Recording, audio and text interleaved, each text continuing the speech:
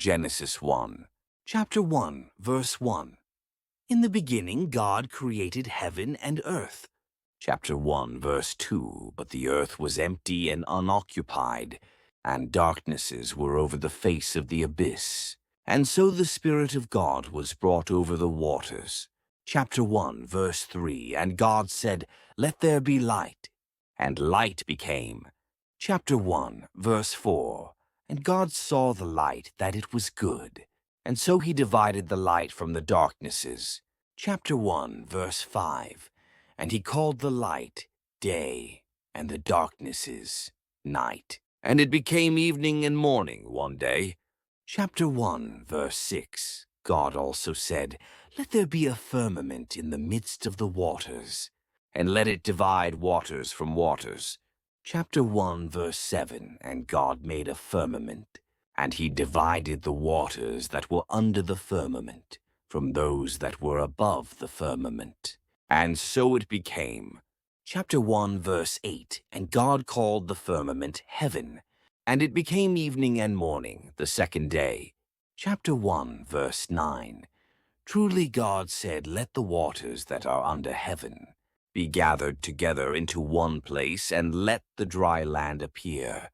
And so it became. Chapter 1, verse 10. And God called the dry land earth, and he called the gathering of the waters seas. And God saw that it was good. Chapter 1, verse 11. And he said, "Let the land spring forth green plants, both those producing seed and fruit-bearing trees, producing fruit, according to their kind, whose seed is within itself over all the earth." And so it became. Chapter 1, verse 12. And the land brought forth green plants, both those producing seed, according to their kind, and trees producing fruit, with each having its own way of sowing, according to its species. And God saw that it was good. Chapter 1, verse 13. And it became evening and the morning, the third day. Chapter 1, verse 14. Then God said, "Let there be lights in the firmament of heaven, and let them divide day from night, and let them become signs, both of the seasons and of the days and years." Chapter 1, verse 15. Let them shine in the firmament of heaven, and illuminate the earth. And so it became. Chapter 1, verse 16. And God made two great lights, a greater light to rule over the day, and a lesser light to rule over the night, along with the stars. Chapter 1, verse 17. And he set them in the firmament of heaven, to give light over all the earth. Chapter 1, verse 18. And to rule over the day, as well as the night, and to divide light from darkness. And God saw that it was good. Chapter 1, verse 19. And it became evening and morning, the fourth day. Chapter 1, verse 20. And then God said, "Let the waters produce animals with a living soul, and flying creatures above the earth, under the firmament of heaven." Chapter 1, verse 21. And God created the great sea creatures, and everything with a living soul, and the ability to move that the waters produced, according to their species, and all the flying creatures, according to their kind. And God saw that it was good. Chapter 1, verse 22. And he blessed them, saying, "Increase and multiply, and fill the waters of the sea, and let the birds be multiplied above the land." Chapter 1, verse 23. And it became evening and morning, the fifth day. Chapter 1, verse 24. God also said, "Let the land produce living souls in their kind, cattle and animals and wild beasts of the earth, according to their species." And so it became. Chapter 1, verse 25. And God made the wild beasts of the earth, according to their species, and the cattle and every animal on the land, according to its kind. And God saw that it was good. Chapter 1, verse 26. And he said, "Let us make man to our image and likeness, and let him rule over the fish of the sea, and the flying creatures of the air, and the wild beasts, and the entire earth and every animal that moves on the earth. Chapter 1, verse 27.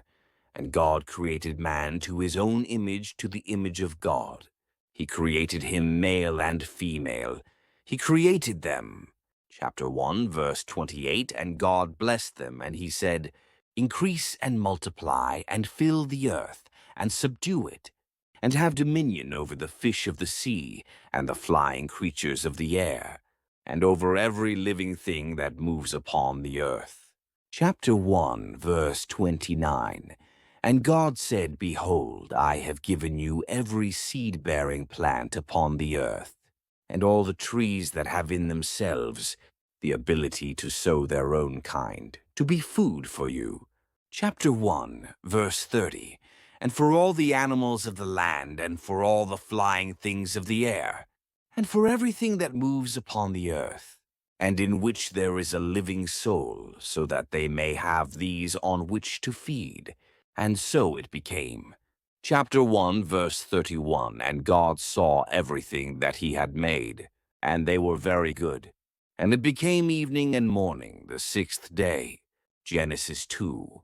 Chapter 2, verse 1. And so the heavens and the earth were completed, with all their adornment. Chapter 2, verse 2. And on the seventh day God fulfilled his work, which he had made. And on the seventh day he rested from all his work, which he had accomplished. Chapter 2, verse 3. And he blessed the seventh day and sanctified it, for in it he had ceased from all his work, the work whereby God created whatever he should make. Chapter 2, verse 4. These are the generations of heaven and earth, when they were created in the day, when the Lord God made heaven and earth. Chapter 2, verse 5. And every sapling of the field, before it would rise up in the land, and every wild plant, before it would germinate. For the Lord God had not brought rain upon the earth, and there was no man to work the land. Chapter 2, verse 6. But a fountain ascended from the earth, irrigating the entire surface of the land. Chapter 2, verse 7. And then the Lord God formed man from the clay of the earth, and he breathed into his face the breath of life, and man became a living soul. Chapter 2, verse 8. Now the Lord God had planted a paradise of enjoyment from the beginning. In it he placed the man whom he had formed. Chapter 2, verse 9. And from the soil the Lord God produced every tree that was beautiful to behold and pleasant to eat. And even the tree of life was in the midst of paradise, and the tree of the knowledge of good and evil. Chapter 2, verse 10. And a river went forth from the place of enjoyment, so as to irrigate paradise, which is divided from there into 4 heads. Chapter 2, verse 11. The name of one is the Physon. It is that which runs through all the land of Hevelath, where gold is born. Chapter 2, verse 12. And the gold of that land is the finest. In that place is found bdellium and the onyx stone. Chapter 2, verse 13. And the name of the second river is the Gihon. It is that which runs through all the land of Ethiopia. Chapter 2, verse 14. Truly the name of the third river is the Tigris. It advances opposite the Assyrians. But the fourth river, it is the Euphrates. Chapter 2, verse 15. Thus the Lord God brought the man and put him into the paradise of enjoyment, so that it would be attended and preserved by him. Chapter 2, verse 16. And he instructed him, saying, From every tree of paradise you shall eat. Chapter 2, verse 17. But from the tree of the knowledge of good and evil you shall not eat, for in whatever day you will eat from it, you will die a death. Chapter 2, verse 18. The Lord God also said, It is not good for the man to be alone. Let us make a helper for him similar to himself. Chapter 2, verse 19. Therefore the Lord God, having formed from the soil all the animals of the earth and all the flying creatures of the air, brought them to Adam in order to see what he would call them. For whatever Adam would call any living creature, that would be its name. Chapter 2, verse 20. And Adam called each of the living things by their names, all the flying creatures of the air, and all the wild beasts of the land. Yet truly, for Adam, there was not found a helper similar to himself. Chapter 2, verse 21. And so the Lord God sent a deep sleep upon Adam. And when he was fast asleep, he took one of his ribs, and he completed it with flesh for it. Chapter 2, verse 22. And the Lord God built up the rib, which he took from Adam, into a woman, and he led her to Adam. Chapter 2, verse 23. And Adam said, Now this is bone from my bones, and flesh from my flesh. This one shall be called woman, because she was taken from man. Chapter 2, verse 24.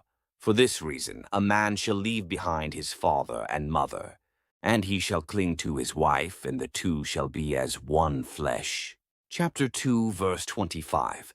Now they were both naked, Adam, of course, and his wife, and they were not ashamed. Genesis 3. Chapter 3, verse 1.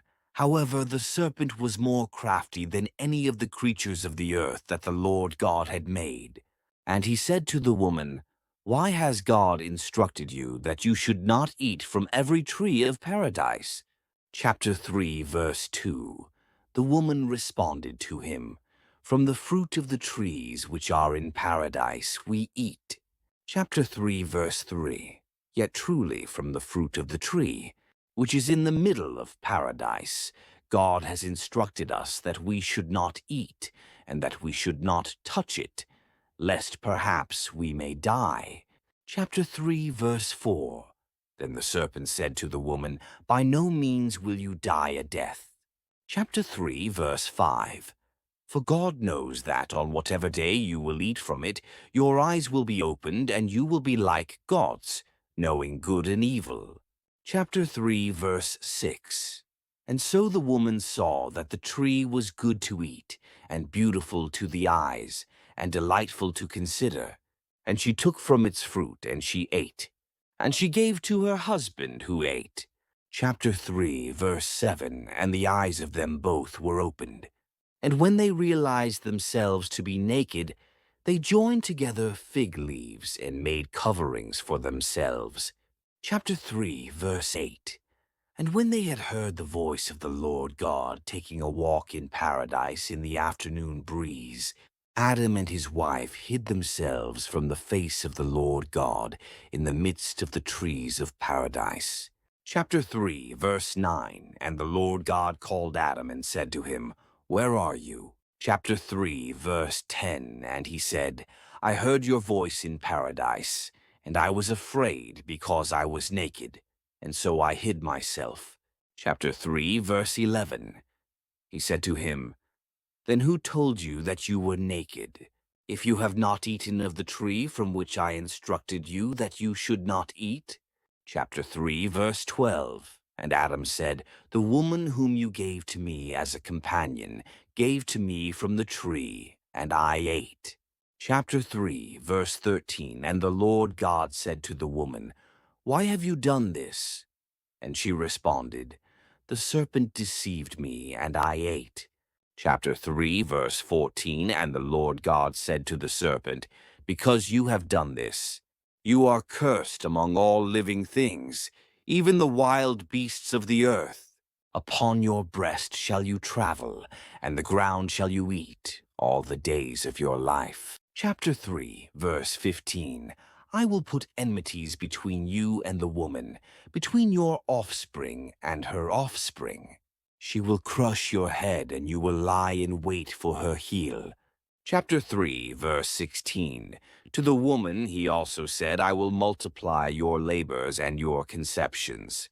In pain shall you give birth to sons, and you shall be under your husband's power, and he shall have dominion over you.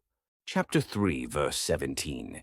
Yet truly, to Adam, he said, Because you have listened to the voice of your wife, and have eaten of the tree from which I instructed you that you should not eat, cursed is the land that you work. In hardship shall you eat from it all the days of your life. Chapter 3, verse 18. Thorns and thistles shall it produce for you, and you shall eat the plants of the earth. Chapter 3, verse 19. By the sweat of your face shall you eat bread, until you return to the earth from which you were taken. For dust you are, and unto dust you shall return. Chapter 3, verse 20. And Adam called the name of his wife Eve, because she was the mother of all the living. Chapter 3, verse 21. The Lord God also made for Adam and his wife garments from skins, and he clothed them. Chapter 3, verse 22. And he said, Behold, Adam has become like one of us, knowing good and evil. Therefore, now perhaps he may put forth his hand, and also take from the tree of life, and eat, and live in eternity. Chapter 3, verse 23. And so the Lord God sent him away from the paradise of enjoyment, in order to work the earth from which he was taken.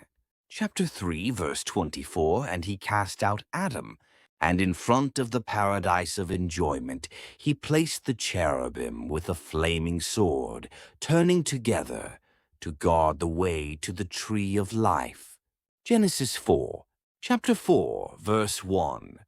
Truly Adam knew his wife Eve, who conceived and gave birth to Cain, saying, I have obtained a man through God. Chapter 4, verse 2. And again she gave birth to his brother Abel. But Abel was a pastor of sheep, and Cain was a farmer. Chapter 4, verse 3.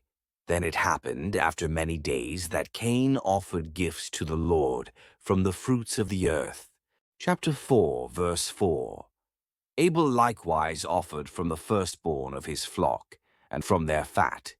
And the Lord looked with favor on Abel and his gifts. Chapter 4, verse 5. Yet in truth he did not look with favor on Cain and his gifts. And Cain was vehemently angry, and his countenance fell. Chapter 4, verse 6. And the Lord said to him, Why are you angry? And why is your face fallen?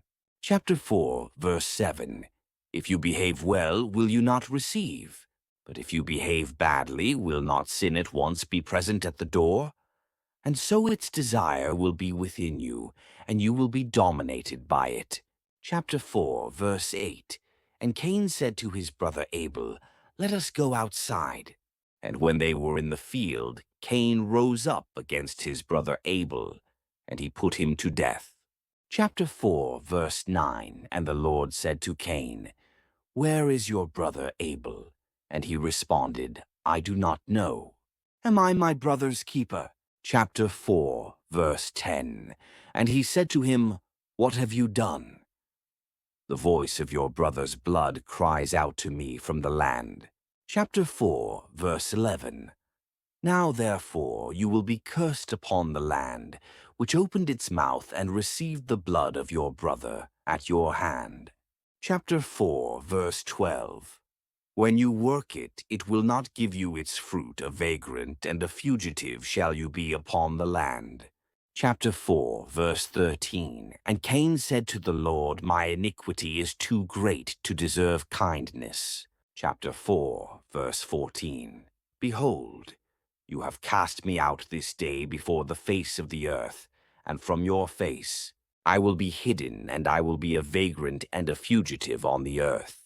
Therefore anyone who finds me will kill me. Chapter 4, verse 15. And the Lord said to him, By no means will it be so, rather, whoever would kill Cain will be punished sevenfold.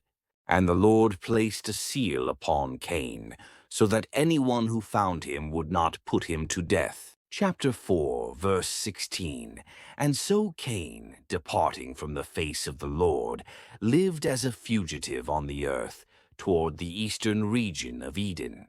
Chapter 4, verse 17. Then Cain knew his wife, and she conceived and gave birth to Enoch. And he built a city, and he called its name by the name of his son, Enoch. Chapter 4, verse 18. Thereafter Enoch conceived Irad, And Irad conceived Mahujel, and Mahujel conceived Methusel, and Methusel conceived Lamech. Chapter 4, verse 19. Lamech took 2 wives, the name of one was Ada, and the name of the other was Zillah. Chapter 4, verse 20. And Ada conceived Jabel, who was the father of those who live in tents and are shepherds. Chapter 4, verse 21. And the name of his brother was Jubal. He was the father of those who sing to the harp and the organ. Chapter 4, verse 22. Zillah also conceived Tubal-Cain, who was a hammerer and artisan in every work of brass and iron. In fact, the sister of Tubal-Cain was Noamah.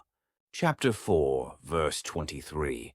And Lamech said to his wives Ada and Zillah, "Listen to my voice, you wives of Lamech. Pay attention to my speech. For I have killed a man to my own harm, and an adolescent to my own bruising." Chapter 4, verse 24. 7-fold vengeance will be given for Cain, but for Lamech 77 times. Chapter 4, verse 25. Adam also knew his wife again, and she gave birth to a son, and she called his name Seth, saying, "God has given me another offspring in place of Abel, whom Cain killed." Chapter 4, verse 26. But to Seth also was born a son, whom he called Enos. This one began to invoke the name of the Lord. Genesis 5. Chapter 5, verse 1. This is the book of the lineage of Adam. In the day that God created man, he made him to the likeness of God. Chapter 5, verse 2. He created them, male and female, and he blessed them. And he called their name Adam, in the day when they were created. Chapter 5, verse 3. Then Adam lived for 130 years. And then he conceived a son in his own image and likeness, and he called his name Seth. Chapter 5, verse 4. And after he conceived Seth, the days of Adam that passed were 800 years, and he conceived sons and daughters. Chapter 5, verse 5. And all the time that passed while Adam lived was 930 years, and then he died. Chapter 5, verse 6. Seth likewise lived for 105 years, and then he conceived Enos. Chapter 5, verse 7. And after he conceived Enos, Seth lived for 807 years, and he conceived sons and daughters. Chapter 5, verse 8. And all the days of Seth that passed were 912 years, and then he died. Chapter 5, verse 9. In truth, Enos lived 90 years, and then he conceived Canaan. Chapter 5, verse 10. After his birth, he lived 815 years, and he conceived sons and daughters. Chapter 5, verse 11. And all the days of Enos that passed were 905 years, and then he died. Chapter 5, verse 12. Likewise, Canaan lived 70 years, and then he conceived Mahalalel. Chapter 5, verse 13. And after he conceived Mahalalel, Canaan lived for 840 years, and he conceived sons and daughters. Chapter 5, verse 14.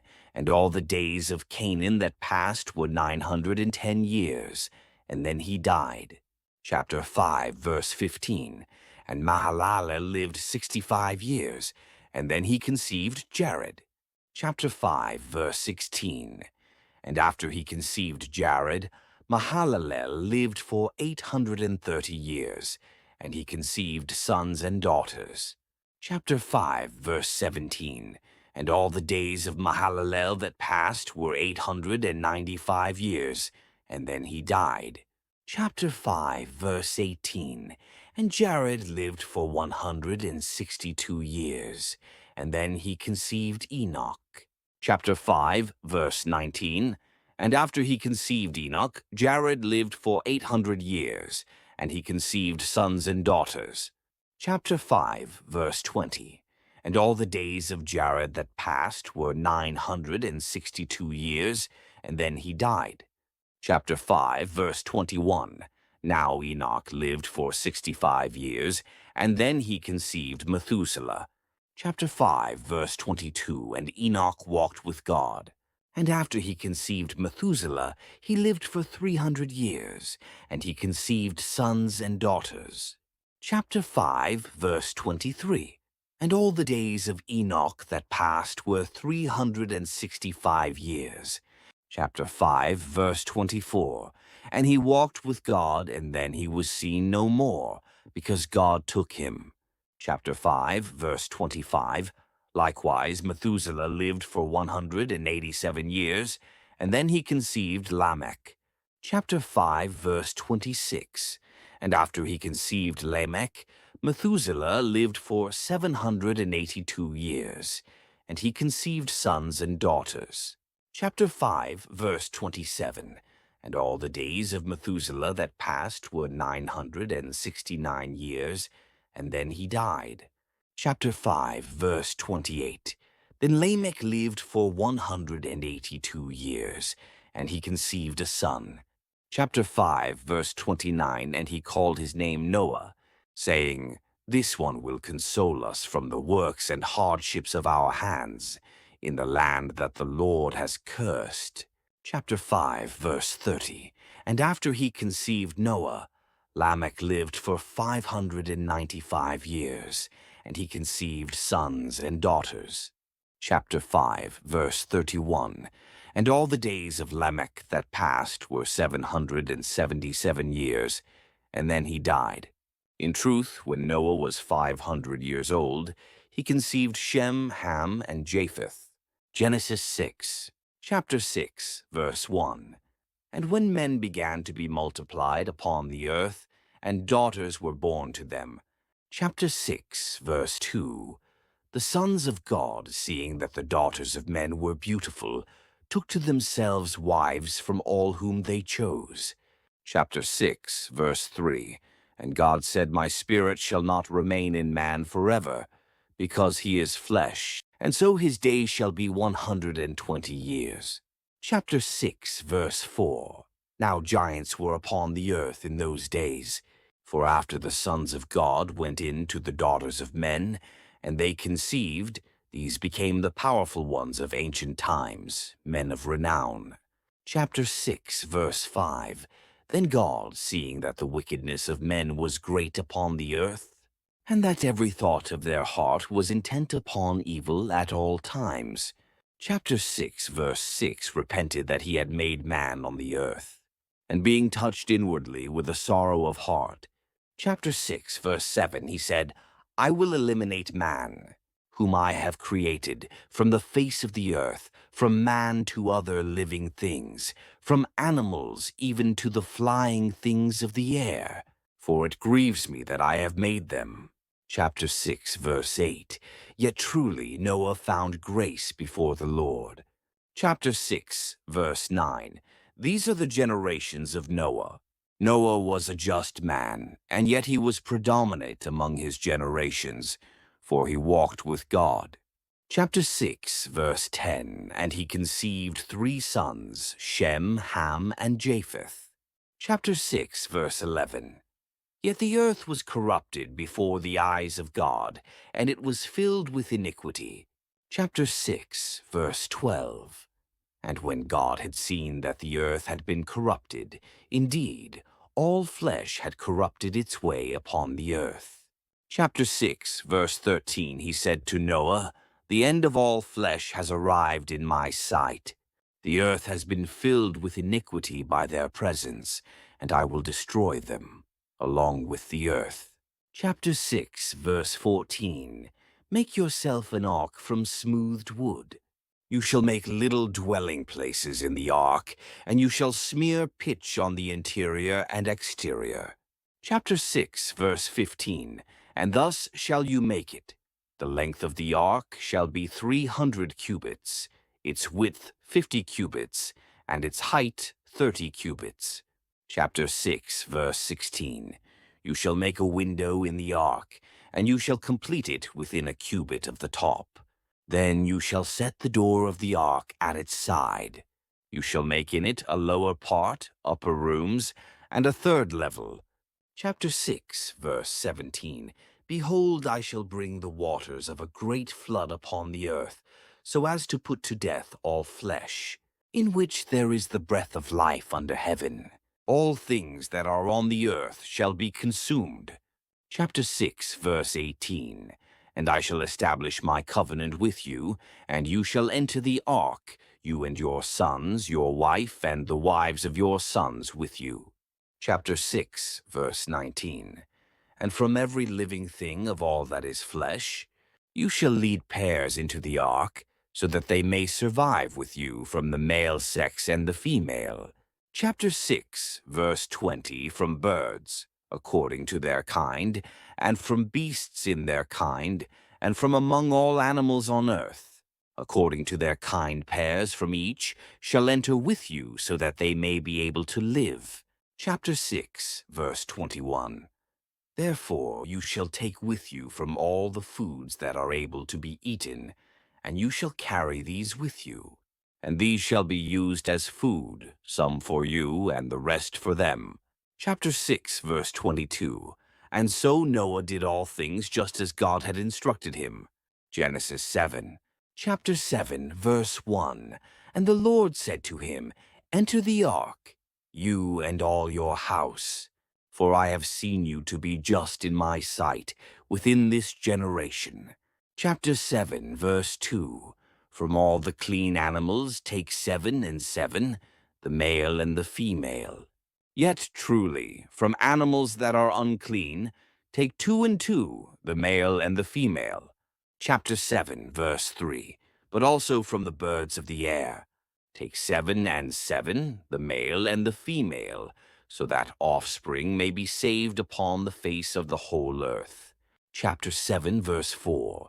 For from that point, and after 7 days, I will rain upon the earth for 40 days and 40 nights. And I will wipe away every substance that I have made from the surface of the earth. Chapter 7, verse 5. Therefore Noah did all things just as the Lord had commanded him. Chapter 7, verse 6. And he was 600 years old when the waters of the great flood inundated the earth. Chapter 7, verse 7. And Noah entered into the ark, and his sons, his wife, and the wives of his sons with him, because of the waters of the great flood. Chapter 7, verse 8. And from the animals both clean and unclean, and from the birds and from everything that moves upon the earth. Chapter 7, verse 9, 2 by 2. They were brought into the ark to Noah, male and female, just as the Lord had instructed Noah. Chapter 7, verse 10. And when 7 days had passed, the waters of the great flood inundated the earth. Chapter 7, verse 11. In the 600th year of the life of Noah, in the 2nd month, on the 17th day of the month, all the fountains of the great abyss were released, and the floodgates of heaven were opened. Chapter 7, verse 12. And rain came upon the earth for 40 days and 40 nights. Chapter 7, verse 13. On the very same day, Noah and his sons, Shem, Ham, and Japheth, and his wife and the 3 wives of his sons with them, entered the ark. Chapter 7, verse 14.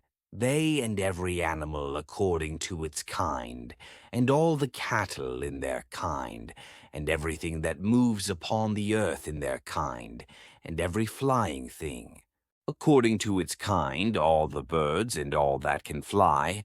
Chapter 7, verse 15, entered the ark to Noah, 2 by 2 out of all that is flesh, in which there was the breath of life. Chapter 7, verse 16.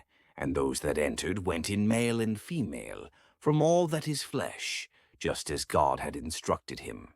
And then the Lord closed him in from the outside. Chapter 7, verse 17. And the great flood occurred for 40 days upon the earth. And the waters were increased, and they lifted the ark high above the land.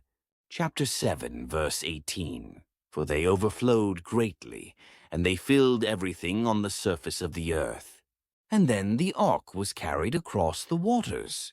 Chapter 7, verse 19. and the waters prevailed beyond measure across the earth, and all the lofty mountains under the whole heaven were covered.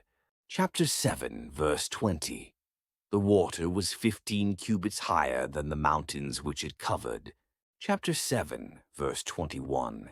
And all flesh was consumed which moved upon the earth, flying things, animals, wild beasts, and all moving things that crawl upon the ground, and all men. Chapter 7, verse 22. And everything in which there is the breath of life on earth died.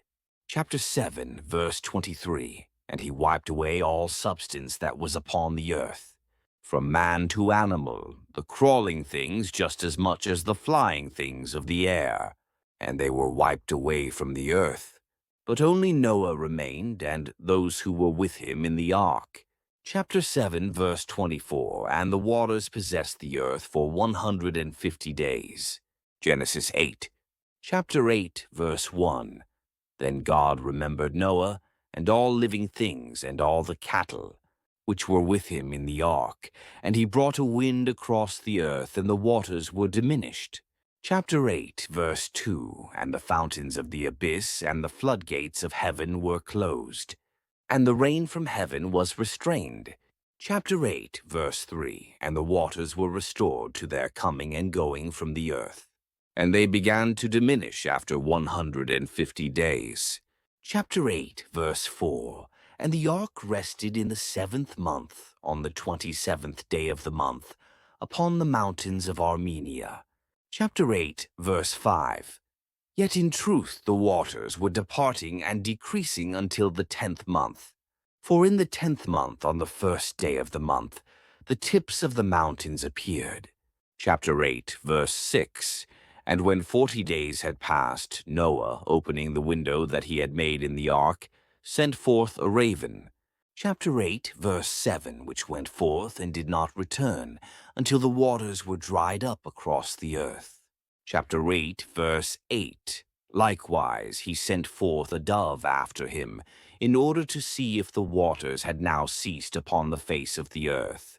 Chapter 8, verse 9. But when she did not find a place where her foot might rest, she returned to him in the ark. For the waters were upon the whole earth, and he extended his hand and caught her, and he brought her into the ark. Chapter 8, verse 10. And then, having waited a further 7 days, he again sent forth the dove out of the ark. Chapter 8, verse 11. And she came to him in the evening, carrying in her mouth an olive branch with green leaves. Noah then understood that the waters had ceased upon the earth. Chapter 8, verse 12. And nevertheless he waited another 7 days. And he sent forth the dove, which no longer returned to him. Chapter 8, verse 13. Therefore, in the 601st year, in the 1st month, on the 1st day of the month, the waters were diminished upon the earth, and Noah, opening the cover of the ark, gazed out and saw that the surface of the earth had become dry. Chapter 8, verse 14.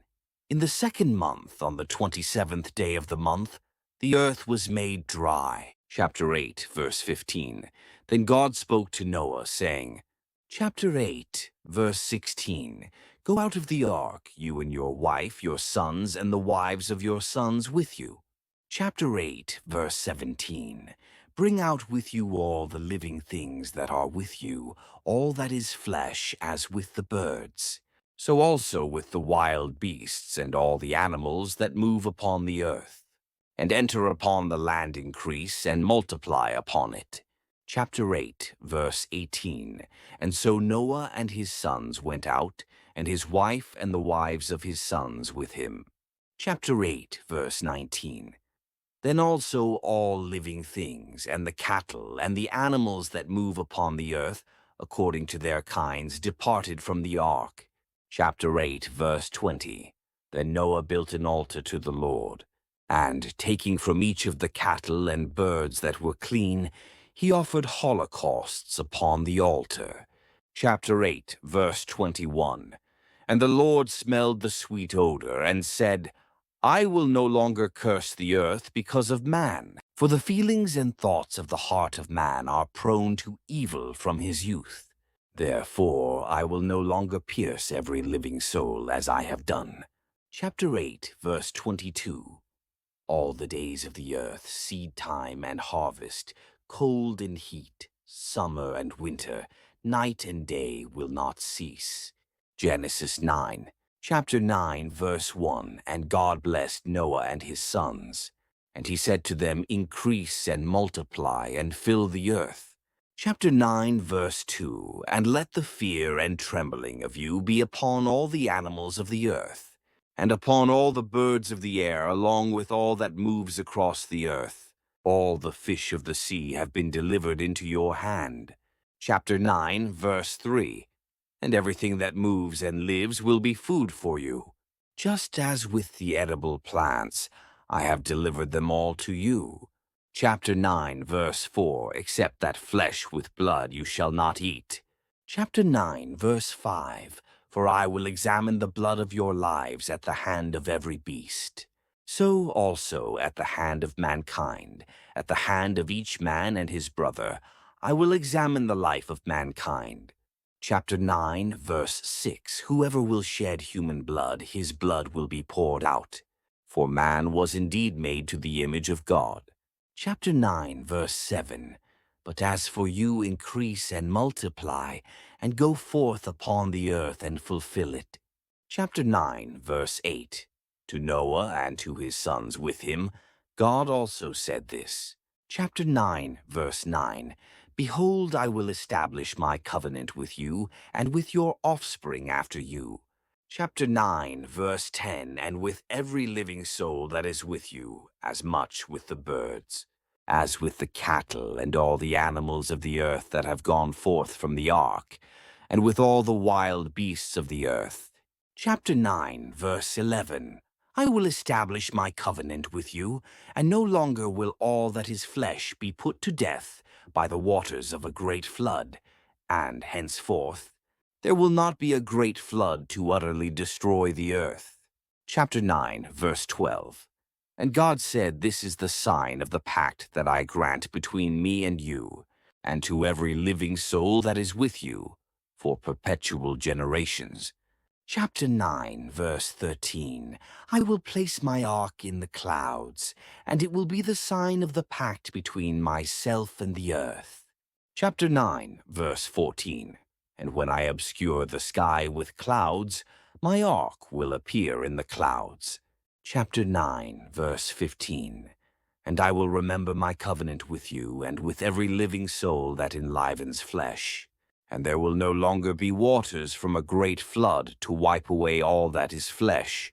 Chapter 9, verse 16. And the ark will be in the clouds, and I will see it, and I will remember the everlasting covenant that was enacted between God and every living soul of all that is flesh upon the earth.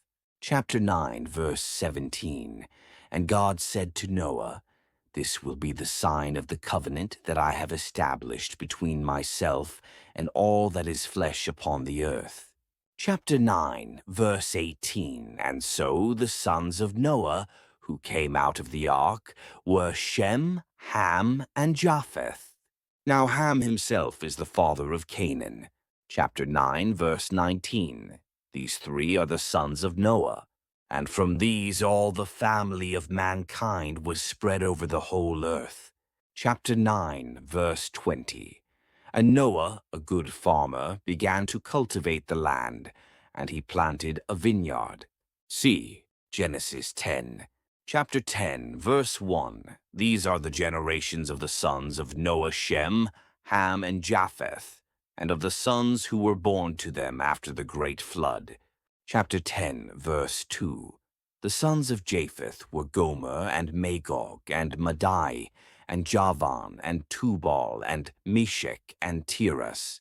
Chapter 10, verse 3. And then the sons of Gomer were Ashkenaz and Riphath and Togarmah. Chapter 10, verse 4. And the sons of Javan were Elisha and Tarshish, Kittim and Rodanim. Chapter 10, verse 5.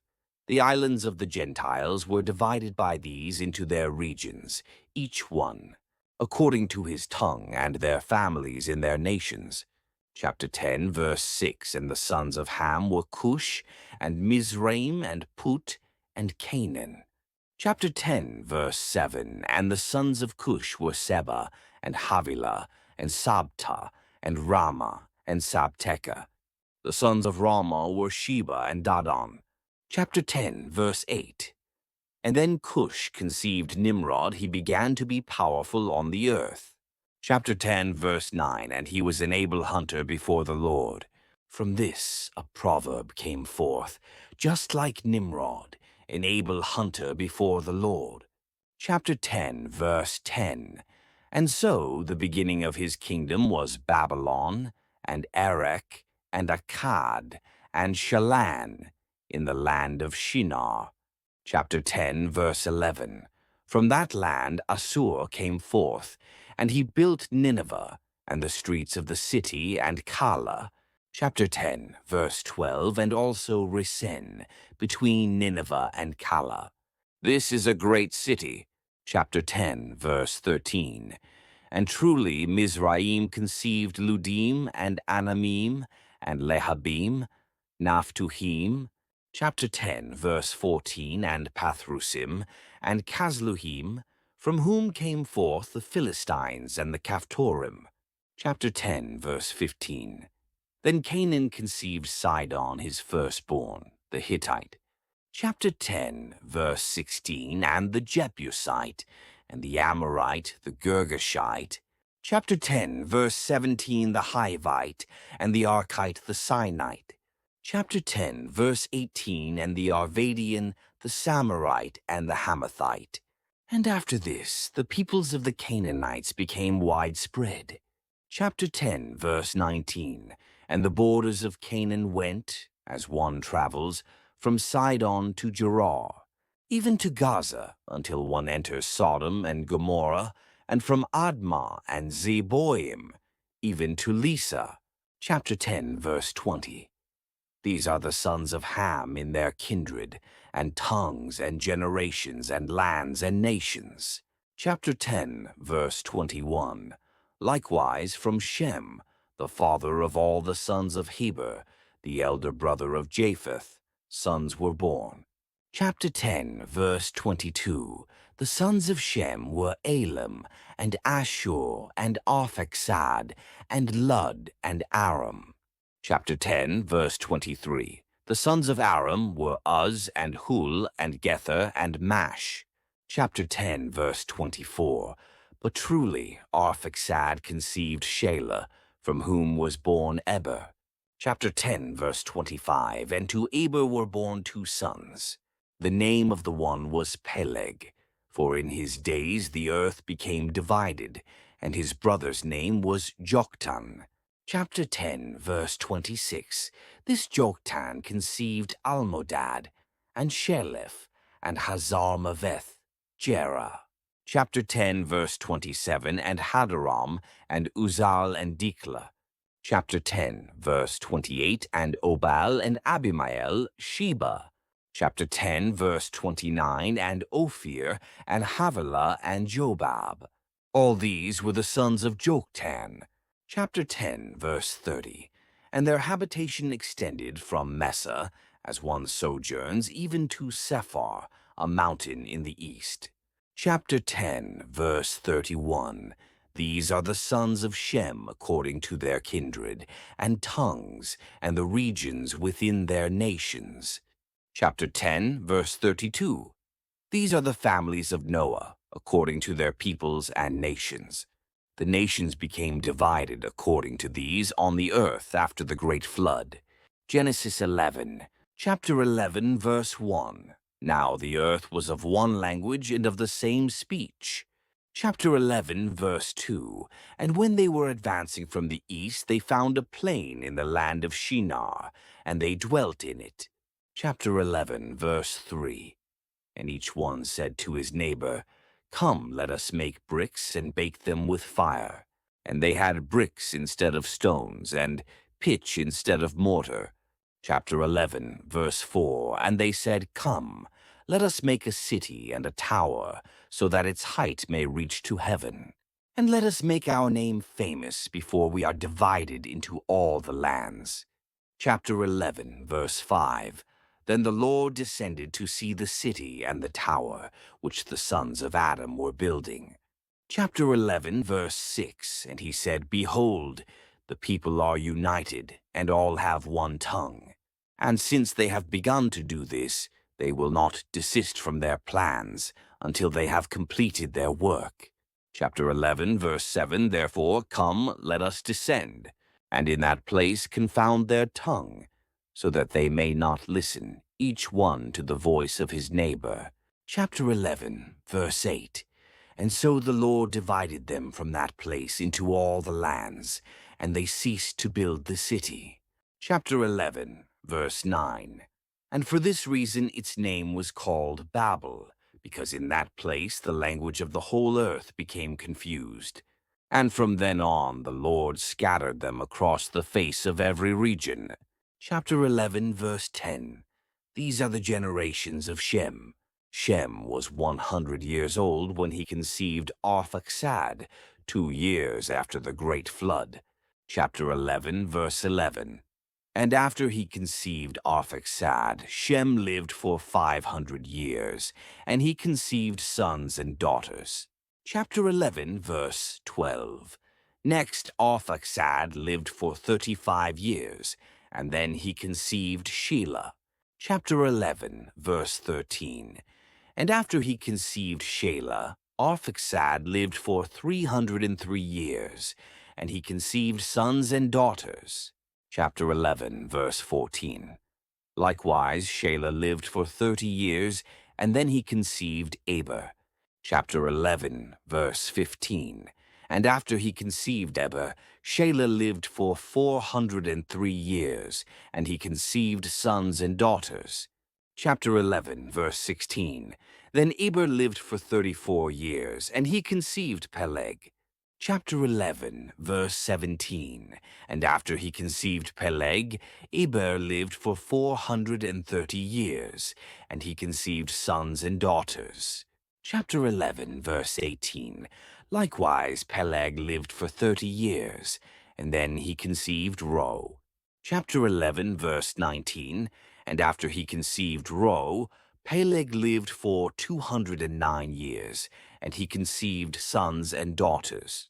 Chapter 11, verse 20. Then Reu lived for 32 years, and then he conceived Serug. Chapter 11, verse 21. Likewise, after he conceived Serug, Reu lived for 207 years, and he conceived sons and daughters. Chapter 11, verse 22.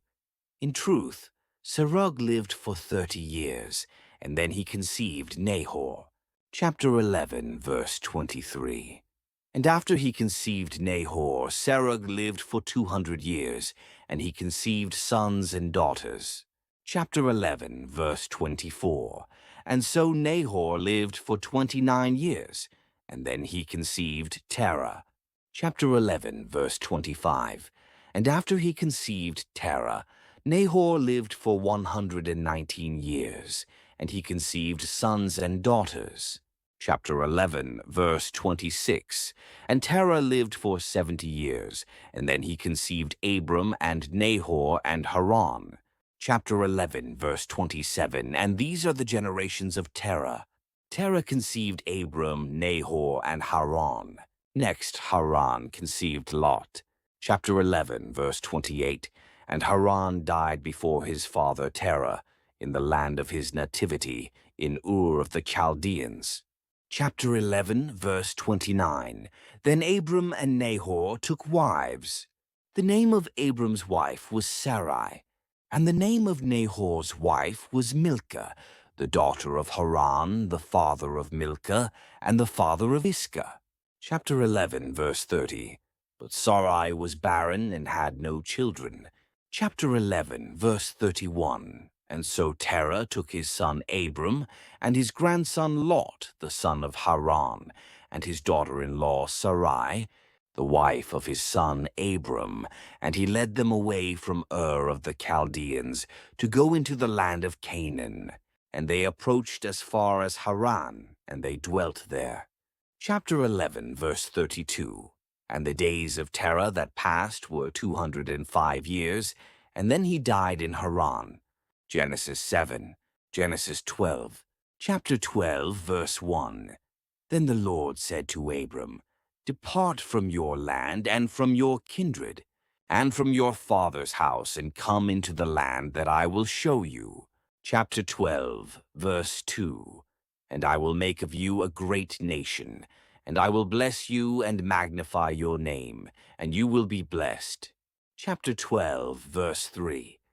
I will bless those who bless you, and curse those who curse you, and in you all the families of the earth will be blessed. Chapter 12, verse 4.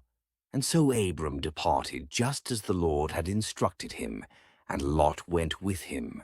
Abram was 75 years old when he departed from Haran. Chapter 12, verse 5. And he took his wife Sarai, and Lot, the son of his brother, and all the substance which they had come to possess, and the lives which they had acquired in Haran, and they departed in order to go to the land of Canaan. And when they arrived in it, chapter 12, verse 6, Abram passed through the land even to the place of Shechem, as far as the famous steep valley. Now at that time the Canaanite was in the land. Chapter 12, verse 7. Then the Lord appeared to Abram, and he said to him, To your offspring I will give this land. And there he built an altar to the Lord, who had appeared to him. Chapter 12, verse 8. And passing on from there to a mountain, which was opposite the east of Bethel, he pitched his tent there, having Bethel to the west, and Hai on the east. He also built an altar there to the Lord, and he called upon his name. Chapter 12, verse 9. And Abram traveled, going out and continuing further on, toward the south. Chapter 12, verse 10. But a famine occurred in the land, and Abram descended to Egypt to sojourn there, for famine prevailed over the land. Chapter 12, verse 11. And when he was close to entering Egypt, he said to his wife Sarai, I know you to be a beautiful woman. Chapter 12, verse 12. And when the Egyptians see you, they will say, She is his wife, and they will put me to death and retain you. Chapter 12, verse 13. Therefore I beg you to say that you are my sister, so that it may be well with me because of you, and so that my soul may live by your favor. Chapter 12, verse 14. And so, when Abram had arrived in Egypt, the Egyptians saw that the woman was exceedingly beautiful. Chapter 12, verse 15. And the princes reported it to Pharaoh, and they praised her to him. And the woman was inducted into the house of Pharaoh. Chapter 12, verse 16. In truth, they treated Abram well because of her. And he had sheep and oxen and male donkeys, and men's servants and women's servants, and female donkeys and camels. Chapter 12, verse 17. But the Lord scourged Pharaoh and his house with great wounds because of Sarai, the wife of Abram. Chapter 12, verse 18. And Pharaoh called Abram, and he said to him, What is this that you have done to me? Why did you not tell me she was your wife? Chapter 12, verse 19. For what reason did you claim her to be your sister, so that I would take her to me as a wife? Now therefore, behold your mate, receive her, and go. Chapter 12, verse 20. And Pharaoh instructed his men about Abram, and they led him away with his wife and all that he had. Genesis 13. Chapter 13, verse 1. Therefore Abram ascended from Egypt, he and his wife, and all that he had, and Lot with him, toward the southern region. Chapter 13, verse 2. But he was very wealthy by the possession of gold and silver. Chapter 13, verse 3. And he returned by the way that he came, from the meridian into Bethel, all the way to the place where before he had pitched his tent between Bethel and Hai. Chapter 13, verse 4. There, at the place of the altar he had made before, he again called upon the name of the Lord. Chapter 13, verse 5. But Lot also, who was with Abram, had flocks of sheep and cattle and tents. Chapter 13, verse 6. Neither was the land able to contain them, so that they might dwell together. Indeed, their substance was so great that they could not live in common. Chapter 13, verse 7. And then there also arose a conflict between the shepherds of Abram and of Lot. Now, at that time, the Canaanite and the Perizzite lived in that land. Chapter 13, verse 8. Therefore Abram said to Lot, I ask you, let there be no quarrel between me and you, and between my shepherds and your shepherds, for we are brothers. Chapter 13, verse 9. Behold, the entire land is before your eyes. Withdraw from me, I beg you. If you will go to the left, I will take the right. If you choose the right, I will pass to the left. Chapter 13, verse 10. And so Lot, lifting up his eyes, saw all the region around the Jordan, which was thoroughly irrigated before the Lord overthrew Sodom and Gomorrah. It was like the paradise of the Lord, and it was like Egypt, approaching toward Zoar. Chapter 13, verse 11. And Lot chose for himself the region around the Jordan, and he withdrew by way of the east. And they were divided, one brother from the other. Chapter 13, verse 12. Abram dwelt in the land of Canaan. In truth, Lot stayed in the towns that were around the Jordan, and he lived in Sodom. Chapter 13, verse 13. But the men of Sodom were very wicked, and they were sinners before the Lord beyond measure.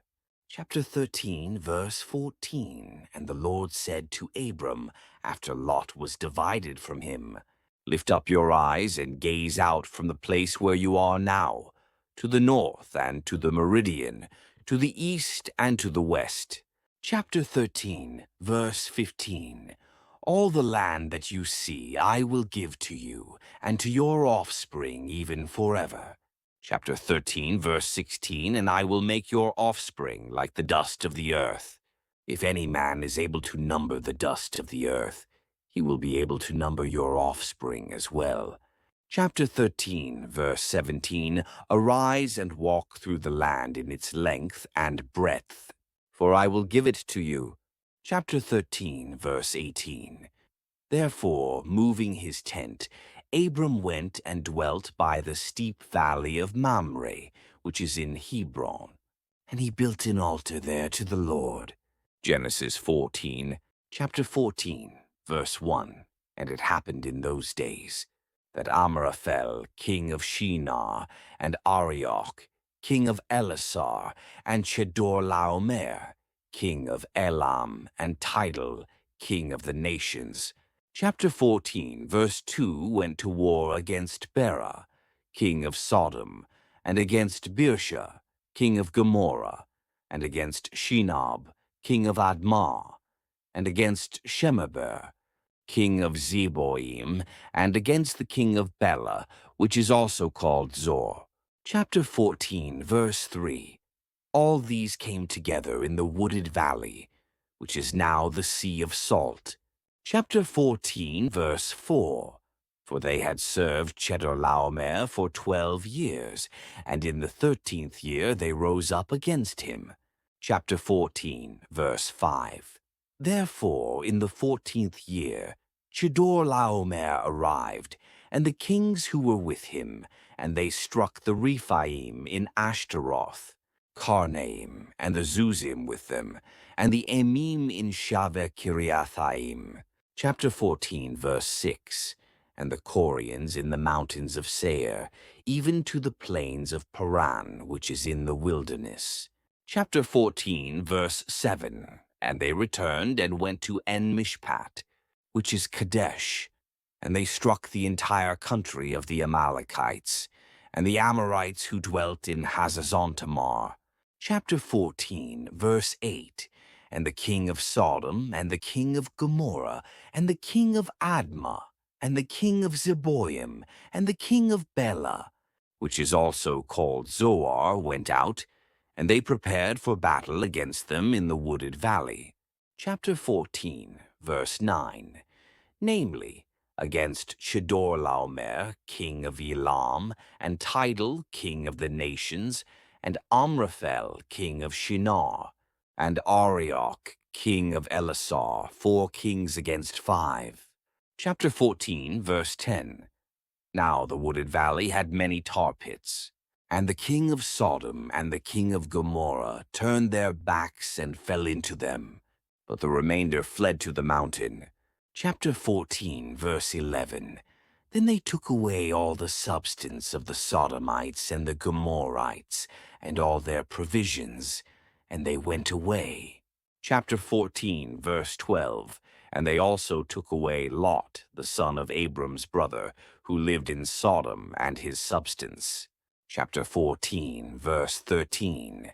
And behold, someone who had fled told Abram the Hebrew, who lived in the valley of Mamre, the Amorite, the brother of Eshcol, and the brother of Aner. These were the ones who had formed a pact with Abram. Chapter 14, verse 14. When Abram had heard this, namely, that his brother Lot had been taken captive, he numbered of the servants born in his house 318 well-trained men, and he pursued them even to Dan. Chapter 14, verse 15. And dividing his company, he rushed upon them at night, and he struck them, and he pursued them as far as Hobah, which is to the left of Damascus. Chapter 14, verse 16. And he brought back all the substance, and Lot his brother, with his substance, likewise the women and the people. Chapter 14, verse 17. Then the king of Sodom went out to meet him, after his return from the slaughter of Chedorlaomer and the kings, who were with him in the valley of Shaveh, which is the king's valley. Chapter 14, verse 18.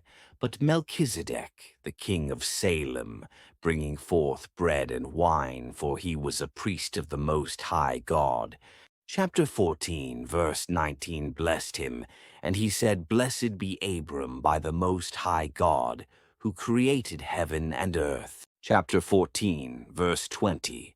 And blessed be the Most High God, through whose protection the enemies are in your hands. And he gave him tithes from everything. Chapter 14, verse 21. Then the king of Sodom said to Abram, Give me the souls, and take the rest for yourself. Chapter 14, verse 22.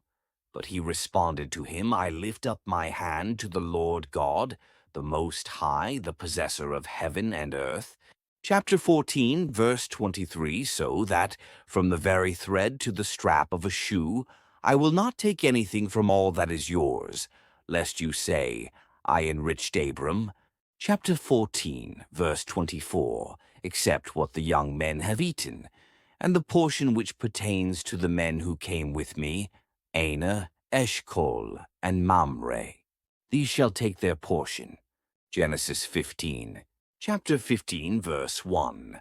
After these things, the word of the Lord came to Abram by a vision, saying, Do not be afraid, Abram. I am your protector, and your reward is exceedingly great. Chapter 15, verse 2. And Abram said, Lord God, what will you give to me? I will go on without children, and the son of the steward of my house is Eliezer of Damascus. Chapter 15, verse 3. And Abram added, Yet to me you have not given offspring. And so, behold, my servant born in my house will be my heir. Chapter 15, verse 4. And immediately the word of the Lord came to him, saying, This one will not be your heir, but he who will come from your body, the same will be your heir. Chapter 15, verse 5. And the Lord brought him outside and said to him, Look up to the sky and number the stars, if you are able. And he said to him, So shall your descendants be.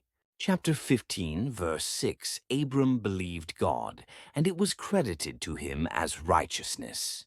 Chapter 15, verse 7, and he said to him, I am the Lord who led you out of Ur of the Chaldeans, so that I might give you this land to possess. Chapter 15, verse 8, but Abram said, Lord God, how may I know that I will possess it? Chapter 15, verse 9, and the Lord answered him, Take for me a 3-year-old heifer, and a 3-year-old she-goat, and a 3-year-old ram, a turtle dove also, and a young pigeon. Chapter 15, verse 10. Taking all these, he divided them in two, and placed each half opposite the other. But the birds he did not cut. Chapter 15, verse 11. And birds came down upon the carcasses, but Abram drove them away. Chapter 15, verse 12. Now when the sun was setting, a deep sleep fell upon Abram, and a great and dark fear invaded him. Chapter 15, verse 13. And it was said to him, Know this for certain, your descendants will be foreigners in a land that is not theirs. They will be enslaved and oppressed for 400 years. Chapter 15, verse 14. But I will judge the nation that they will serve, and afterward they will come out with great possessions. Chapter 15, verse 15. But you shall go to your fathers in peace and be buried in a good old age. Chapter 15, verse 16. And in the 4th generation they shall return here, for the iniquity of the Amorites is not yet complete. Chapter 15, verse 17. Then, when the sun had set, there came a dark mist, and there appeared a smoking furnace and a torch of fire passing between those divided pieces. Chapter 15, verse 18.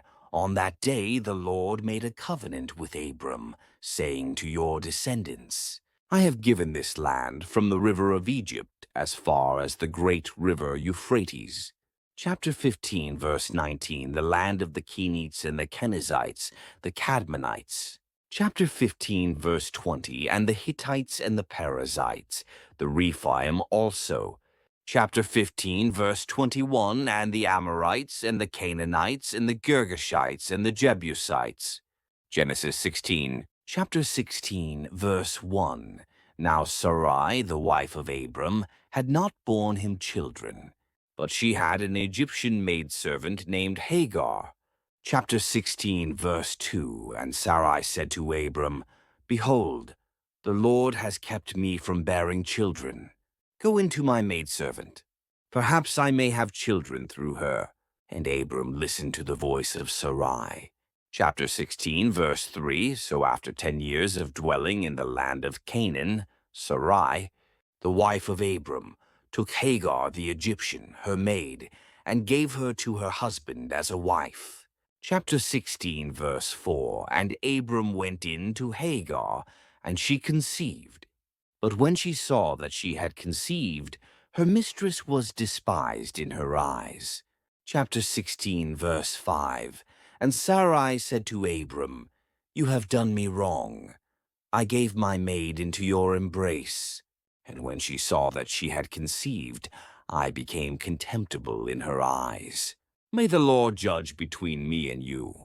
Chapter 16, verse 6, Abram said to Sarai, Behold, your maid is in your hands. Do with her whatever you think is best. And so Sarai afflicted her, and Hagar fled from her presence. Chapter 16, verse 7. And the angel of the Lord found her near a spring of water in the wilderness, beside the spring on the road to Shur. Chapter 16, verse 8. And he said to her, Hagar, maid of Sarai, Where have you come from, and where are you going? And she said, I am fleeing from the face of my mistress Sarai. Chapter 16, verse 9. And the angel of the Lord said to her, Return to your mistress, and submit yourself under her hand. Chapter 16, verse 10. And again he said, I will multiply your descendants exceedingly, and they shall not be counted because of their multitude. Chapter 16, verse 11. And the angel of the Lord said to her, Behold, you are with child, and you shall bear a son. You shall name him Ishmael, because the Lord has heard your affliction. Chapter 16, verse 12. He will be a wild man, his hand will be against every man, and every man's hand against him. And he shall dwell in the presence of all his brethren. Chapter 16, verse 13. So she called the name of the Lord who had spoken to her, You are the God who sees me. For she said, Truly here I have seen the one who looks after me. Chapter 16, verse 14. Therefore the well was called Bir Lahai Roi. It is between Kadesh and Bered. Chapter 16, verse 15. And Hagar bore Abram a son, and Abram named his son, whom Hagar bore, Ishmael. Chapter 16, verse 16. Abram was 86 years old when Hagar bore Ishmael to him. Genesis 17, chapter 17, verse 1. In truth, after he began to be 99 years of age, the Lord appeared to him. And he said to him, I am the Almighty God. Walk in my sight and become complete. Chapter 17, verse 2. And I will set my covenant between me and you, and I will multiply you very exceedingly. Chapter 17, verse 3. Abram fell prone on his face. Chapter 17, verse 4. And God said to him, I am, and my covenant is with you, and you will be the father of many nations. Chapter 17, verse 5. No longer will your name be called Abram, but you will be called Abraham, for I have established you as the father of many nations. Chapter 17, verse 6. And I will cause you to increase very greatly, and I will set you among the nations, and kings will come forth from you. Chapter 17, verse 7. And I will establish my covenant between me and you, and with your offspring after you in their generations, by a perpetual covenant, to be God to you and to your offspring after you. Chapter 17, verse 8. And I will give to you and to your offspring the land of your sojourn, all the land of Canaan, as an eternal possession, and I will be their God. Chapter 17, verse 9. Again God said to Abraham, And you therefore shall keep my covenant, and your offspring after you in their generations. Chapter 17, verse 10. This is my covenant, which you shall observe between me and you, and your offspring after you. All the males among you shall be circumcised. Chapter 17, verse 11. And you shall circumcise the flesh of your foreskin, so that it may be a sign of the covenant between me and you. Chapter 17, verse 12. An infant of 8 days will be circumcised among you, every male in your generations. So also servants born to you, as well as those bought, shall be circumcised, even those who are not of your stock. Chapter 17, verse 13. And my covenant shall be with your flesh as an eternal covenant. Chapter 17, verse 14. The male, the flesh of whose foreskin will not be circumcised, that soul shall be eliminated from his people, for he has made my covenant void. Chapter 17, verse 15. God said also to Abraham, your wife Sarai, You shall not call Sarai, but Sarah. Chapter 17, verse 16. And I will bless her, and from her I will give you a son whom I will bless, and he will be among the nations, and the kings of the peoples will rise from him. Chapter 17, verse 17. Abraham fell on his face, and he laughed, saying in his heart, Do you think a son can be born to a 100-year-old man? And will Sarah give birth at the age of 90? Chapter 17, verse 18. And he said to God, If only Ishmael would live in your sight. Chapter 17, verse 19. And God said to Abraham, Your wife Sarah shall give birth to a son, and you shall call his name Isaac. And I will establish my covenant with him as a perpetual covenant, and with his offspring after him. Chapter 17, verse 20. Likewise concerning Ishmael I have heard you. Behold, I will bless and enlarge him, and I will multiply him greatly. He will produce 12 leaders, and I will make him into a great nation. Chapter 17, verse 21. Yet in truth I will establish my covenant with Isaac, to whom Sarah will give birth for you at this time next year. Chapter 17, verse 22. And when he had finished speaking with him, God ascended from Abraham. Chapter 17, verse 23.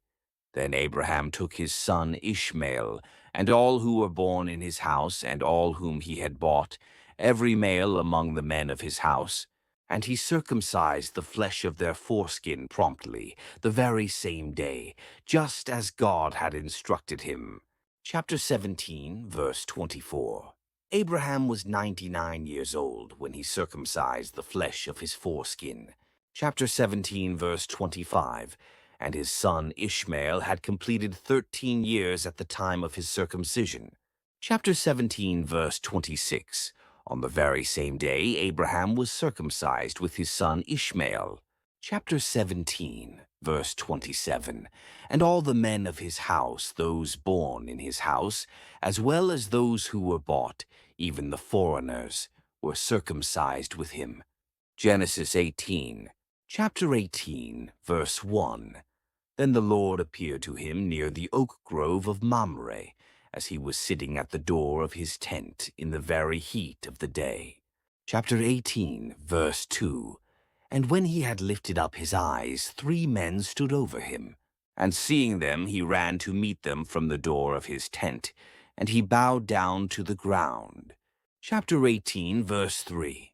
And he said, If I, O Lord, have found grace in your eyes, do not pass by your servant. Chapter 18, verse 4. But I will bring a little water, and you may wash your feet and rest under the tree. Chapter 18, verse 5. And I will set out a morsel of bread, and after you have refreshed your heart, you shall pass on. For this is why you have turned aside to your servant. And they said, Do as you have spoken. Chapter 18, verse 6. Abraham hurried into the tent to Sarah, and he said to her, Hurry, mix 3 measures of fine wheat flour, and make loaves baked under the ashes. Chapter 18, verse 7. But he himself ran to the herd, and he took a calf tender and best, and gave it to a servant who hurried and boiled it. Chapter 18, verse 8.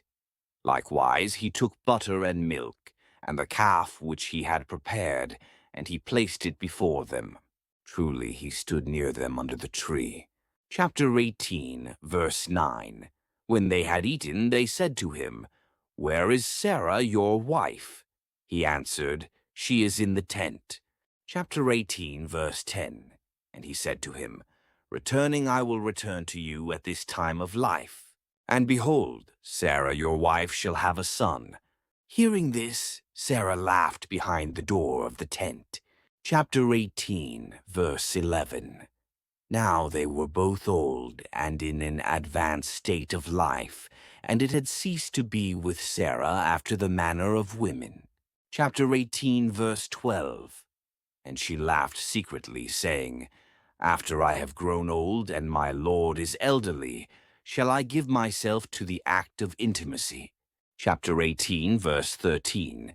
Then the Lord said to Abraham, Why did Sarah laugh, saying, Shall I, who am old, give birth? Chapter 18, verse 14. Is anything difficult for God? At the appointed time I will return to you at this time of life, and Sarah will have a son. Chapter 18, verse 15, Sarah denied, saying, I did not laugh, for she was afraid. But the Lord said, It is not so, for you did laugh. Chapter 18, verse 16. Then when the men had risen up from there, they turned their eyes towards Sodom, and Abraham traveled with them, leading them on the way. Chapter 18, verse 17, And the Lord said, How could I hide what I am about to do from Abraham? Chapter 18, verse 18. Since he will become a great and very powerful nation, and in him all the nations of the earth will be blessed. Chapter 18, verse 19. For I know that he will instruct his sons and his household after him, so that they may keep the way of the Lord, and do judgment and justice, so that the Lord may bring about for Abraham all that he has spoken to him. Chapter 18, verse 20. And so the Lord said, the outcry from Sodom and Gomorrah has been multiplied, and their sin has become exceedingly grievous. Chapter 18, verse 21. I will descend and see whether they have acted according to the outcry that has come to me, or whether it is not so, so that I may know. Chapter 18, verse 22. And they turned themselves from there, and they went toward Sodom. Yet Abraham still stood in the sight of the Lord. Chapter 18, verse 23. And as they drew near, he said, will you destroy the just with the impious? Chapter 18, verse 24. If there were 50 just men in the city, will they perish together with the rest? And will you not spare that place because of the 50 just, if they be in it? Chapter 18, verse 25. Far be it from you to do this, so as to put to death the just with the impious, and so that the just should be as the impious. This is not like you.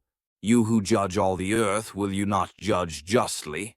Chapter 18, verse 26. And the Lord said to him, if I find 50 just within the city of Sodom, I will release the entire place because of them. Chapter 18, verse 27. And Abraham responded by saying, since now I have begun, I will speak to my Lord, though I am dust and ashes. Chapter 18, verse 28. What if there were 5 less than 50 just men? Would you, because of 45, destroy the entire city? And he said, I will not destroy it if I find 45.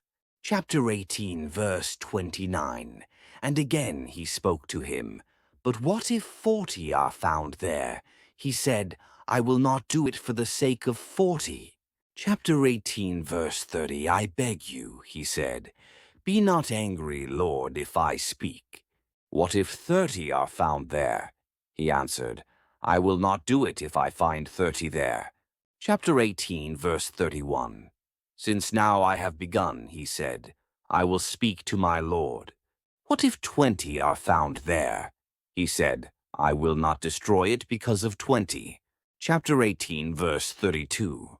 I beg you, he said, be not angry, Lord, if I speak yet once more. What if 10 are found there? And he said, I will not destroy it because of 10. Chapter 18, verse 33. And the Lord departed, after he had ceased speaking to Abraham, and Abraham returned to his place. Genesis 19. Chapter 19, verse 1. And the 2 angels arrived at Sodom in the evening, and Lot was sitting at the gate of the city. And when he had seen them, he rose up and went to meet them. And he reverenced prone on the ground. Chapter 19, verse 2. And he said, I beg you, my lords, turn aside to the house of your servant, and lodge there. Wash your feet, and in the morning you will advance on your way. And they said, not at all, but we will lodge in the street. Chapter 19, verse 3. He pressed them very much to turn aside to him. And when they had entered his house, he made a feast for them, and he cooked unleavened bread, and they ate. Chapter 19, verse 4. But before they went to bed, the men of the city surrounded the house, from boys to old men, all the people together. Chapter 19, verse 5. And they called out to Lot, and they said to him, where are the men who entered to you in the night? Bring them out here, so that we may know them. Chapter 19, verse 6. Lot went out to them, and blocking the door behind him, he said, Chapter 19, verse 7. Do not, I ask you, my brothers, do not be willing to commit this evil.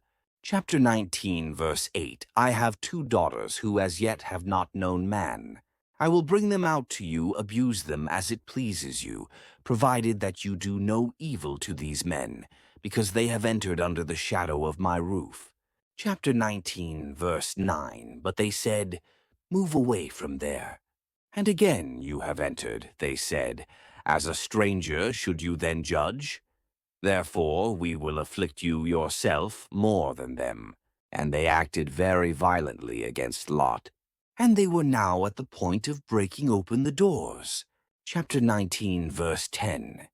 And behold, the men put out their hand, and they pulled Lot into them, and they closed the door. Chapter 19, verse 11. And they struck those who were outside with blindness, from the least to the greatest, so that they were not able to find the door. Chapter 19, verse 12.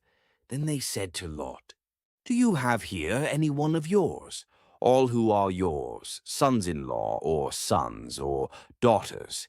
Bring them out of this city. Chapter 19, verse 13.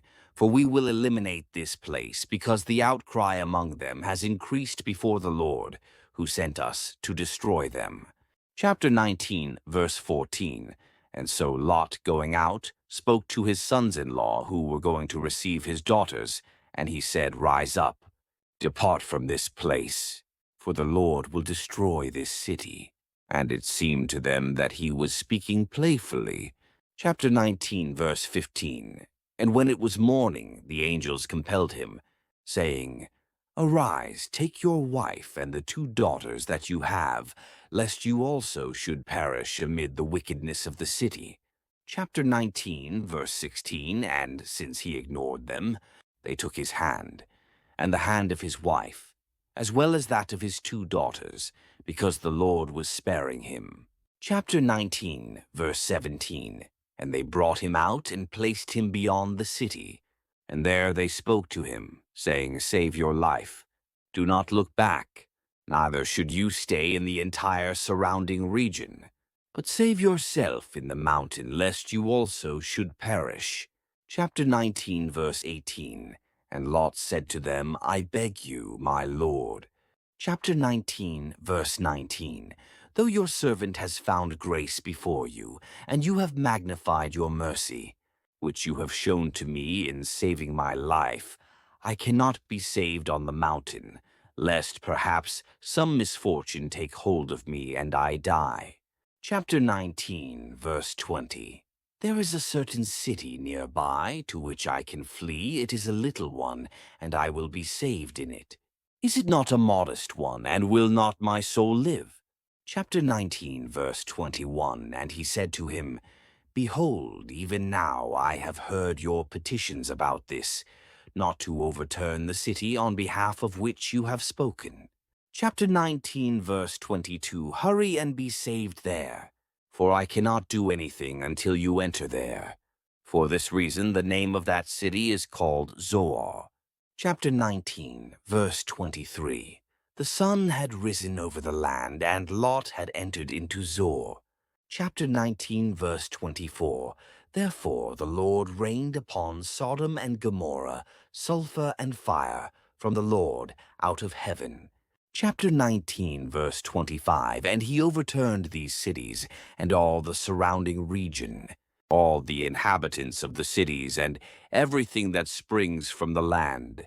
Chapter 19, verse 26. And his wife, looking behind herself, was turned into a statue of salt. Chapter 19, verse 27. Then Abraham, rising up in the morning, in the place where he had stood before with the Lord.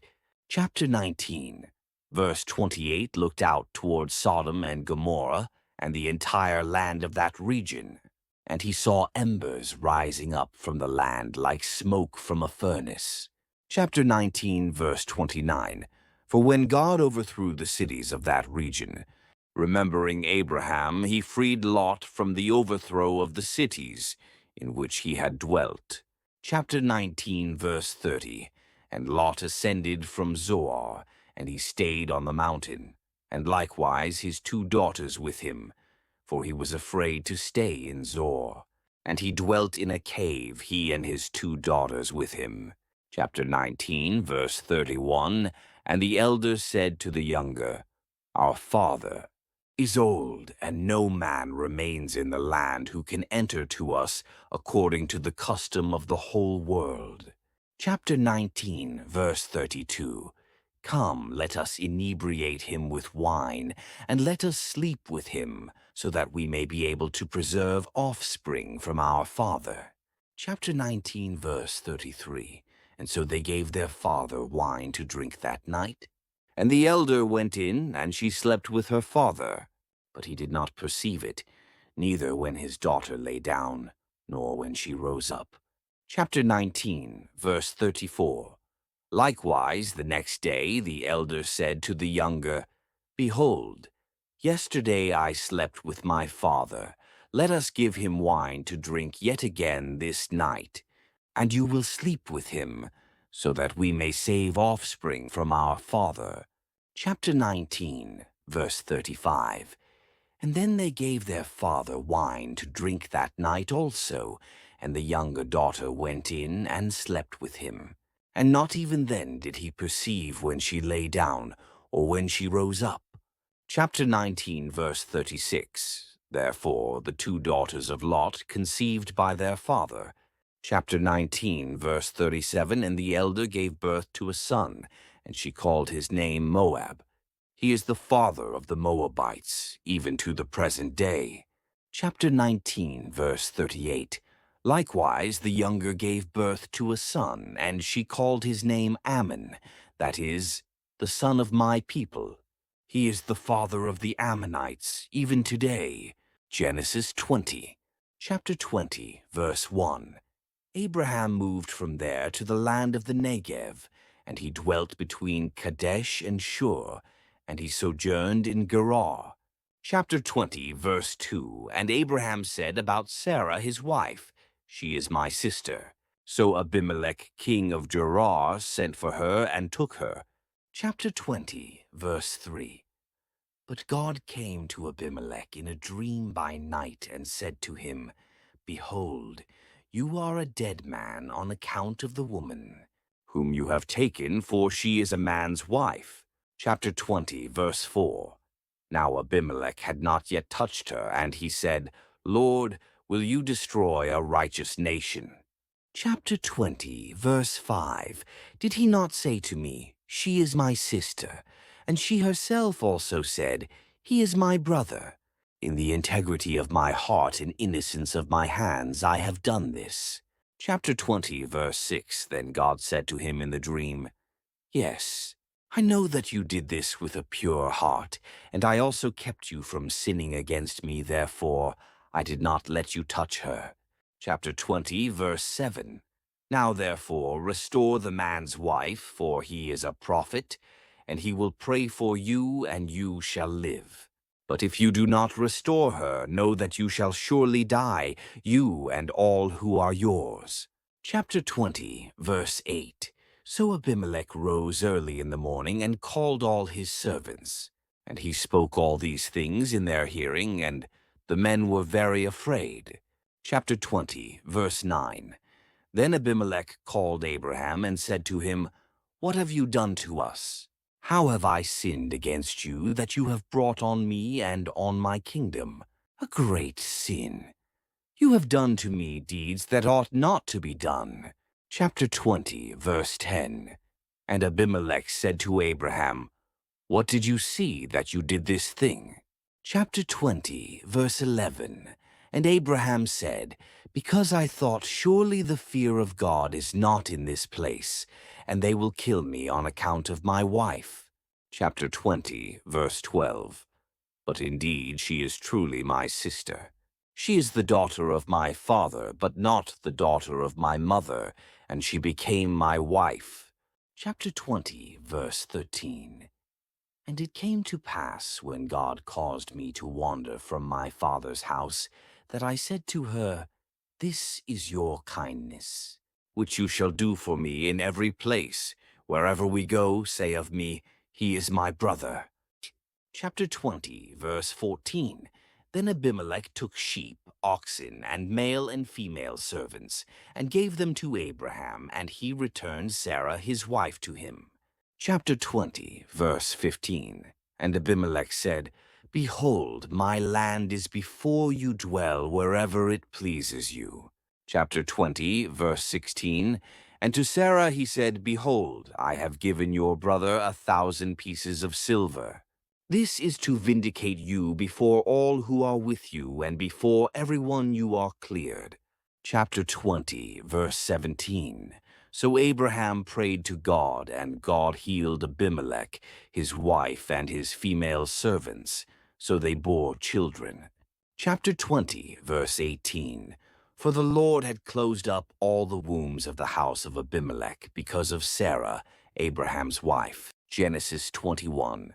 Chapter 21, verse 1. And the Lord visited Sarah as he had said, and the Lord did for Sarah as he had spoken. Chapter 21, verse 2.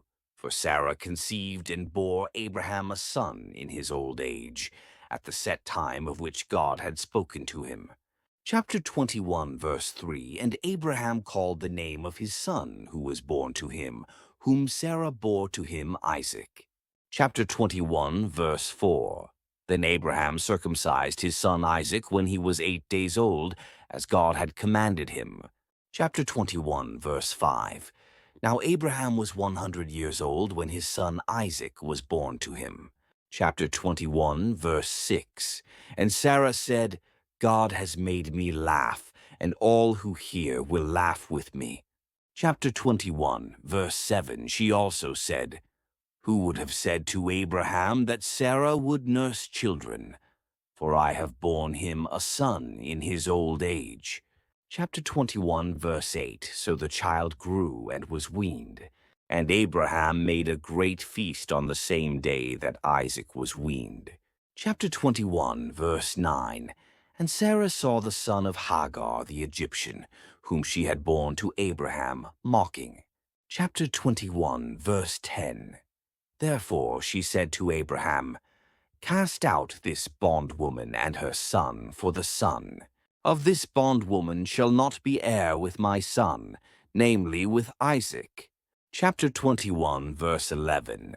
And the matter was very displeasing in Abraham's sight because of his son. Chapter 21, verse 12. But God said to Abraham, Do not let it be displeasing in your sight because of the lad, or because of your bondwoman. Whatever Sarah has said to you, listen to her voice, for in Isaac your seed shall be called. Chapter 21, verse 13. Yet I will also make a nation of the son of the bondwoman, because he is your seed. Chapter 21, verse 14. So Abraham rose early in the morning, and took bread and a skin of water, and putting it on her shoulder, he gave it and the boy to Hagar, and sent her away. Then she departed and wandered in the wilderness of Beersheba. Chapter 21, verse 15. And the water in the skin was used up, and she placed the boy under one of the shrubs. Chapter 21, verse 16. Then she went and sat down across from him at a distance of about a bowshot, for she said to herself, Let me not see the death of the boy. So she sat opposite him and lifted her voice and wept. Chapter 21, verse 17. And God heard the voice of the lad. Then the angel of God called to Hagar out of heaven and said to her, What ails you, Hagar? Fear not, for God has heard the voice of the lad where he is. Chapter 21, verse 18. Arise, lift up the lad, and hold him with your hand, for I will make him a great nation. Chapter 21, verse 19. Then God opened her eyes, and she saw a well of water. And she went and filled the skin with water, and gave the lad a drink. Chapter 21, verse 20.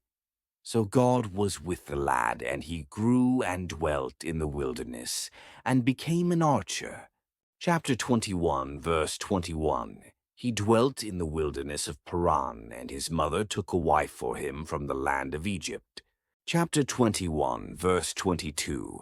And it came to pass at that time that Abimelech and Phicol, The commander of his army spoke to Abraham, saying, God is with you in all that you do. Chapter 21, verse 23.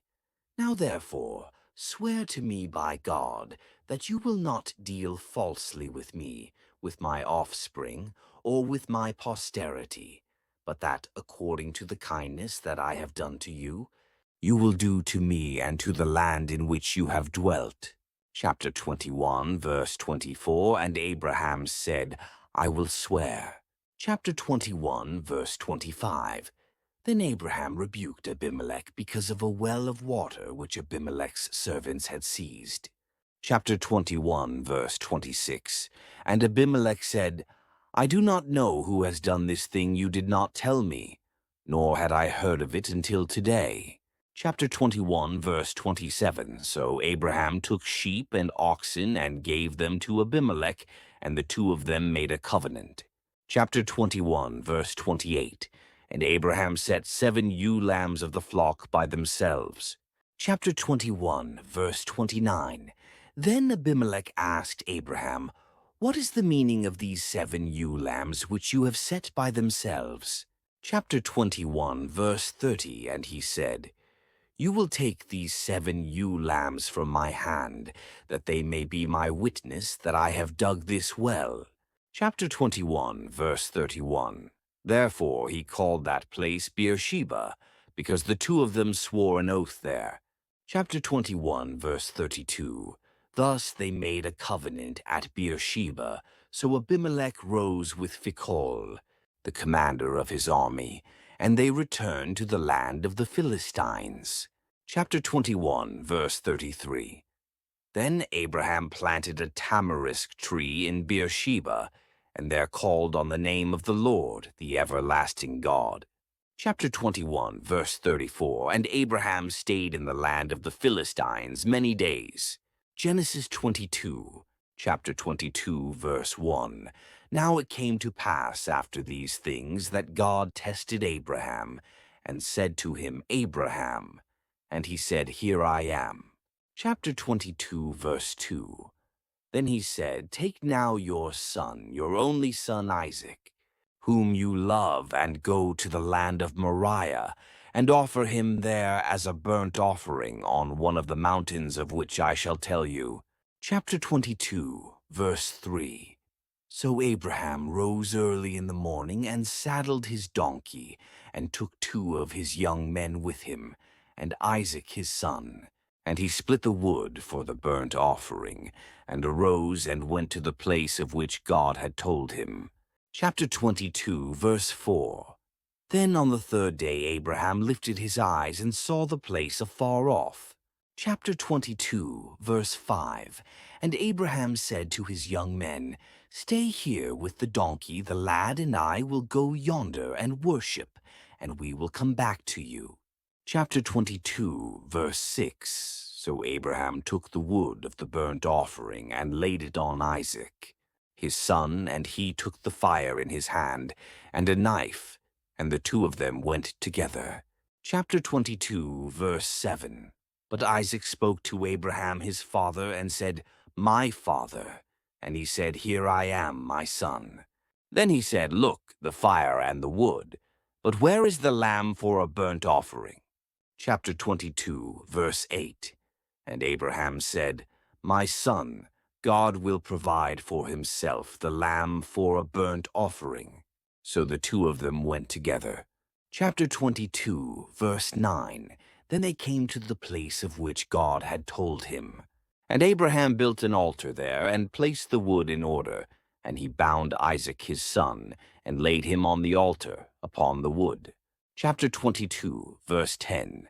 And Abraham stretched out his hand, and took the knife to slay his son. Chapter 22, verse 11. But the angel of the Lord called to him from heaven, and said, Abraham, Abraham. So he said, Here I am. Chapter 22, verse 12. And he said, Do not lay your hand on the lad, or do anything to him for now. I know that you fear God, since you have not withheld your son, your only son, from me. Chapter 22, verse 13. Then Abraham lifted his eyes and looked, and there behind him was a ram caught in a thicket by its horns. So Abraham went and took the ram, and offered it up for a burnt offering instead of his son. Chapter 22, verse 14. And Abraham called the name of the place, "The Lord will provide," as it is said to this day, "In the mount of the Lord it shall be provided." Chapter 22, verse 15. Then the angel of the Lord called to Abraham a second time out of heaven. Chapter 22, verse 16, and said, "By myself I have sworn, says the Lord, because you have done this thing, and have not withheld your son, your only son." Chapter 22, verse 17. Blessing I will bless you, and multiplying I will multiply your descendants, as the stars of the heaven and as the sand, which is on the seashore, and your descendants shall possess the gate of their enemies. Chapter 22, verse 18. In your seed all the nations of the earth shall be blessed, because you have obeyed my voice. Chapter 22, verse 19. So Abraham returned to his young men, and they rose and went together to Beersheba, and Abraham dwelt at Beersheba. Chapter 22, verse 20. Now it came to pass after these things that it was told Abraham, saying, "Indeed, Milcah also has borne children to your brother Nahor." Chapter 22, verse 21. Huz his firstborn, Buz his brother, Kemuel the father of Aram. Chapter 22, verse 22. Chesed, Hazo, Pildash, Chidlaph, and Bethuel. Chapter 22, verse 23. And Bethuel begot Rebekah. These 8 Milcah bore to Nahor, Abraham's brother. Chapter 22, verse 24. His concubine, whose name was Roma, also bore Teba, Gaham, Thahash, and Macha. Genesis 19. Genesis 23.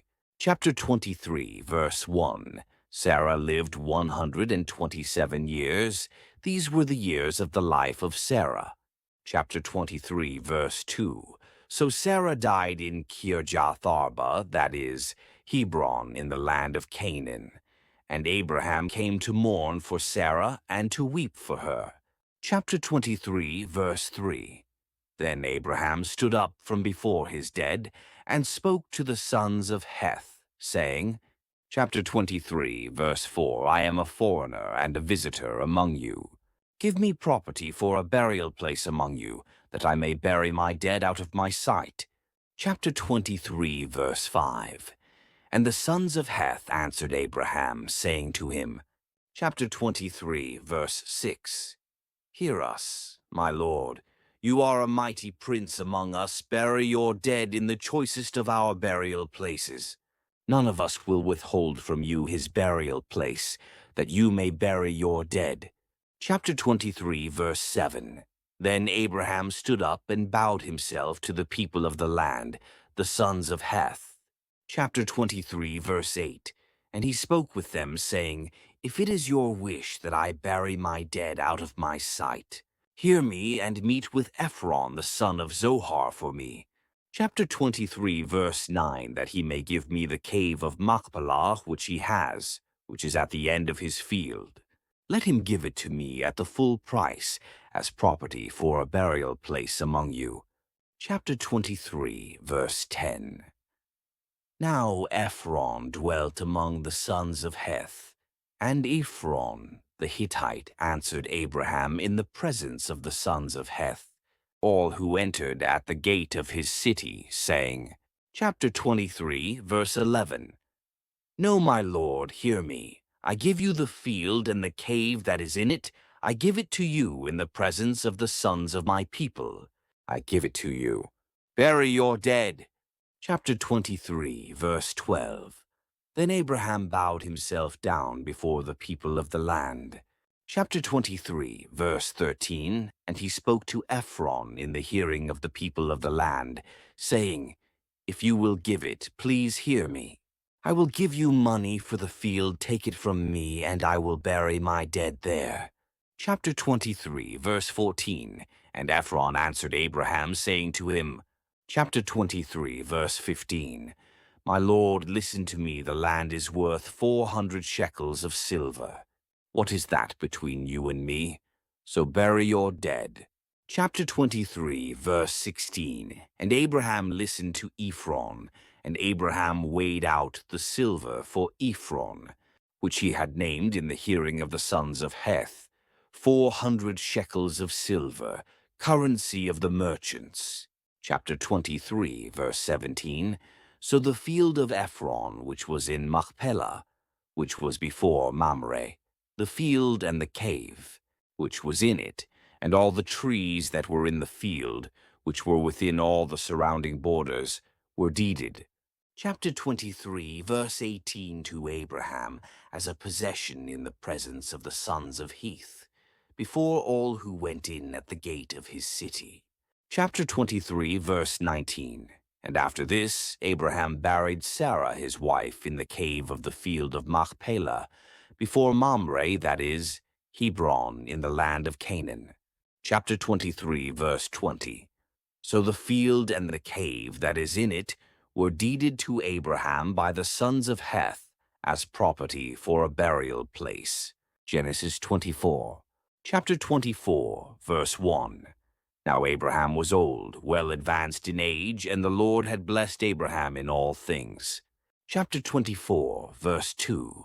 So Abraham said to the oldest servant of his house, who ruled over all that he had, Please put your hand under my thigh. Chapter 24, verse 3. And I will make you swear by the Lord, the God of heaven and the God of the earth, that you will not take a wife for my son from the daughters of the Canaanites, among whom I dwell. Chapter 24, verse 4. But you shall go to my country and to my family, and take a wife for my son Isaac. Chapter 24, verse 5. And the servant said to him, Perhaps the woman will not be willing to follow me to this land. Must I take your son back to the land from which you came? Chapter 24, verse 6. But Abraham said to him, Beware that you do not take my son back there. Chapter 24, verse 7. The Lord God of heaven, who took me from my father's house and from the land of my family, and who spoke to me and swore to me, saying, To your descendants I give this land. He will send his angel before you, and you shall take a wife for my son from there. Chapter 24, verse 8. And if the woman is not willing to follow you, then you will be released from this oath, only do not take my son back there. Chapter 24, verse 9. So the servant put his hand under the thigh of Abraham his master, and swore to him concerning this matter. Chapter 24, verse 10. Then the servant took 10 of his master's camels and departed, for all his master's goods were in his hand. And he arose and went to Mesopotamia, to the city of Nahor. Chapter 24, verse 11. And he made his camels kneel down outside the city by a well of water at evening time, the time when women go out to draw water. Chapter 24, verse 12. Then he said, O Lord God of my master Abraham, please give me success this day, and show kindness to my master Abraham. Chapter 24, verse 13. Behold, here I stand by the well of water, and the daughters of the men of the city are coming out to draw water. Chapter 24, verse 14. Now let it be that the young woman to whom I say, Please let down your pitcher that I may drink. And she says, Drink, and I will also give your camels a drink. Let her be the one you have appointed for your servant Isaac. And by this I will know that you have shown kindness to my master. Chapter 24, verse 15. And it happened, before he had finished speaking, that behold, Rebekah, who was born to Bethuel, son of Milcah, the wife of Nahor, Abraham's brother, came out with her pitcher on her shoulder. Chapter 24, verse 16.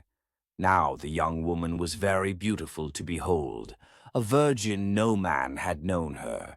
And she went down to the well, filled her pitcher, and came up.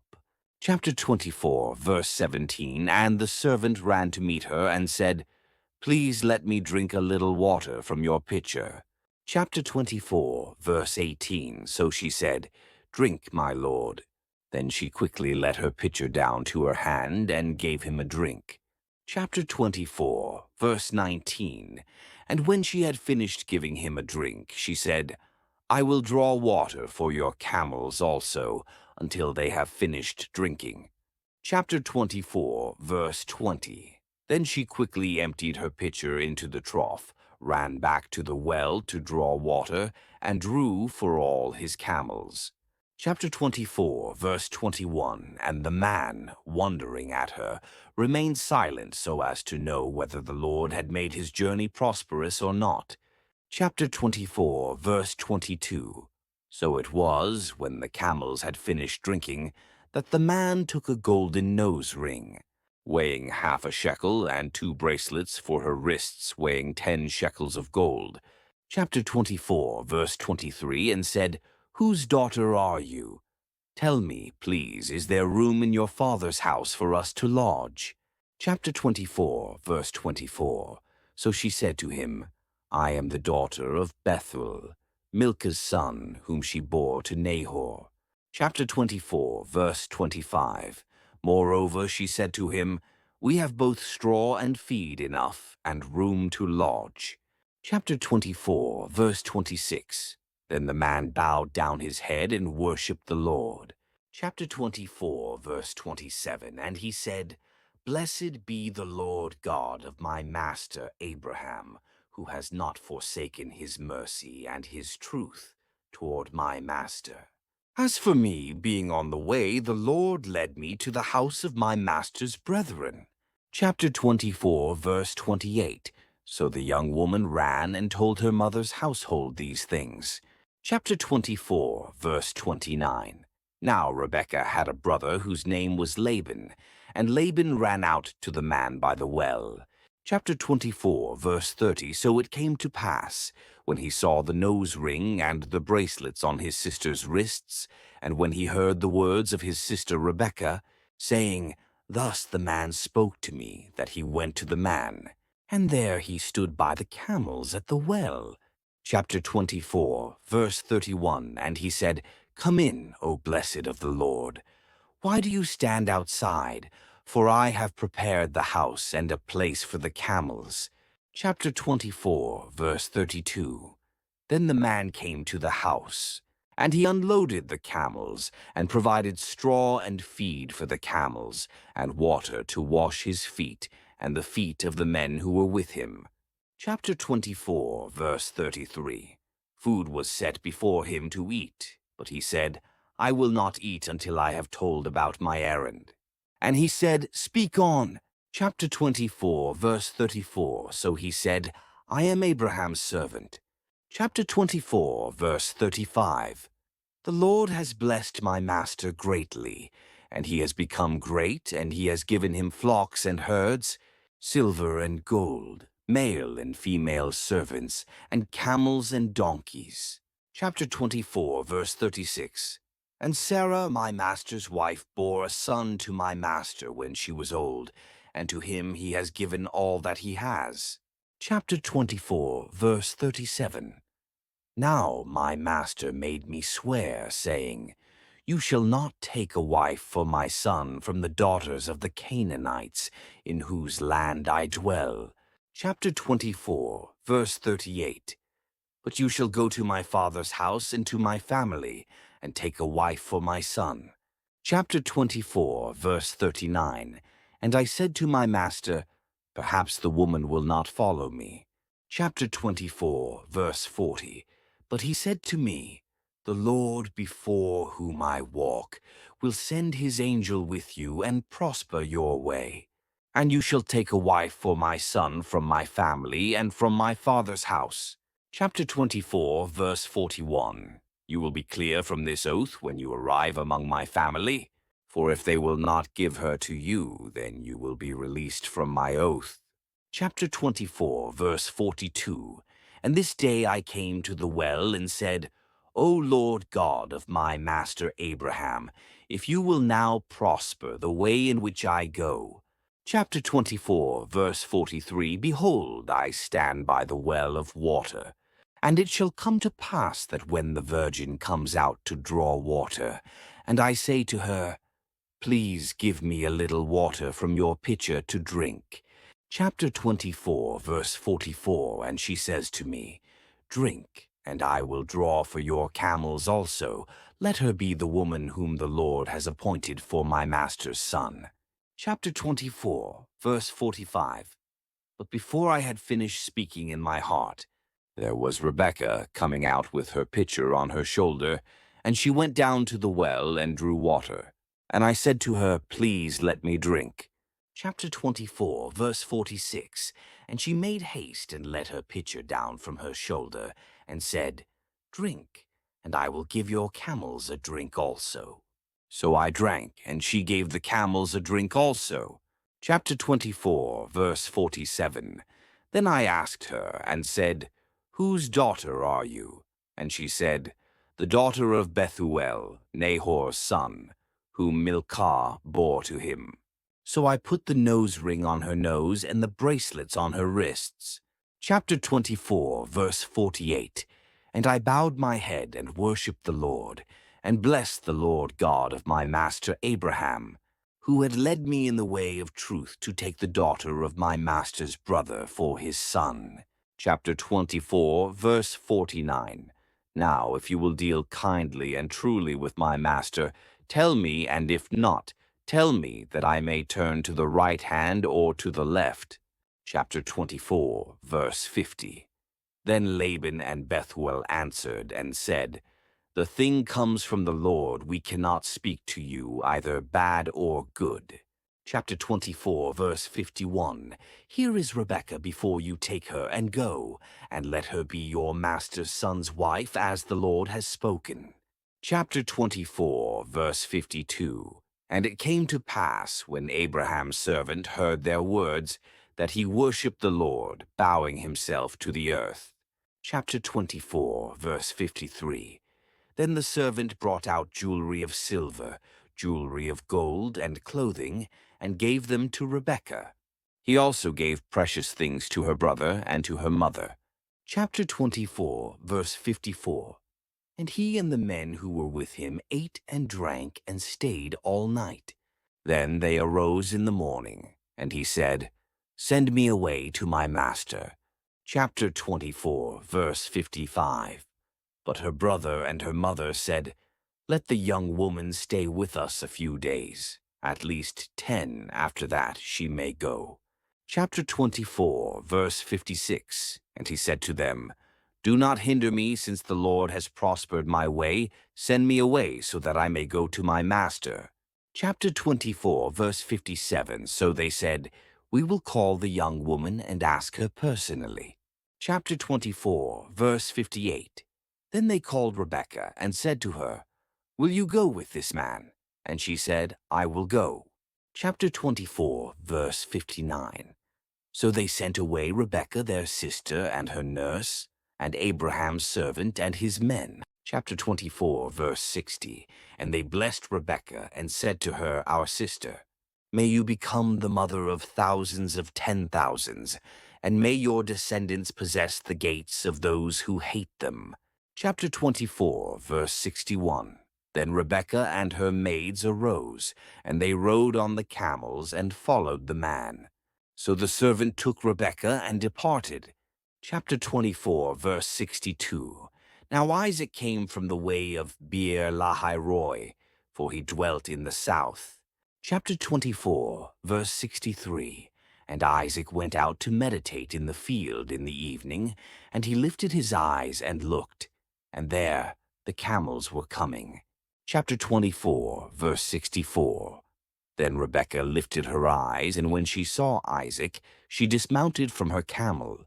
Chapter 24, verse 65. For she had said to the servant, Who is this man walking in the field to meet us? The servant said, It is my master. So she took a veil and covered herself. Chapter 24, verse 66, and the servant told Isaac all the things that he had done. Chapter 24, verse 67, then Isaac brought her into his mother Sarah's tent, and he took Rebekah, and she became his wife, and he loved her. So Isaac was comforted after his mother's death. Genesis 25. Chapter 25, verse 1. Then Abraham again took a wife, and her name was Keturah. Chapter 25, verse 2. And she bore him Zimran, Jokshan, Medan, Midian, Ishbak, and Shuah. Chapter 25, verse 3. Jokshan begot Sheba and Dedan. And the sons of Dedan were Ashurim, Letushim, and Leumim. Chapter 25, verse 4. And the sons of Midian were Ephah, Hanok, Abida, and Eldah. All these were the children of Keturah. Chapter 25, verse 5. And Abraham gave all that he had to Isaac. Chapter 25, verse 6. But Abraham gave gifts to the sons of the concubines whom Abraham had, and while he was still living, he sent them eastward, away from Isaac his son, to the country of the east. Chapter 25, verse 7. This is the sum of the years of Abraham's life, which he lived 175 years. Chapter 25, verse 8.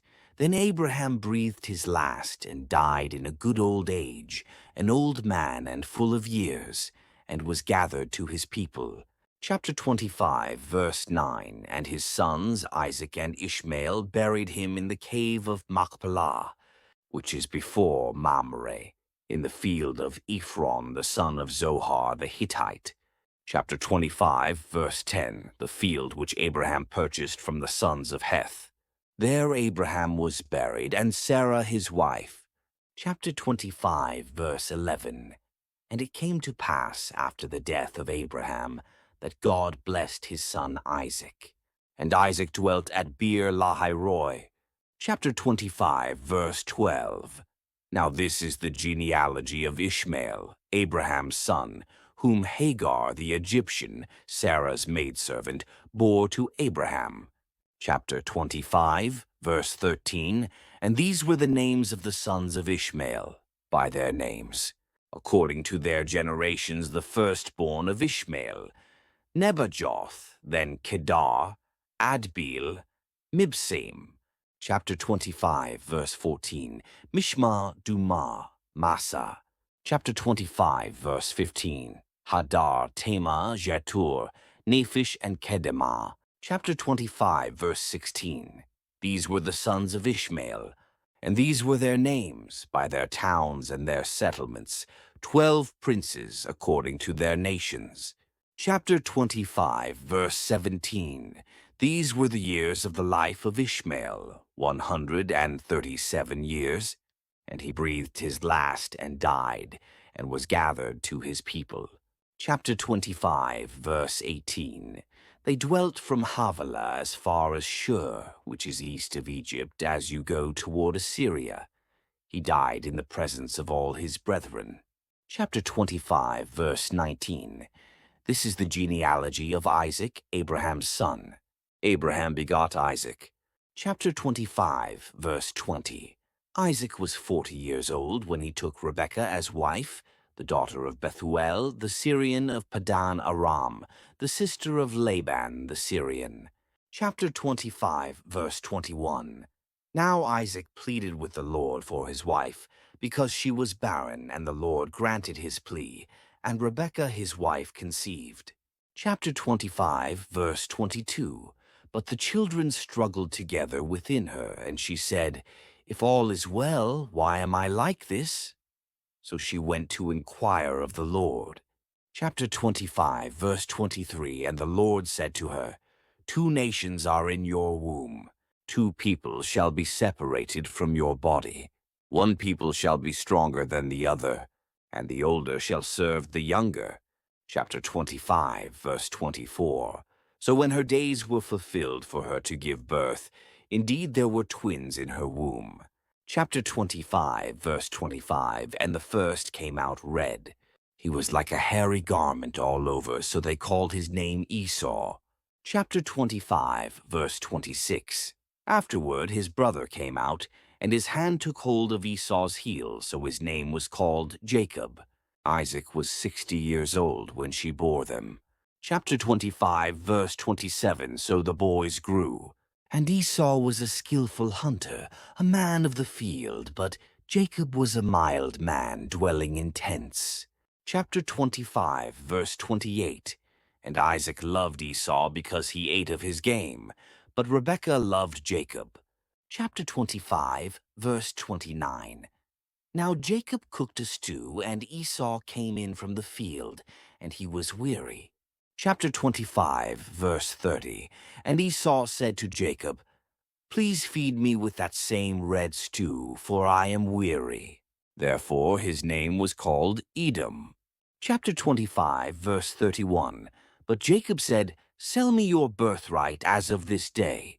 Chapter 25, verse 32. And Esau said, "Look, I am about to die, so what is this birthright to me?" Chapter 25, verse 33. Then Jacob said, "Swear to me as of this day." So he swore to him and sold his birthright to Jacob. Chapter 25, verse 34. And Jacob gave Esau bread and stew of lentils. Then he ate and drank, arose, and went his way. Thus Esau despised his birthright. Chapter 26. Chapter 26, verse 1. There was a famine in the land, besides the first famine that was in the days of Abraham. And Isaac went to Abimelech, king of the Philistines, in Gerar. Chapter 26, verse 2. Then the Lord appeared to him and said, "Do not go down to Egypt. Live in the land of which I shall tell you." Chapter 26, verse 3.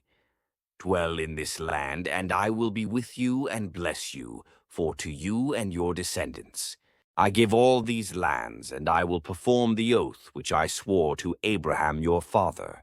Chapter 26, verse 4. And I will make your descendants multiply as the stars of heaven. I will give to your descendants all these lands, and in your seed all the nations of the earth shall be blessed. Chapter 26, verse 5. Because Abraham obeyed my voice, and kept my charge, my commandments, my statutes, and my laws. Chapter 26, verse 6. So Isaac dwelt in Gerar. Chapter 26, verse 7. And the men of the place asked about his wife. And he said, "She is my sister," for he was afraid to say, "She is my wife," because he thought, "Lest the men of the place kill me for Rebekah, because she is beautiful to behold." Chapter 26, verse 8. Now it came to pass, when he had been there a long time, that Abimelech, king of the Philistines, looked through a window and saw, and there was Isaac, showing endearment to Rebekah his wife. Chapter 26, verse 9.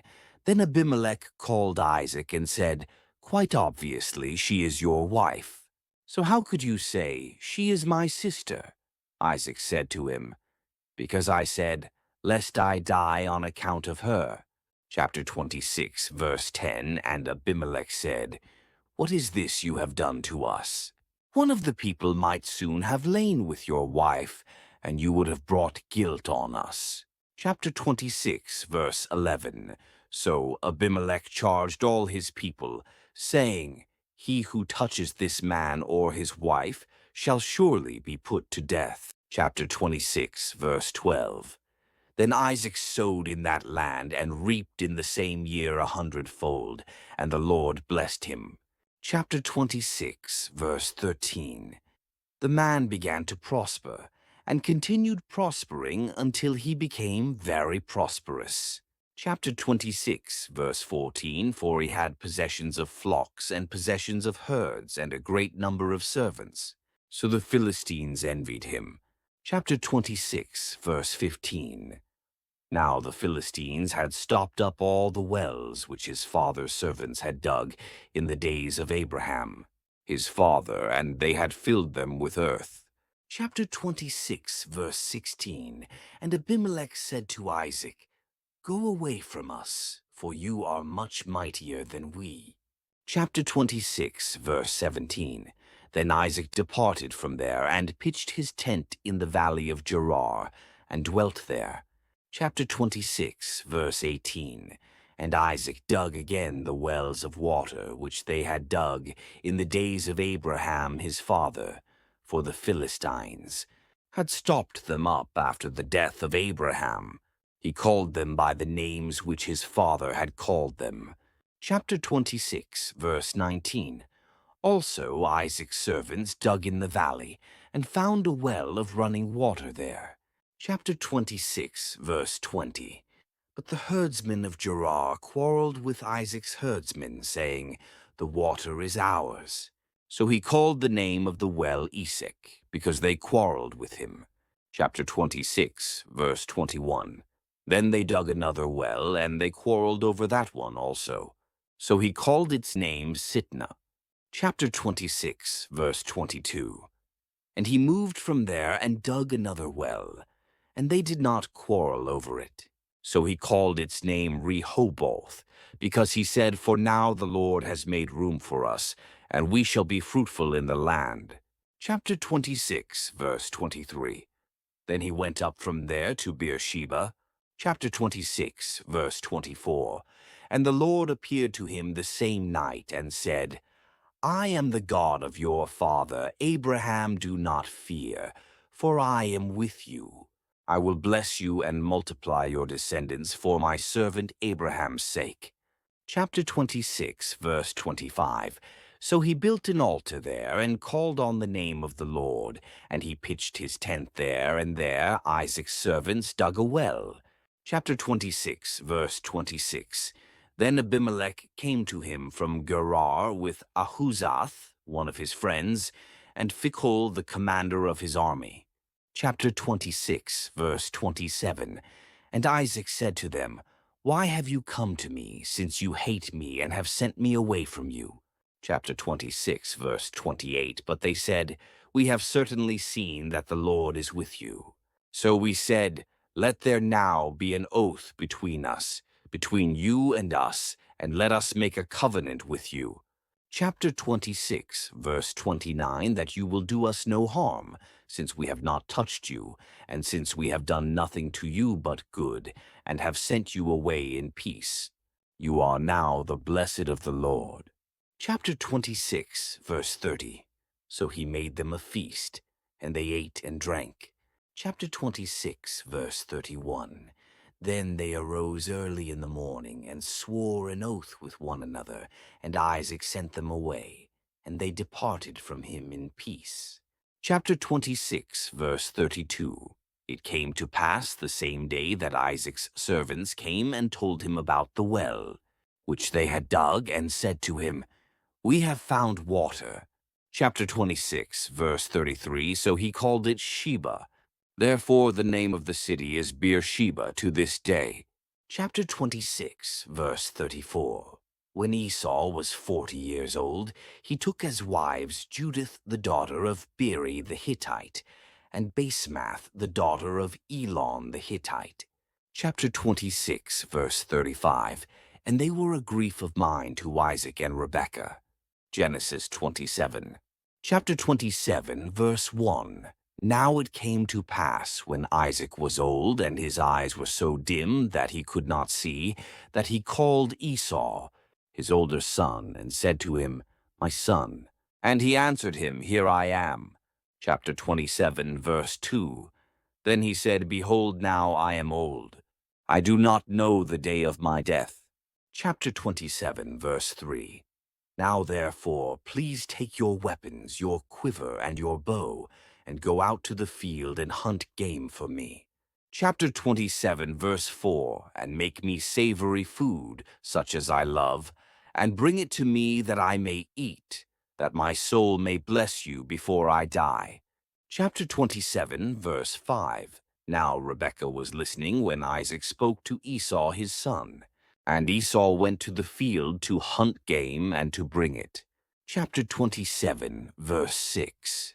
So Rebekah spoke to Jacob her son, saying, Indeed, I heard your father speak to Esau your brother, saying, Chapter 27, verse 7. Bring me game, and make savory food for me, that I may eat it and bless you in the presence of the Lord before my death. Chapter 27, verse 8. Now therefore, my son, obey my voice according to what I command you. Chapter 27, verse 9.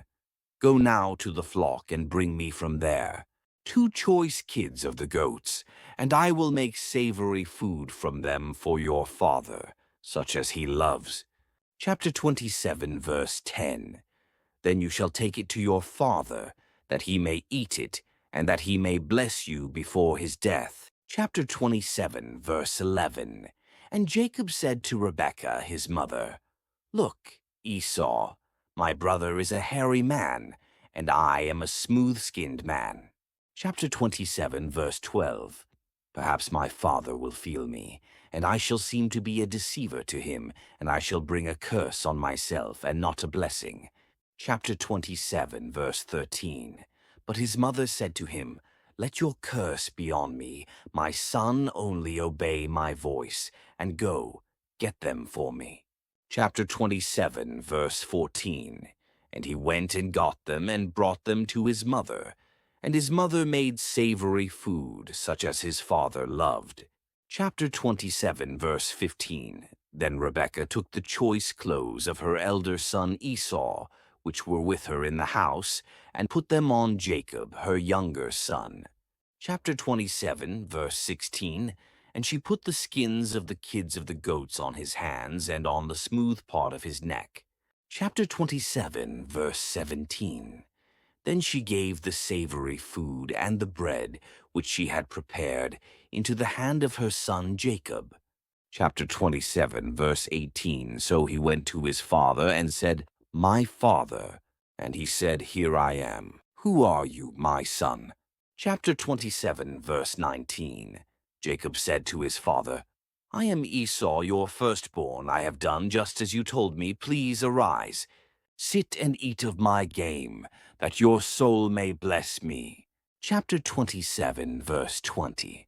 But Isaac said to his son, How is it that you have found it so quickly, my son? And he said, Because the Lord your God brought it to me. Chapter 27, verse 21, Isaac said to Jacob, Please come near, that I may feel you, my son, whether you are really my son Esau or not. Chapter 27, verse 22. So Jacob went near to Isaac his father, and he felt him and said, The voice is Jacob's voice, but the hands are the hands of Esau. Chapter 27, verse 23. And he did not recognize him, because his hands were hairy like his brother Esau's hands, so he blessed him. Chapter 27, verse 24. Then he said, Are you really my son Esau? He said, I am. Chapter 27, verse 25. He said, Bring it near to me, and I will eat of my son's game, so that my soul may bless you. So he brought it near to him, and he ate, and he brought him wine, and he drank. Chapter 27, verse 26. Then his father Isaac said to him, Come near now and kiss me, my son. Chapter 27, verse 27. And he came near and kissed him, and he smelled the smell of his clothing, and blessed him, and said, Surely the smell of my son is like the smell of a field, which the Lord has blessed. Chapter 27, verse 28. Therefore may God give you of the dew of heaven, of the fatness of the earth, and plenty of grain and wine. Chapter 27, verse 29. Let peoples serve you, and nations bow down to you. Be master over your brethren, and let your mother's sons bow down to you. Cursed be everyone who curses you, and blessed be those who bless you. Chapter 27, verse 30. Now it happened, as soon as Isaac had finished blessing Jacob, and Jacob had scarcely gone out from the presence of Isaac, his father, that Esau his brother came in from his hunting. Chapter 27, verse 31. He also had made savory food, and brought it to his father, and said to his father, Let my father arise and eat of his son's game, that your soul may bless me. Chapter 27, verse 32. And his father Isaac said to him, Who are you? So he said, I am your son, your firstborn, Esau. Chapter 27, verse 33. Then Isaac trembled exceedingly and said, Who? Where is the one who hunted game and brought it to me? I ate all of it before you came, and I have blessed him, and indeed he shall be blessed. Chapter 27, verse 34. When Esau heard the words of his father, he cried with an exceedingly great and bitter cry, and said to his father, Bless me also, O my father. Chapter 27, verse 35. But he said, Your brother came with deceit and has taken away your blessing. Chapter 27, verse 36. And Esau said, Is he not rightly named Jacob? For he has supplanted me these 2 times. He took away my birthright, and now look, he has taken away my blessing. And he said, Have you not reserved a blessing for me? Chapter 27, verse 37. Then Isaac answered and said to Esau, Indeed, I have made him your master, and all his brethren I have given to him as servants with grain and wine. I have sustained him. What shall I do now for you, my son? Chapter 27, verse 38. And Esau said to his father, Have you only one blessing, my father? Bless me also, O my father. And Esau lifted up his voice and wept. Chapter 27, verse 39. Then Isaac, his father, answered and said to him, Behold, your dwelling shall be of the fatness of the earth, and of the dew of heaven from above. Chapter 27, verse 40. By your sword you shall live, and you shall serve your brother. And it shall come to pass, when you become restless, that you shall break his yoke from your neck. Chapter 27, verse 41. So Esau hated Jacob because of the blessing with which his father blessed him. And Esau said in his heart, The days of mourning for my father are at hand. Then I will kill my brother Jacob. Chapter 27, verse 42. And the words of Esau, her older son, were told to Rebekah. So she sent and called Jacob, her younger son, and said to him, Surely your brother Esau comforts himself concerning you by intending to kill you. Chapter 27, verse 43. Now therefore, my son, obey my voice, arise, flee to my brother Laban in Haran. Chapter 27, verse 44. And stay with him a few days until your brother's fury turns away. Chapter 27, verse 45. Until your brother's anger turns away from you, and he forgets what you have done to him. Then I will send and bring you from there. Why should I be bereaved also of you both in one day? Chapter 27, verse 46. And Rebekah said to Isaac, I am weary of my life because of the daughters of Heth. If Jacob takes a wife of the daughters of Heth, like these, who are the daughters of the land, what good will my life be to me? Genesis 28, chapter 28, verse 1. Then Isaac called Jacob and blessed him, and charged him and said to him, You shall not take a wife from the daughters of Canaan. Chapter 28, verse 2. Arise, go to Padan Aram, to the house of Bethuel, your mother's father, and take yourself a wife from there of the daughters of Laban, your mother's brother. Chapter 28, verse 3. May God Almighty bless you, and make you fruitful, and multiply you, that you may be an assembly of peoples. Chapter 28, verse 4. And give you the blessing of Abraham, to you, and your descendants with you, that you may inherit the land in which you are a stranger, which God gave to Abraham. Chapter 28, verse 5. So Isaac sent Jacob away, and he went to Padan Aram, to Laban, the son of Bethuel, the Syrian, the brother of Rebekah, the mother of Jacob and Esau. Chapter 28, verse 6. Esau saw that Isaac had blessed Jacob, and sent him away to Padan Aram, to take himself a wife from there, and that as he blessed him, he gave him a charge, saying, You shall not take a wife from the daughters of Canaan. Chapter 28, verse 7, and that Jacob had obeyed his father and his mother, and had gone to Padan Aram. Chapter 28, verse 8. Also Esau saw that the daughters of Canaan did not please his father Isaac. Chapter 28, verse 9. So Esau went to Ishmael and took Mahalath, the daughter of Ishmael, Abraham's son, the sister of Nebajoth, to be his wife in addition to the wives he had. Chapter 28, verse 10. Now Jacob went out from Beersheba and went toward Haran.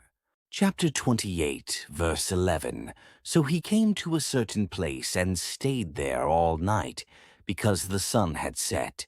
And he took one of the stones of that place and put it at his head, and he lay down in that place to sleep. Chapter 28, verse 12. Then he dreamed, and behold, a ladder was set up on the earth, and its top reached to heaven. And there the angels of God were ascending and descending on it. Chapter 28, verse 13. And behold, the Lord stood above it, and said, I am the Lord God of Abraham, your father, and the God of Isaac. The land on which you lie I will give to you and your descendants. Chapter 28, verse 14. Also your descendants shall be as the dust of the earth. You shall spread abroad to the west and the east, to the north and the south, and in you and in your seed all the families of the earth shall be blessed. Chapter 28, verse 15. Behold, I am with you, and will keep you wherever you go, and will bring you back to this land, for I will not leave you until I have done what I have spoken to you. Chapter 28, verse 16. Then Jacob awoke from his sleep and said, Surely the Lord is in this place, and I did not know it. Chapter 28, verse 17. And he was afraid and said, How awesome is this place! This is none other than the house of God, and this is the gate of heaven. Chapter 28, verse 18. Then Jacob rose early in the morning and took the stone that he had put at his head, set it up as a pillar, and poured oil on top of it. Chapter 28, verse 19. And he called the name of that place Bethel, but the name of that city had been Luz previously. Chapter 28, verse 20. Then Jacob made a vow, saying, If God will be with me and keep me in this way, that I am going, and give me bread to eat and clothing to put on. Chapter 28, verse 21, so that I come back to my father's house in peace, then the Lord shall be my God. Chapter 28, verse 22. And this stone which I have set as a pillar shall be God's house, and of all that you give me I will surely give a tenth to you. Genesis 29. Chapter 29, verse 1. So Jacob went on his journey and came to the land of the people of the east. Chapter 29, verse 2. And he looked and saw a well in the field, and behold, there were 3 flocks of sheep lying by it, for out of that well they watered the flocks. A large stone was on the well's mouth. Chapter 29, verse 3. Now all the flocks would be gathered there, and they would roll the stone from the well's mouth, water the sheep, and put the stone back in its place on the well's mouth. Chapter 29, verse 4. And Jacob said to them, My brethren, where are you from? And they said, We are from Haran. Chapter 29, verse 5. Then he said to them, Do you know Laban, the son of Nahor? And they said, We know him. Chapter 29, verse 6. So he said to them, Is he well? And they said, He is well. And look, his daughter Rachel is coming with the sheep. Chapter 29, verse 7. Then he said, Look, it is still high day. It is not time for the cattle to be gathered together. Water the sheep and go and feed them. Chapter 29, verse 8. But they said, We cannot until all the flocks are gathered together, and they have rolled the stone from the well's mouth. Then we water the sheep. Chapter 29, verse 9. Now while he was still speaking with them, Rachel came with her father's sheep, for she was a shepherdess. Chapter 29, verse 10. And it came to pass, when Jacob saw Rachel, the daughter of Laban, his mother's brother, and the sheep of Laban, his mother's brother, that Jacob went near and rolled the stone from the well's mouth, and watered the flock of Laban, his mother's brother. Chapter 29, verse 11. Then Jacob kissed Rachel, and lifted up his voice and wept. Chapter 29, verse 12. And Jacob told Rachel that he was her father's relative, and that he was Rebekah's son. So she ran and told her father. Chapter 29, verse 13. Then it came to pass, when Laban heard the report about Jacob, his sister's son, that he ran to meet him, and embraced him, and kissed him, and brought him to his house. So he told Laban all these things. Chapter 29, verse 14. And Laban said to him, Surely you are my bone and my flesh. And he stayed with him for a month. Chapter 29, verse 15. Then Laban said to Jacob, Because you are my relative, should you therefore serve me for nothing? Tell me, what should your wages be? Chapter 29, verse 16. Now Laban had 2 daughters. The name of the elder was Leah, and the name of the younger was Rachel. Chapter 29, verse 17. Leah's eyes were delicate, but Rachel was beautiful of form and appearance. Chapter 29, verse 18. Now Jacob loved Rachel, so he said, I will serve you 7 years for Rachel, your younger daughter. Chapter 29, verse 19. And Laban said, It is better that I give her to you than that I should give her to another man. Stay with me. Chapter 29, verse 20. So Jacob served 7 years for Rachel, and they seemed only a few days to him because of the love he had for her. Chapter 29, verse 21. Then Jacob said to Laban, Give me my wife, for my days are fulfilled, that I may go into her. Chapter 29, verse 22. And Laban gathered together all the men of the place and made a feast. Chapter 29, verse 23. Now it came to pass in the evening that he took Leah his daughter and brought her to Jacob, and he went into her. Chapter 29, verse 24. And Laban gave his maid Zilpah to his daughter Leah as a maid. Chapter 29, verse 25. So it came to pass in the morning that, behold, it was Leah. And he said to Laban, What is this you have done to me? Was it not for Rachel that I served you? Why then have you deceived me? Chapter 29, verse 26. And Laban said, It must not be done so in our country, to give the younger before the firstborn. Chapter 29, verse 27. Fulfill her week, and we will give you this one also for the service which you will serve with me still another 7 years. Chapter 29, verse 28. Then Jacob did so and fulfilled her week. So he gave him his daughter Rachel as wife also. Chapter 29, verse 29. And Laban gave his maid Bilhah to his daughter Rachel as a maid. Chapter 29, verse 30. Then Jacob also went in to Rachel, and he also loved Rachel more than Leah. And he served with Laban still another 7 years. Chapter 29, verse 31. When the Lord saw that Leah was unloved, he opened her womb, but Rachel was barren. Chapter 29, verse 32. So Leah conceived and bore a son, and she called his name Reuben, for she said, The Lord has surely looked on my affliction. Now therefore my husband will love me. Chapter 29, verse 33. Then she conceived again and bore a son, and said, Because the Lord has heard that I am unloved, he has therefore given me this son also. And she called his name Simeon. Chapter 29, verse 34. She conceived again and bore a son, and said, Now this time my husband will become attached to me, because I have borne him 3 sons.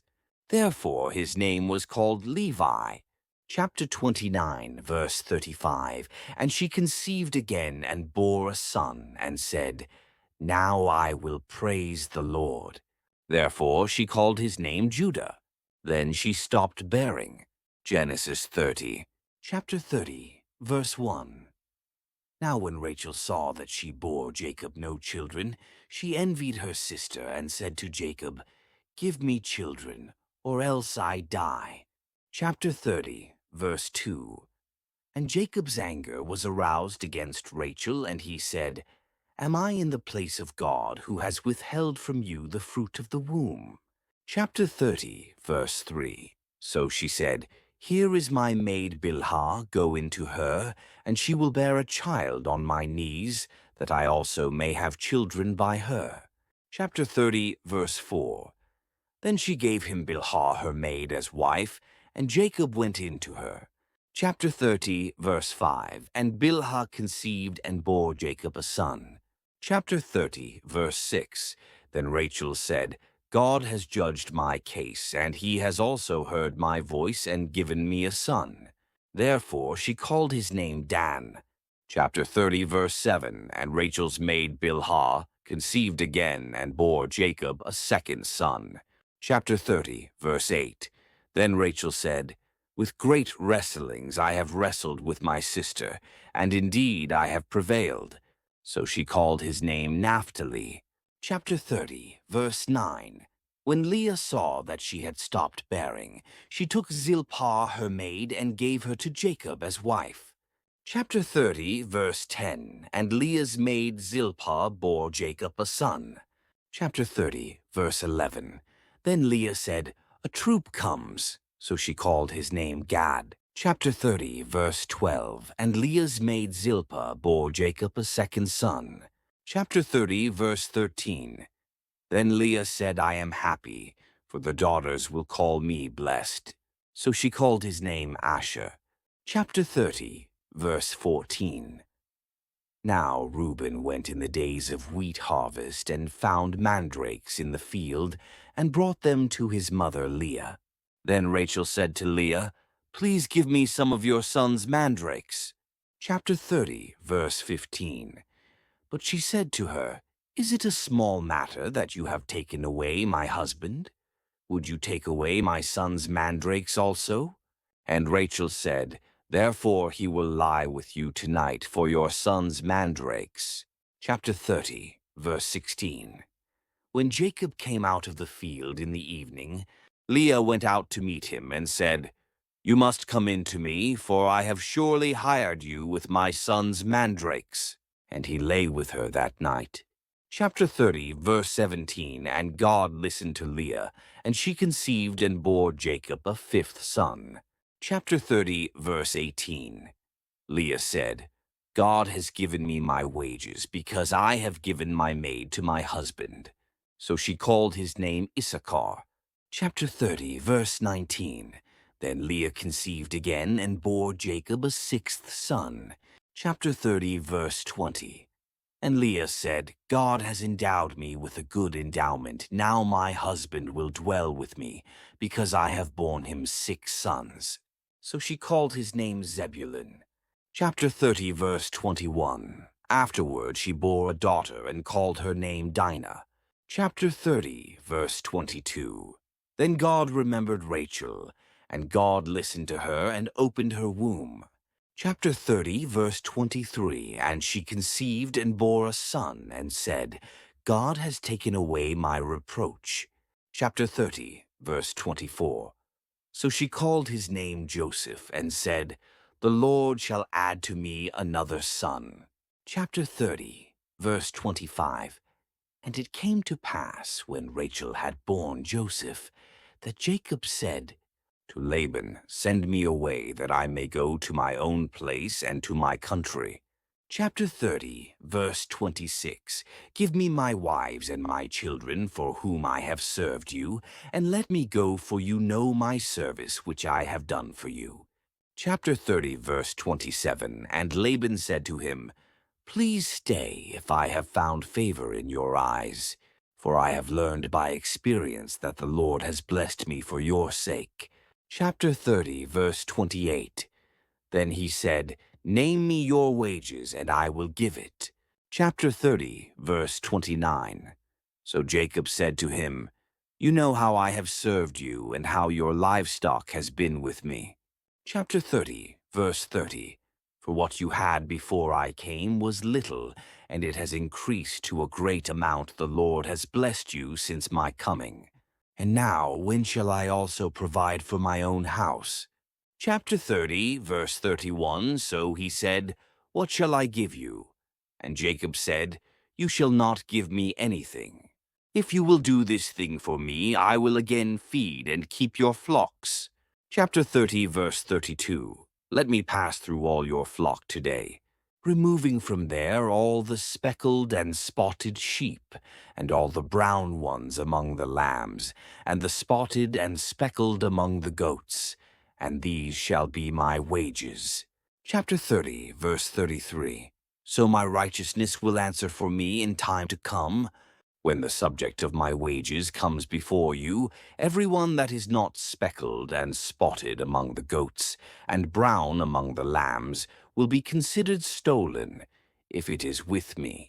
Chapter 30, verse 34. And Laban said, Oh, that it were according to your word.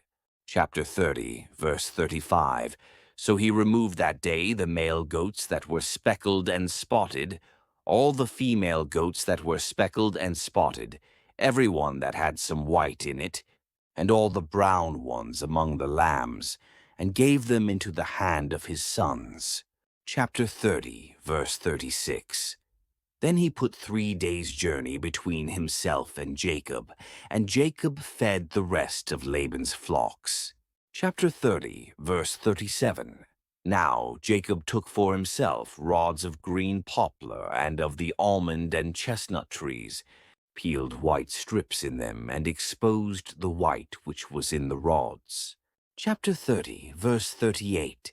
And the rods which he had peeled he set before the flocks in the gutters in the watering troughs, where the flocks came to drink, so that they should conceive when they came to drink.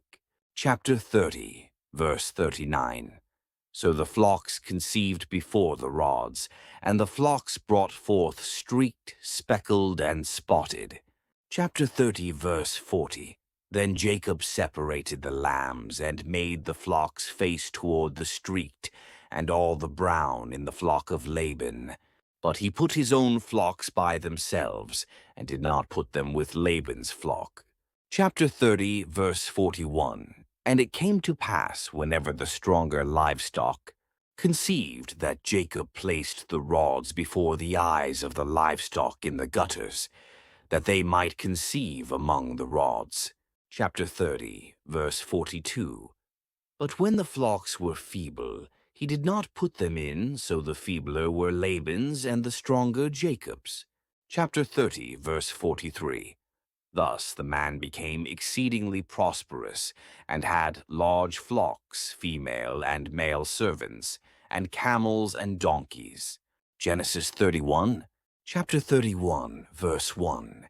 Now Jacob heard the words of Laban's sons, saying, Jacob has taken away all that was our father's, and from what was our father's he has acquired all this wealth. Chapter 31, verse 2. And Jacob saw the countenance of Laban, and indeed it was not favorable toward him as before. Chapter 31, verse 3. Then the Lord said to Jacob, Return to the land of your fathers and to your family, and I will be with you. Chapter 31, verse 4. So Jacob sent and called Rachel and Leah to the field, to his flock. Chapter 31, verse 5, and said to them, I see your father's countenance, that it is not favorable toward me as before, but the God of my father has been with me. Chapter 31, verse 6. And you know that with all my might I have served your father. Chapter 31, verse 7. Yet your father has deceived me and changed my wages 10 times, but God did not allow him to hurt me. Chapter 31, verse 8.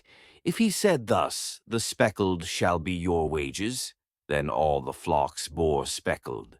And if he said thus, The streaked shall be your wages, Then all the flocks bore streaked. Chapter 31, verse 9. So God has taken away the livestock of your father and given them to me. Chapter 31, verse 10. And it happened at the time when the flocks conceived that I lifted my eyes and saw in a dream, and behold, the rams, which leaped upon the flocks, were streaked, speckled, and gray-spotted. Chapter 31, verse 11. Then the angel of God spoke to me in a dream, saying, Jacob. And I said, Here I am. Chapter 31, verse 12. And he said, Lift your eyes now and see. All the rams which leap on the flocks are streaked, speckled, and gray-spotted, for I have seen all that Laban is doing to you. Chapter 31, verse 13. I am the God of Bethel, where you anointed the pillar, and where you made a vow to me.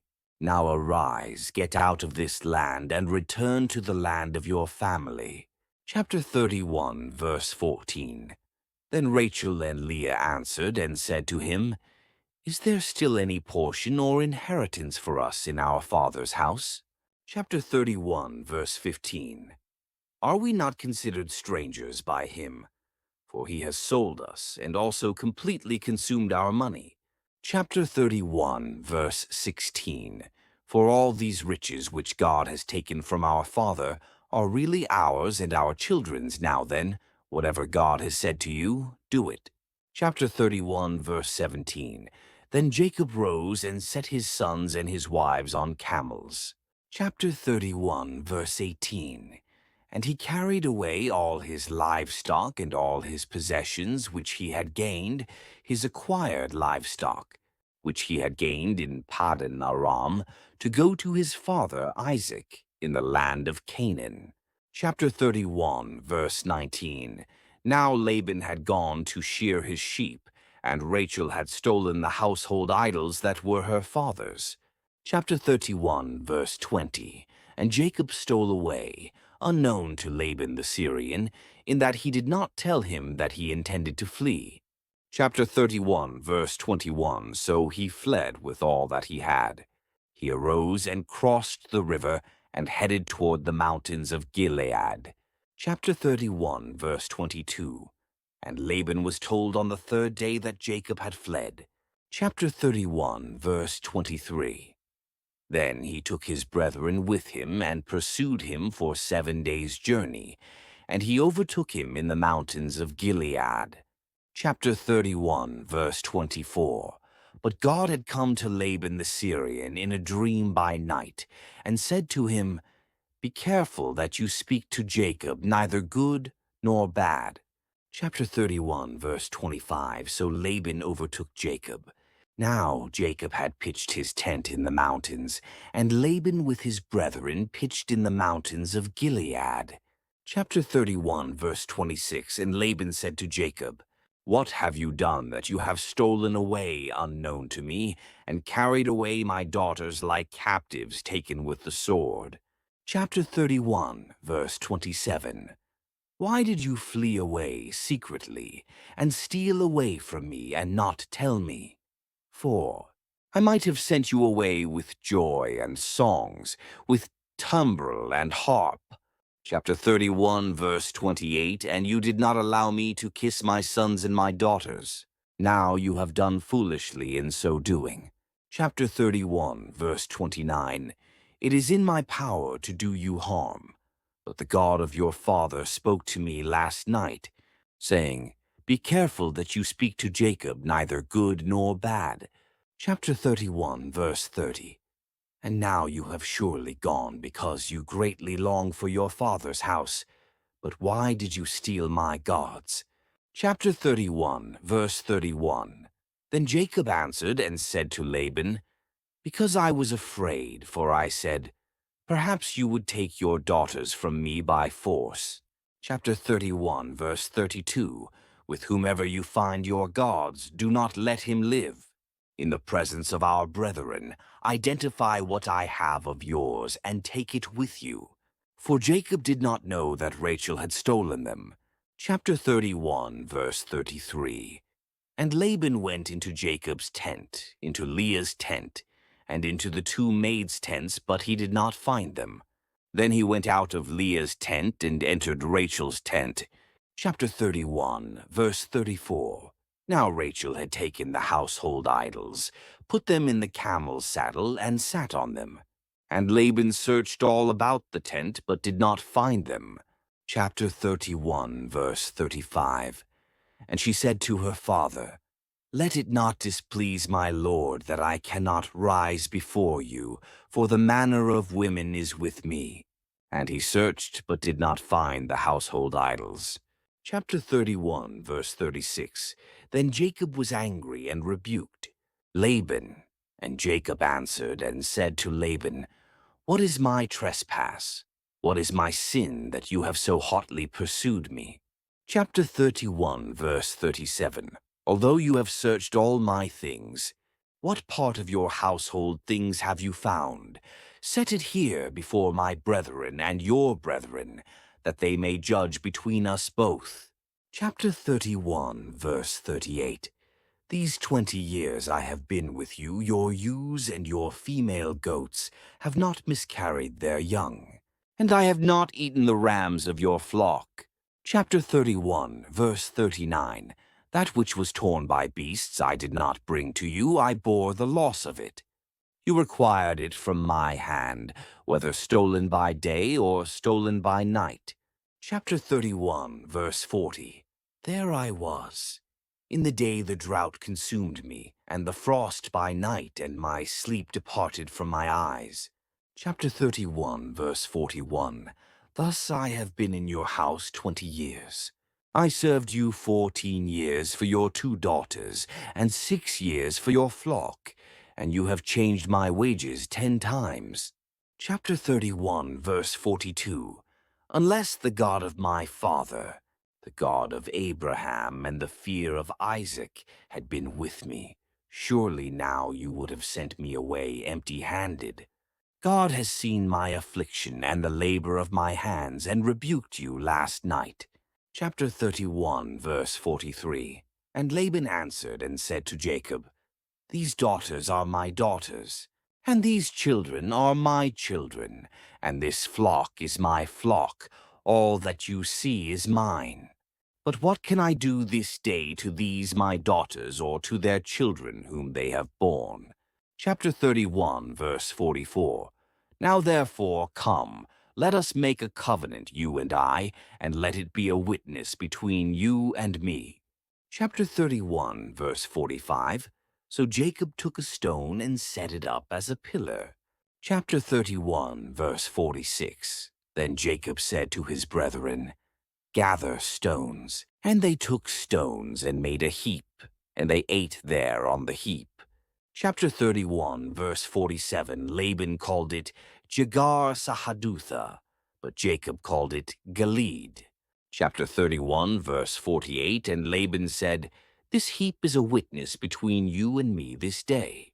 Therefore its name was called Gilead. Chapter 31, verse 49, also Mizpah, because he said, May the Lord watch between you and me when we are absent one from another. Chapter 31, verse 50, If you afflict my daughters, or if you take other wives besides my daughters, although no man is with us, see, God is witness between you and me. Chapter 31, verse 51, Then Laban said to Jacob, Here is this heap, and here is this pillar, which I have placed between you and me. Chapter 31, verse 52. This heap is a witness, and this pillar is a witness, that I will not pass beyond this heap to you, and you will not pass beyond this heap and this pillar to me for harm. Chapter 31, verse 53. The God of Abraham, the God of Nahor, and the God of their father judge between us. And Jacob swore by the fear of his father Isaac. Chapter 31, verse 54. Then Jacob offered a sacrifice on the mountain, and called his brethren to eat bread. And they ate bread and stayed all night on the mountain. Chapter 31, verse 55. And early in the morning Laban arose and kissed his sons and daughters, and blessed them. Then Laban departed and returned to his place. Genesis 32. Chapter 32, verse 1. So Jacob went on his way, and the angels of God met him. Chapter 32, verse 2. When Jacob saw them, he said, "This is God's camp." And he called the name of that place Mahanaim. Chapter 32, verse 3. Then Jacob sent messengers before him to Esau, his brother, in the land of Seir, the country of Edom. Chapter 32, verse 4. And he commanded them, saying, "Speak thus to my lord Esau, thus your servant. Jacob says, I have dwelt with Laban and stayed there until now." Chapter 32, verse 5. I have oxen, donkeys, flocks, and male and female servants, and I have sent to tell my lord, that I may find favor in your sight. Or, chapter 32, verse 6. Then the messengers returned to Jacob, saying, "We came to your brother Esau, and he also is coming to meet you, and 400 men are with him." Chapter 32, verse 7. So Jacob was greatly afraid and distressed, and he divided the people that were with him, and the flocks and herds and camels, into 2 companies. Chapter 32, verse 8. And he said, "If Esau comes to the one company and attacks it, then the other company which is left will escape." Chapter 32, verse 9. Then Jacob said, "O God of my father Abraham and God of my father Isaac, the Lord who said to me, 'Return to your country and to your family, and I will deal well with you.'" Chapter 32, verse 10. I am not worthy of the least of all the mercies and of all the truth, which you have shown your servant for. I crossed over this Jordan with my staff, and now I have become 2 companies. Chapter 32, verse 11. Deliver me, I pray, from the hand of my brother, from the hand of Esau, for I fear him, lest he come and attack me and the mother with the children. Chapter 32, verse 12. For you said, "I will surely treat you well, and make your descendants as the sand of the sea, which cannot be numbered for multitude." Chapter 32, verse 13. So he lodged there that same night, and took what came to his hand as a present for Esau his brother. Chapter 32, verse 14. 200 female goats and 20 male goats, 200 ewes and 20 rams. Chapter 32, verse 15. 30 milk camels with their colts, 40 cows and 10 bulls, 20 female donkeys and 10 foals. Chapter 32, verse 16. Then he delivered them to the hand of his servants. Every drove by itself, and said to his servants, "Pass over before me, and put some distance between successive droves." Chapter 32, verse 17. And he commanded the first one, saying, "When Esau my brother meets you and asks you, saying, 'To whom do you belong? And where are you going? Whose are these in front of you?'" Chapter 32, verse 18. Then you shall say, "They are your servant Jacob's. It is a present sent to my lord Esau, and behold, he also is behind us." Chapter 32, verse 19. So he commanded the second, the third, and all who followed the droves, saying, "In this manner you shall speak to Esau when you find him." Chapter 32, verse 20. And also say, "Behold, your servant Jacob is behind us. For he said, I will appease him with the present that goes before me, and afterward I will see his face, perhaps he will accept me." Chapter 32, verse 21. So the present went on over before him, but he himself lodged that night in the camp. Chapter 32, verse 22.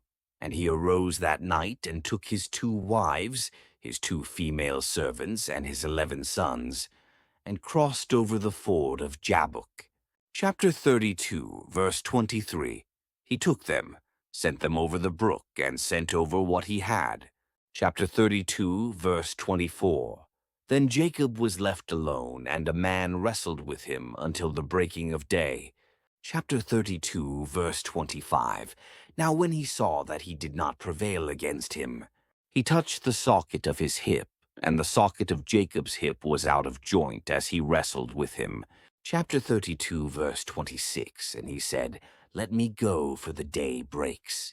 But he said, I will not let you go unless you bless me. Chapter 32, verse 27. So he said to him, What is your name? He said, Jacob. Chapter 32, verse 28. And he said, Your name shall no longer be called Jacob, but Israel, for you have struggled with God and with men, and have prevailed. Chapter 32, verse 29. Then Jacob asked, saying, Tell me your name, I pray. And he said, Why is it that you ask about my name? And he blessed him there. Chapter 32, verse 30. So Jacob called the name of the place Peniel, for I have seen God face to face, and my life is preserved. Chapter 32, verse 31. Just as he crossed over Penuel, the sun rose on him, and he limped on his hip. Chapter 32, verse 32. Therefore, to this day the children of Israel do not eat the muscle that shrank, which is on the hip socket, because he touched the socket of Jacob's hip in the muscle that shrank. Genesis 33. Chapter 33, verse 1. Now Jacob lifted his eyes and looked, and behold, Esau was coming, and with him were 400 men. So he divided the children among Leah, Rachel, and the 2 maidservants. Chapter 33, verse 2. And he put the maidservants and their children in front, Leah and her children behind them, and Rachel and Joseph last. Chapter 33, verse 3. Then he crossed over before them and bowed himself to the ground 7 times, until he came near to his brother. Chapter 33, verse 4. But Esau ran to meet him and embraced him, and fell on his neck and kissed him. And they wept. Chapter 33, verse 5. And he lifted his eyes and saw the women and children, and said, Who are these with you? So he said, The children whom God has graciously given your servant. Chapter 33, verse 6. Then the maidservants came near, they and their children, and bowed down. Chapter 33, verse 7. And Leah also came near with her children, and they bowed down. Afterward Joseph and Rachel came near, and they bowed down. Chapter 33, verse 8. Then Esau said, What do you mean by all this company which I met? And he said, These are to find favor in the sight of my Lord. Chapter 33, verse 9. But Esau said, I have enough, my brother, keep what you have for yourself. Chapter 33, verse 10. And Jacob said, No, please, if I have now found favor in your sight, then receive my present from my hand, inasmuch as I have seen your face, as though I had seen the face of God, and you were pleased with me. Chapter 33, verse 11. Please take my blessing that is brought to you, because God has dealt graciously with me, and because I have enough. So he urged him, and he took it. Chapter 33, verse 12. Then Esau said, Let us take our journey, let us go, and I will go before you. Chapter 33, verse 13. But Jacob said to him, My Lord knows that the children are weak, and the flocks and herds which are nursing are with me. And if the men should drive them hard one day, all the flock will die. Chapter 33, verse 14. Please let my Lord go on ahead before his servant. I will lead on slowly at a pace which the livestock that go before me and the children are able to endure, until I come to my Lord in Seir. Chapter 33, verse 15. And Esau said, Now let me leave with you some of the people who are with me. But he said, What need is there? Let me find favor in the sight of my Lord. Chapter 33, verse 16. So Esau returned that day on his way to Seir. Chapter 33, verse 17. And Jacob journeyed to Succoth, built himself a house, and made booths for his livestock. Therefore the name of the place is called Succoth. Chapter 33, verse 18. Then Jacob came safely to the city of Shechem, which is in the land of Canaan, when he came from Padan Aram, and he pitched his tent before the city. Chapter 33, verse 19. And he bought the parcel of land, where he had pitched his tent from the children of Hamor, Shechem's father, for 100 pieces of money. Chapter 33, verse 20. Then he erected an altar there and called it El Elohe Israel. Genesis 34. Chapter 34, verse 1. Now Dinah, the daughter of Leah, whom she had borne to Jacob, went out to see the daughters of the land. Chapter 34, verse 2. And when Shechem, the son of Hamor the Hivite, prince of the land, saw her, he took her and lay with her and violated her. Chapter 34, verse 3. His soul was strongly attracted to Dinah, the daughter of Jacob, and he loved the young woman and spoke kindly to the young woman. Chapter 34, verse 4. So Shechem spoke to his father Hamor, saying, Get me this young woman as a wife. Chapter 34, verse 5. And Jacob heard that he had defiled Dinah his daughter. Now his sons were with his livestock in the field, so Jacob held his peace until they came. Chapter 34, verse 6. Then Hamor the father of Shechem went out to Jacob to speak with him. Chapter 34, verse 7. And the sons of Jacob came in from the field when they heard it. And the men were grieved and very angry, because he had done a disgraceful thing in Israel by lying with Jacob's daughter, a thing which ought not to be done. Chapter 34, verse 8. But Hamor spoke with them, saying, The soul of my son Shechem longs for your daughter. Please give her to him as a wife. Chapter 34, verse 9. And make marriages with us, give your daughters to us, and take our daughters to yourselves. Chapter 34, verse 10. So you shall dwell with us, and the land shall be before you. Dwell and trade in it, and acquire possessions for yourselves in it. Chapter 34, verse 11. Then Shechem said to her father and her brothers, Let me find favor in your eyes, and whatever you say to me I will give. Chapter 34, verse 12. Ask me ever so much dowry and gift, and I will give according to what you say to me, but give me the young woman as a wife. Chapter 34, verse 13. But the sons of Jacob answered Shechem and Hamor his father, and spoke deceitfully, because he had defiled Dinah their sister.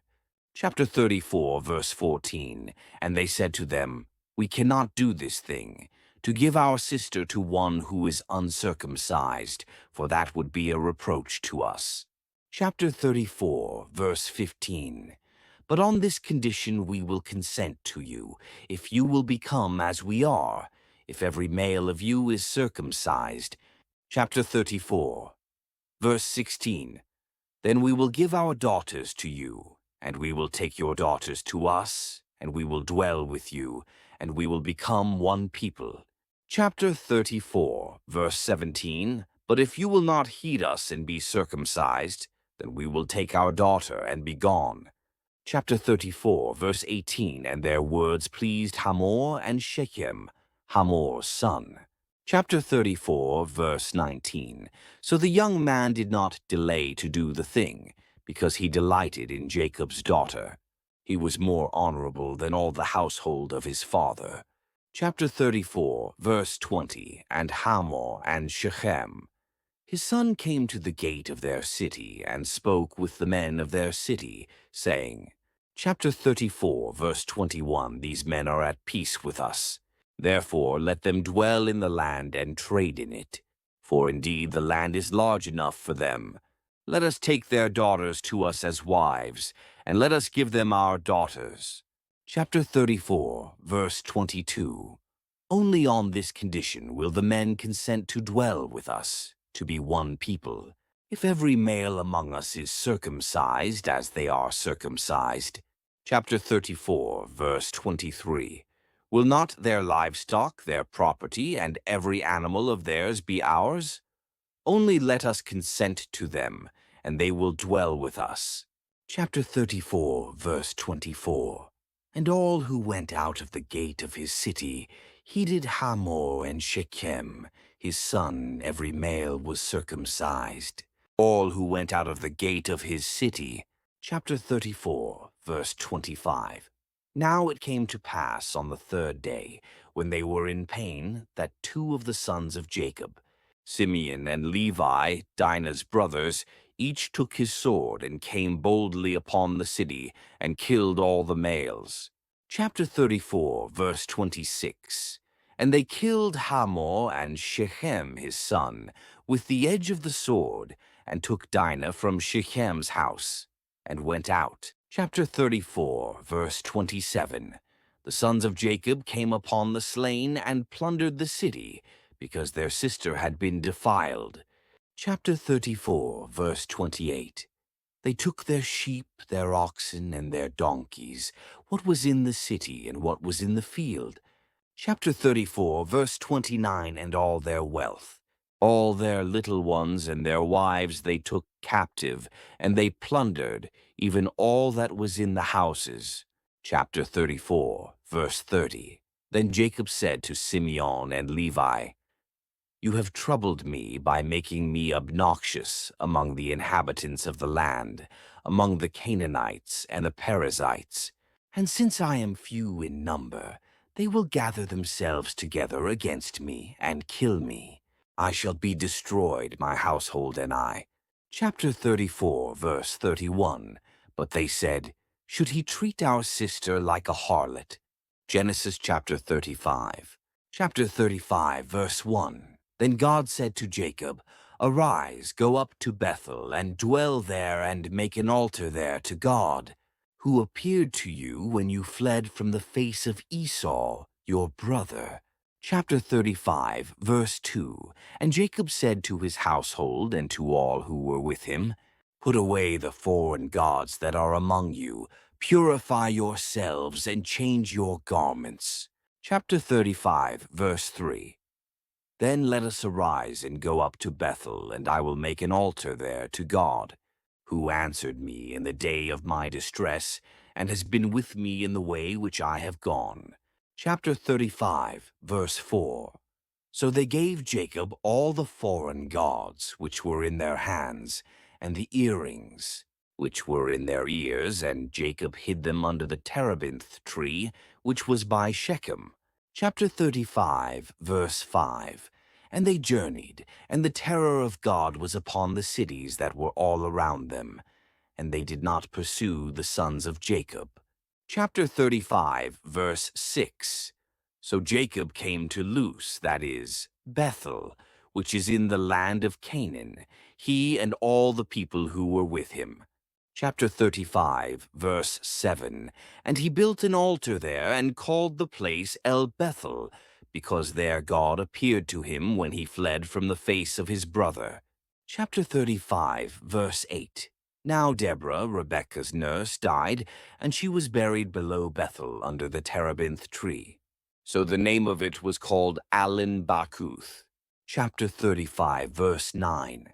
Then God appeared to Jacob again when he came from Paddan Aram, and blessed him. Chapter 35, verse 10. And God said to him, Your name is Jacob. Your name shall not be called Jacob any more, but Israel shall be your name. So he called his name Israel. Chapter 35, verse 11. Also God said to him, I am God Almighty. Be fruitful and multiply. A nation and a company of nations shall proceed from you, and kings shall come from your body. Chapter 35, verse 12. The land which I gave Abraham and Isaac I give to you and to your descendants after you I give this land. Chapter 35, verse 13. Then God went up from him in the place where he talked with him. Chapter 35, verse 14. So Jacob set up a pillar in the place where he talked with him, a pillar of stone. And he poured a drink offering on it, and he poured oil on it. Chapter 35, verse 15. And Jacob called the name of the place where God spoke with him, Bethel. Chapter 35, verse 16. Then they journeyed from Bethel. And when there was but a little distance to go to Ephrath, Rachel labored in childbirth, and she had hard labor. Chapter 35, verse 17. Now it came to pass, when she was in hard labor, that the midwife said to her, "Do not fear, you will have this son also." Chapter 35, verse 18. And so it was, as her soul was departing, for she died, that she called his name Ben-Oni, but his father called him Benjamin. Chapter 35, verse 19. So Rachel died and was buried on the way to Ephrath, that is, Bethlehem. Chapter 35, verse 20. And Jacob set a pillar on her grave, which is the pillar of Rachel's grave to this day. Chapter 35, verse 21. Then Israel journeyed and pitched his tent beyond the tower of Eder. Chapter 35, verse 22. And it happened, when Israel dwelt in that land, that Reuben went and lay with Bilhah his father's concubine, and Israel heard about it. Now the sons of Jacob were 12. Chapter 35, verse 23. The sons of Leah were Reuben, Jacob's firstborn, and Simeon, Levi, Judah, Issachar, and Zebulun. Chapter 35, verse 24. The sons of Rachel were Joseph and Benjamin. Chapter 35, verse 25. The sons of Bilhah, Rachel's maidservant, were Dan and Naphtali. Chapter 35, verse 26. And the sons of Zilpah, Leah's maidservant, were Gad and Asher. These were the sons of Jacob who were born to him in Paddan Aram. Chapter 35, verse 27. Then Jacob came to his father Isaac at Mamre, or Kirjath Arba, that is, Hebron, where Abraham and Isaac had dwelt. Chapter 35, verse 28. Now the days of Isaac were 180 years. Chapter 35, verse 29. So Isaac breathed his last and died, and was gathered to his people, being old and full of days. And his sons Esau and Jacob buried him. Genesis 36, chapter 36, verse 1. Now this is the genealogy of Esau, who is Edom. Chapter 36, verse 2. Esau took his wives from the daughters of Canaan Adah, the daughter of Elon, the Hittite Aholibamah, the daughter of Anah, the daughter of Zibeon, the Hivite. Chapter 36, verse 3, and Basemath, Ishmael's daughter, sister of Nebajoth. Chapter 36, verse 4. Now Adah bore Eliphaz to Esau, and Basemath bore Ruel. Chapter 36, verse 5, and Aholibamah bore Jush, Jalam, and Korah. These were the sons of Esau who were born to him in the land of Canaan. Chapter 36, verse 6. Then Esau took his wives, his sons, his daughters, and all the persons of his household, his cattle and all his animals, and all his goods which he had gained in the land of Canaan, and went to a country away from the presence of his brother Jacob. Chapter 36, verse 7. For their possessions were too great for them to dwell together, and the land where they were strangers could not support them because of their livestock. Chapter 36, verse 8. So Esau dwelt in Mount Seir. Esau is Edom. Chapter 36, verse 9. And this is the genealogy of Esau, the father of the Edomites, in Mount Seir. Chapter 36, verse 10. These were the names of Esau's sons: Eliphaz, the son of Adah, the wife of Esau, and Ruel, the son of Basemath, the wife of Esau. Chapter 36, verse 11. And the sons of Eliphaz were Teman, Omar, Zepho, Gatam, and Kenaz. Chapter 36, verse 12. Now Timnah was the concubine of Eliphaz, Esau's son, and she bore Amalek to Eliphaz. These were the sons of Adah, Esau's wife. Chapter 36, verse 13. These were the sons of Roel Nahath, Zerah, Shammah, and Mizah. These were the sons of Basemath, Esau's wife. Chapter 36, verse 14. These were the sons of Aholibamah, Esau's wife, the daughter of Anah, the daughter of Zibeon, and she bore to Esau Josh, Jalam, and Korah. Chapter 36, verse 15. These were the chiefs of the sons of Esau. The sons of Eliphaz, the firstborn son of Esau, were Chief Teman, Chief Omar, Chief Zepho, Chief Kenaz.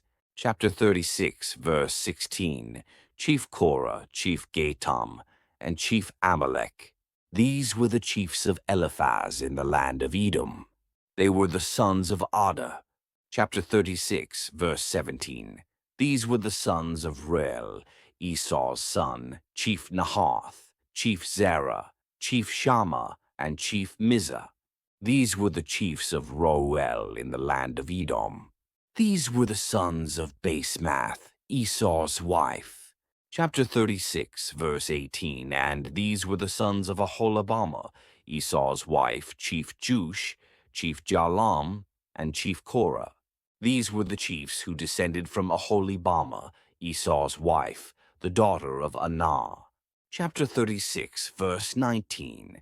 These were the sons of Esau, who is Edom, and these were their chiefs. Chapter 36, verse 20. These were the sons of Seir the Horite, who inhabited the land: Lotan, Shobal, Zibeon, Anah. Chapter 36, verse 21. Dishon, Ezer, and Dishan. These were the chiefs of the Horites, the sons of Seir in the land of Edom. Chapter 36, verse 22. And the sons of Lotan were Hori and Hemam. Lotan's sister was Timnah. Chapter 36, verse 23. These were the sons of Shobal Alvan, Manahath, Ebal, Shapho, and Onam. Chapter 36, verse 24. These were the sons of Zibeon, both Ajah and Anah. This was the Anah who found the water in the wilderness as he pastured the donkeys of his father Zibeon. Chapter 36, verse 25. These were the children of Anah, Dishon, and Aholibamah, the daughter of Anah. Chapter 36, verse 26. These were the sons of Dishon Hemdan, Eshban, Ithran, and Cheran. Chapter 36, verse 27. These were the sons of Ezer Bilhan, Zavan, and Akon. Chapter 36, verse 28. These were the sons of Dishan, Uz, and Aaron. Chapter 36, verse 29. These were the chiefs of the Horites: Chief Lotan, Chief Shobal, Chief Zibeon, Chief Anah. Chapter 36, verse 30. Chief Dishan, Chief Ezer, and Chief Dishan. These were the chiefs of the Horites, according to their chiefs in the land of Seir. Chapter 36, verse 31. Now these were the kings who reigned in the land of Edom, before any king reigned over the children of Israel. Chapter 36, verse 32. Bela the son of Beor reigned in Edom, and the name of his city was Dinhabah. Chapter 36, verse 33. And when Bela died, Jobab the son of Zerah of Bozrah reigned in his place.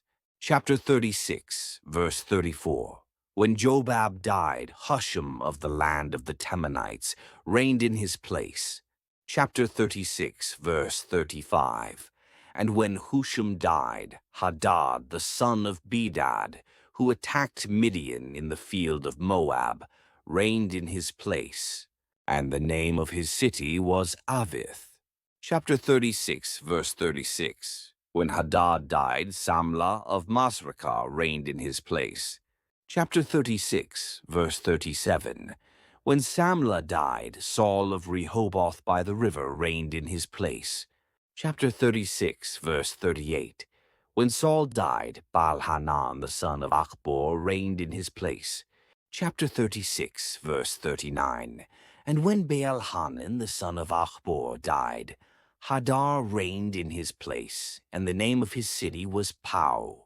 His wife's name was Mehetabel, the daughter of Matred, the daughter of Mezahab.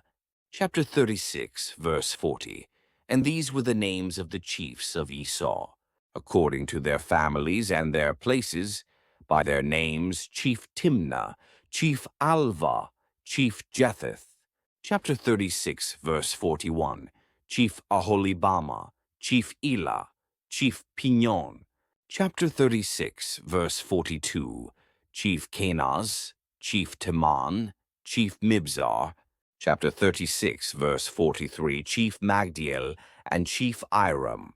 These were the chiefs of Edom, according to their dwelling places in the land of their possession. Esau was the father of the Edomites.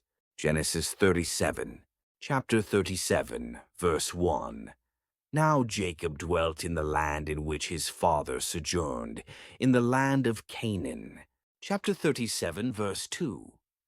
And these are his generations. Joseph, when he was 16 years old, was feeding the flock with his brothers. He was still a boy, and he was with the sons of Bilhah and of Zilpah, his father's wives, and he accused his brothers to his father of a most sinful crime. Chapter 37, verse 3. Now Israel loved Joseph above all his sons, because he had him in his old age. And he made him a coat of various colors. Chapter 37, verse 4. Then his brothers, seeing that he was loved by his father above all his sons, hated him, and were not able to speak to him peacefully. Chapter 37, verse 5. Then it happened that he reported to his brothers a dream that he had seen, which occasioned an even greater hatred. Chapter 37, verse 6, and he said to them, Listen to my dream that I saw. Chapter 37, verse 7, I thought we were binding sheaves in the field, and my sheaf rose up and stood straight. But your sheaves turned aside and worshipped my sheaf. Chapter 37, verse 8, his brothers responded, Are you perhaps going to be our king, or shall we be subject to your rule? Therefore, this matter of his dreams and words furnished the fuel for their envy and hatred. Chapter 37, verse 9. Likewise, he saw another dream, which he explained to his brothers, saying, I saw by a dream, as it were, the sun and the moon and 11 stars worshipping me. Chapter 37, verse 10. And when he had told this to his father and brothers, his father rebuked him and said, What is this dream that you saw? Shall I and your mother and your brothers worship you upon the earth? Chapter 37, verse 11. Therefore his brothers were jealous of him. Yet truly his father considered the matter silently. Chapter 37, verse 12. And while his brothers were lodging at Shechem, pasturing their father's flocks, Chapter 37, verse 13, Israel said to him, Your brothers pasture the sheep at Shechem. Come, I will send you to them. And when he answered, Chapter 37, verse 14, I am ready, he said to him. Go and see if all things are well with your brothers and the cattle, and bring me back word. And being sent from the valley of Hebron, he arrived at Shechem. Chapter 37, verse 15. And a man found him wandering in a field, and he asked what he was seeking. Chapter 37, verse 16. So he responded, I seek my brothers. Tell me where they pasture the flocks. Chapter 37, verse 17. And the man said to him, They have gone away from here. But I heard them saying, Let us go to Dothan. And Joseph went after his brothers, and he found them at Dothan. Chapter 37, verse 18. And when they saw him from afar before he approached them, they decided to kill him. Chapter 37, verse 19. And they said one to another, Behold, the dreamer approaches. Chapter 37, verse 20. Come, let us kill him, and cast him into an old cistern. And we will say a wild beast devoured him. Then it will become apparent how his dreams will benefit him. Chapter 37, verse 21. But Reuben, on hearing this, strove to free him from their hands, and he said, Chapter 37, verse 22. You must not take his life, nor shed his blood. Instead, cast him into this cistern, which is in the wilderness, and keep your hands clean." But he said this, wanting to rescue him from their hands, so as to return him to his father. Chapter 37, verse 23. And so, as soon as he arrived to his brothers, they stripped him of his tunic, the tunic of dye, chapter 37, verse colors that he was wearing. Chapter 37, verse 24, and they cast him into an old cistern, which held no water.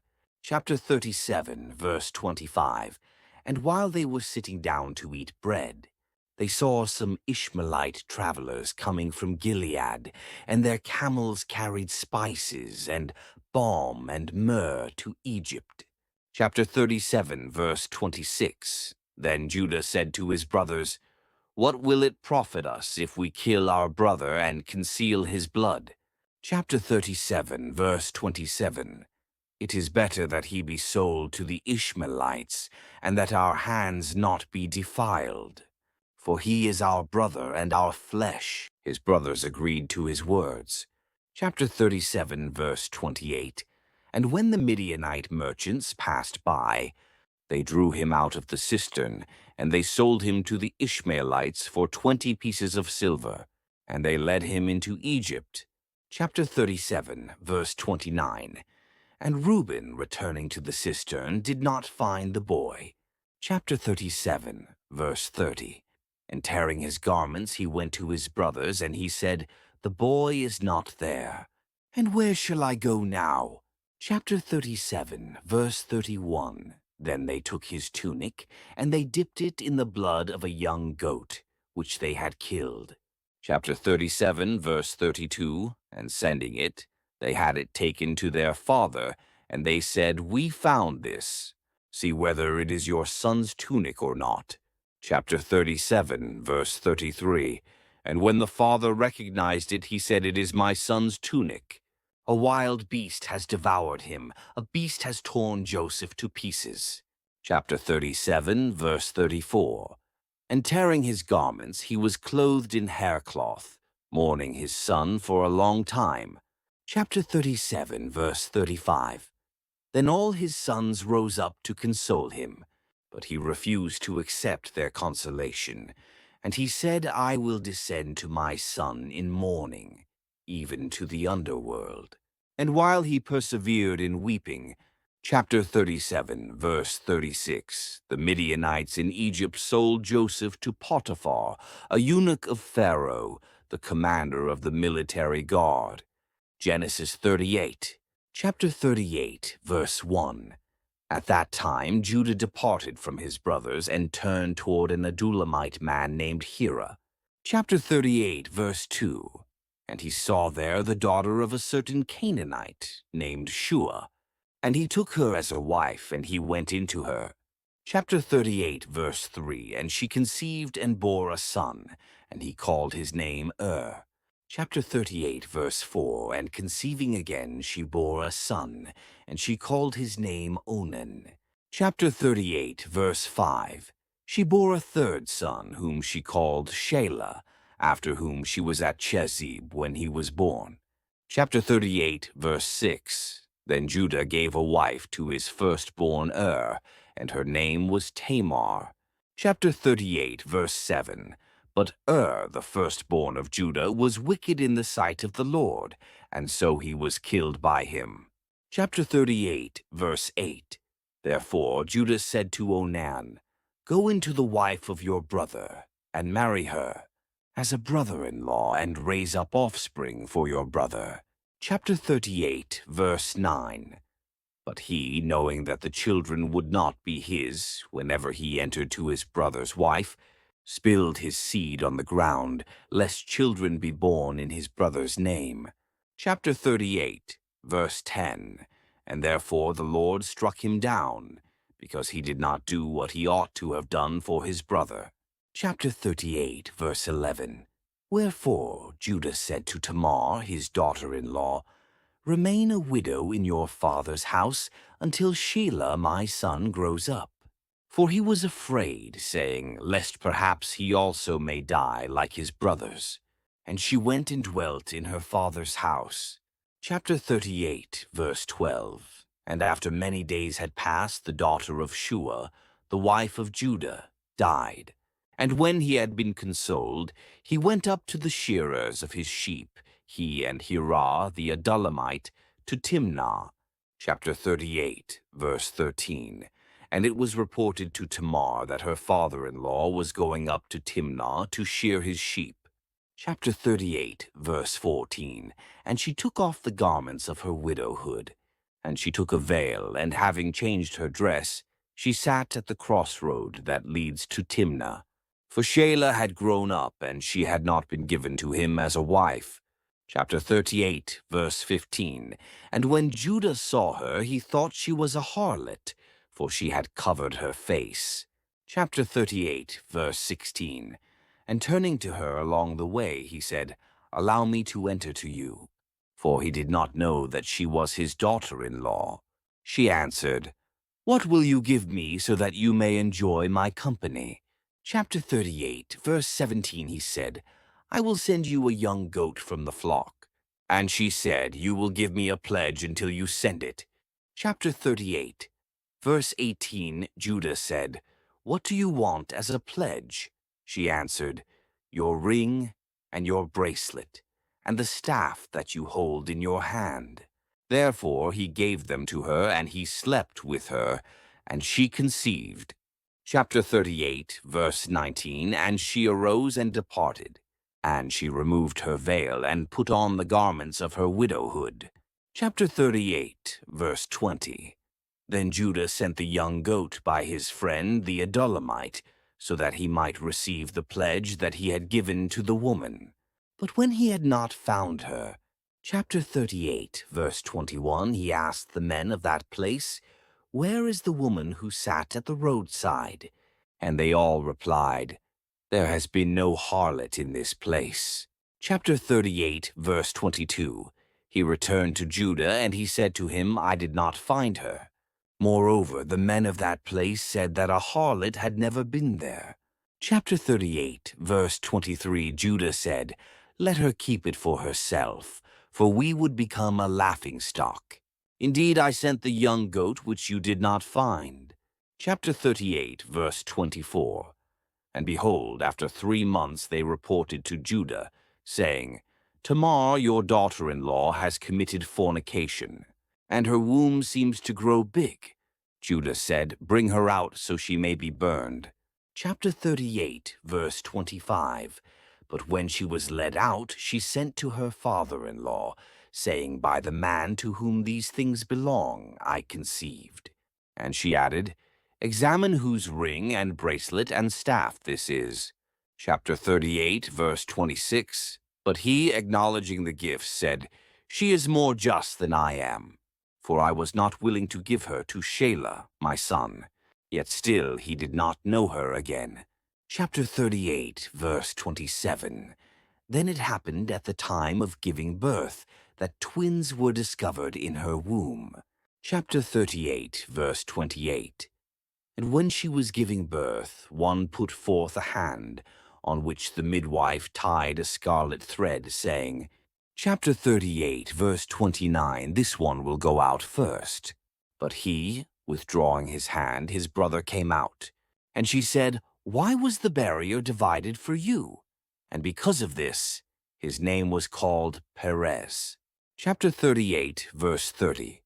Afterwards his brother came out, on whose hand was the scarlet thread, and he was called Zerah. Genesis 39. Chapter 39, verse 1. Now Joseph was brought down to Egypt, and Potiphar, an official of Pharaoh and the chief of the army, an Egyptian, bought him from the Ishmaelites who had brought him there. Chapter 39, verse 2. And the Lord was with Joseph, and he became a successful man. And he was in the house of his master, the Egyptian. Chapter 39, verse 3. And his master saw that the Lord was with him, and that the Lord caused all that he did to prosper in his hand. Chapter 39, verse 4. And Joseph found grace in his sight, and served him. And he appointed him over his house, and he placed into his hand all that he had. Chapter 39, verse 5. And from the time that he appointed him over his house and all that he had, the Lord blessed the house of the Egyptian because of Joseph. And the blessing of the Lord was upon all that he had, in the house and in the field. Chapter 39, verse 6. And he left all that he had in the hand of Joseph, and did not concern himself with anything, except the food that he ate. Now Joseph was handsome in form and appearance. Chapter 39, verse 7. And after these things the wife of his master cast her eyes on Joseph and said, "Sleep with me." Chapter 39, verse 8. But he refused and said to the wife of his master, "Behold, my master does not concern himself with anything in the house, and he has given everything he has into my hand." Chapter 39, verse 9. There is no one greater in this house than I, and he has not kept back anything from me except you, because you are his wife. How then can I do this great wickedness and sin against God? Chapter 39, verse 10. And though she spoke to Joseph day after day, he did not listen to her to lie with her or to be with her. Chapter 39, verse 11. But on a certain day Joseph entered the house to do his work, and none of the men of the house were inside. Chapter 39, verse 12. And she grabbed him by his garment, saying, "Sleep with me." But he left his garment in her hand and fled and went outside. Chapter 39, verse 13. And when she saw that he had left his garment in her hand and had fled outside, Chapter 39, verse 14, she called the men of her house and said to them, "Look, he has brought in a Hebrew to us to mock us. He came in to me to sleep with me, and I cried out with a loud voice." Chapter 39, verse 15. And when he heard that I lifted up my voice and cried out, he left his garment beside me and fled, and went outside. Chapter 39, verse 16. Then she laid up his garment by her until his master came home. Chapter 39, verse 17. And she spoke to him with these words, saying, "The Hebrew servant whom you brought to us came in to me to mock me." Chapter 39, verse 18. But as soon as I lifted up my voice and cried out, he left his garment beside me and fled outside. Chapter 39, verse 19. And when his master heard the words of his wife, which she spoke to him, saying, "These things your servant did to me," he became angry. Chapter 39, verse 20. And Joseph's master took him and put him into the prison, a place where the king's prisoners were confined. And he was there in the prison. Chapter 39, verse 21. But the Lord was with Joseph and showed him steadfast love and gave him favor in the sight of the keeper of the prison. Chapter 39, verse 22. And the keeper of the prison committed to Joseph's hand all the prisoners who were in the prison. Whatever they did there, he was the one who did it. Chapter 39, verse 23. The keeper of the prison paid no attention to anything that was in Joseph's charge, because the Lord was with him. And whatever he did, the Lord made it prosper. Genesis 40. Chapter 40, verse 1. And after these things, the cupbearer of the king of Egypt and his baker offended their lord, the king of Egypt. Chapter 40, verse 2. And Pharaoh was angry with his two officers, the chief cupbearer and the chief baker. Chapter 40, verse 3. And he put them in custody in the house of the captain of the guard, in the prison, the place where Joseph was confined. Chapter 40, verse 4. And the captain of the guard appointed Joseph to be with them, and he served them. And they continued for a time in custody. Chapter 40, verse 5. And they both dreamed a dream, each one his dream in one night, each man according to the interpretation of his dream, the cupbearer and the baker of the king of Egypt, who were confined in the prison. Chapter 40, verse 6. And Joseph came to them in the morning and looked at them, and saw that they were troubled. Chapter 40, verse 7. And he asked Pharaoh's officers who were with him in custody in his master's house, "Why do you look so sad today?" Chapter 40, verse 8. And they said to him, "We have dreamed a dream, and there is no one to interpret it." Then Joseph said to them, "Do not interpretations belong to God? Tell them to me, please." Chapter 40, verse 9. So the chief cupbearer told his dream to Joseph and said to him, "In my dream there was a vine in front of me." Chapter 40, verse 10. And on the vine were 3 branches. As it budded, its blossoms came out, and its clusters brought forth ripe grapes. Chapter 40, verse 11. And Pharaoh's cup was in my hand, and I took the grapes and pressed them into Pharaoh's cup, and I placed the cup in Pharaoh's hand. Chapter 40, verse 12. Then Joseph said to him, "This is its interpretation. The 3 branches are 3 days." Chapter 40, verse 13. Within 3 days Pharaoh will lift up your head and restore you to your office, and you will place Pharaoh's cup in his hand as formerly when you were his cupbearer. Chapter 40, verse 14. But remember me when it is well with you, and please show kindness to me, mention me to Pharaoh, and get me out of this house. Chapter 40, verse 15.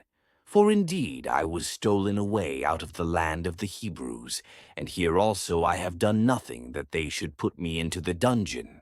Chapter 40, verse 16. When the chief baker saw that the interpretation was favorable, he said to Joseph, "I also had a dream. There were 3 white baskets on my head."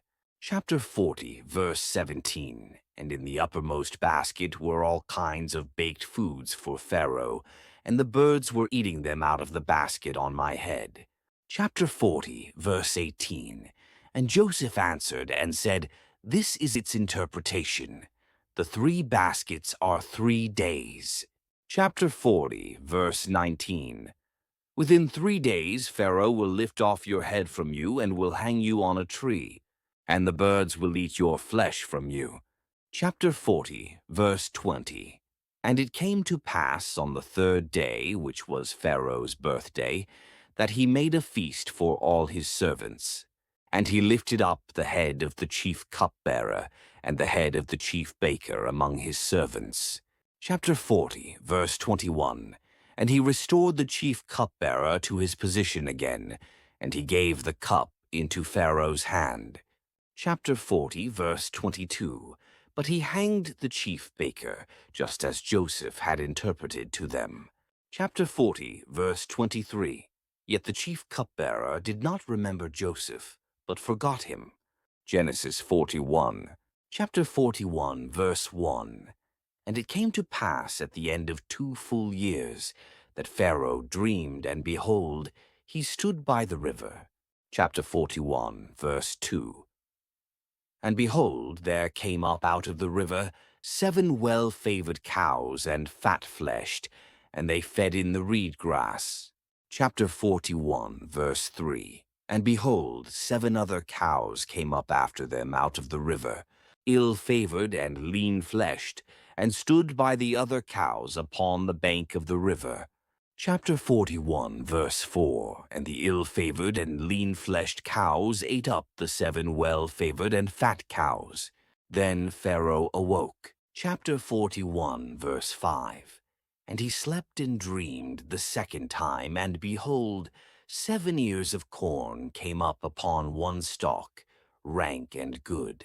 Chapter 41, verse 6. And behold, 7 thin ears and blasted with the east wind sprung up after them. Chapter 41, verse 7. And the 7 thin ears devoured the 7 rank and full ears. And Pharaoh awoke, and behold, it was a dream. Chapter 41, verse 8. And it came to pass in the morning that his spirit was troubled.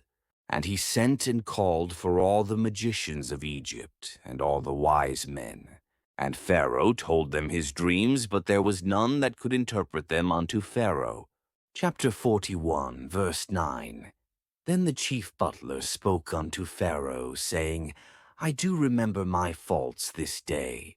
Chapter 41, verse 10. Pharaoh was angry with his servants and put me in custody in the captain of the guard's house, both me and the chief baker. Chapter 41, verse 11. And we dreamed a dream in one night. I and he, we dreamed each man according to the interpretation of his dream. Chapter 41, verse 12. And there was there with us a young man, a Hebrew, servant to the captain of the guard. And we told him, and he interpreted to us our dreams to each man, according to his dream he did interpret. Chapter 41, verse 13. And it came to pass, as he interpreted to us, so it was me he restored to my office, and him he hanged. Chapter 41, verse 14. Then Pharaoh sent and called Joseph, and they brought him hastily out of the dungeon. And he shaved himself and changed his raiment and came in unto Pharaoh. Chapter 41, verse 15. And Pharaoh said unto Joseph, I have dreamed a dream, and there is none that can interpret it. And I have heard it said of you that you can understand a dream to interpret it. Chapter 41, verse 16. And Joseph answered Pharaoh, saying, It is not in me God shall give Pharaoh an answer of peace. Chapter 41, verse 17. And Pharaoh said unto Joseph, In my dream, behold, I stood upon the bank of the river. Chapter 41, verse 18. And behold, there came up out of the river 7 cows, fat-fleshed and well-favored, and they fed in a meadow. Chapter 41, verse 19. And behold, 7 other cows came up after them, poor and very ill-favored and lean-fleshed, such as I never saw in all the land of Egypt, for badness. Chapter 41, verse 20. And the lean and ill-favored cows did eat up the first 7 fat cows. Chapter 41, verse 21. And when they had eaten them up, it could not be known that they had eaten them, but they were still ill-favored, as at the beginning. So I awoke. Chapter 41, verse 22. And I saw in my dream, and behold, 7 ears came up in one stalk, full and good. Chapter 41, verse 23. And behold, 7 ears, withered, thin, and blasted with the east wind, sprang up after them. Chapter 41, verse 24. And the thin ears devoured the 7 good ears. And I told this unto the magicians, but there was none that could declare it to me. Chapter 41, verse 25. And Joseph said unto Pharaoh, The dream of Pharaoh is one. God has showed Pharaoh what he is about to do. Chapter 41, verse 26. The 7 good cows are 7 years, and the 7 good ears are 7 years. The dream is one. Chapter 41, verse 27. And the 7 thin and ill-favored cows that came up after them are 7 years. And the 7 empty ears blasted with the east wind shall be 7 years of famine. Chapter 41, verse 28. This is the thing which I have spoken unto Pharaoh, what God is about to do, he shows unto Pharaoh. Chapter 41, verse 29. Behold, there come 7 years of great plenty throughout all the land of Egypt. Chapter 41, verse 30. And there shall arise after them 7 years of famine, and all the plenty shall be forgotten in the land of Egypt, and the famine shall consume the land. Chapter 41, verse 31. And the plenty shall not be known in the land by reason of that famine following, for it shall be very grievous. Chapter 41, verse 32. And for that the dream was repeated unto Pharaoh twice. It is because the thing is established by God, and God will shortly bring it to pass. Chapter 41, verse 33. Now therefore let Pharaoh look out a man discreet and wise, and set him over the land of Egypt. Chapter 41, verse 34. Let Pharaoh do this, and let him appoint officers over the land, and take up the 5th part of the land of Egypt in the 7 plenteous years. Chapter 41, verse 35, And let them gather all the food of those good years that come, and lay up grain under the hand of Pharaoh, and let them keep food in the cities. Chapter 41, verse 36, And that food shall be for store to the land against the 7 years of famine, which shall be in the land of Egypt, that the land perish not through the famine. Chapter 41, verse 37, And the thing was good in the eyes of Pharaoh, and in the eyes of all his servants. Chapter 41, verse 38, And Pharaoh said unto his servants, Can we find such a one as this is, a man in whom the Spirit of God is? Chapter 41, verse 39, And Pharaoh said unto Joseph, Since God has showed you all this, there is none so discreet and wise as you are. Chapter 41, verse 40, You shall be over my house, and according unto your word shall all my people be ruled. Only in the throne will I be greater than you. Chapter 41, verse 41, And Pharaoh said unto Joseph, See, I have set you over all the land of Egypt. Chapter 41, verse 42, And Pharaoh took off his ring from his hand, and put it upon Joseph's hand, and arrayed him in vestures of fine linen, and put a gold chain about his neck. Chapter 41, verse 43, And he made him to ride in the second chariot, which he had, and they cried before him, Bow the knee. And he made him ruler over all the land of Egypt. Chapter 41, verse 44, And Pharaoh said unto Joseph, I am Pharaoh, and without you shall no man lift up his hand or foot in all the land of Egypt. Chapter 41, verse 45, And Pharaoh called Joseph's name Zaphanath-Paneah, and he gave him Asenath, the daughter of Potipharah, priest of On, to be his wife. And Joseph went out over all the land of Egypt. Chapter 41, verse 46, And Joseph was 30 years old when he stood before Pharaoh, king of Egypt. And Joseph went out from the presence of Pharaoh, and went throughout all the land of Egypt.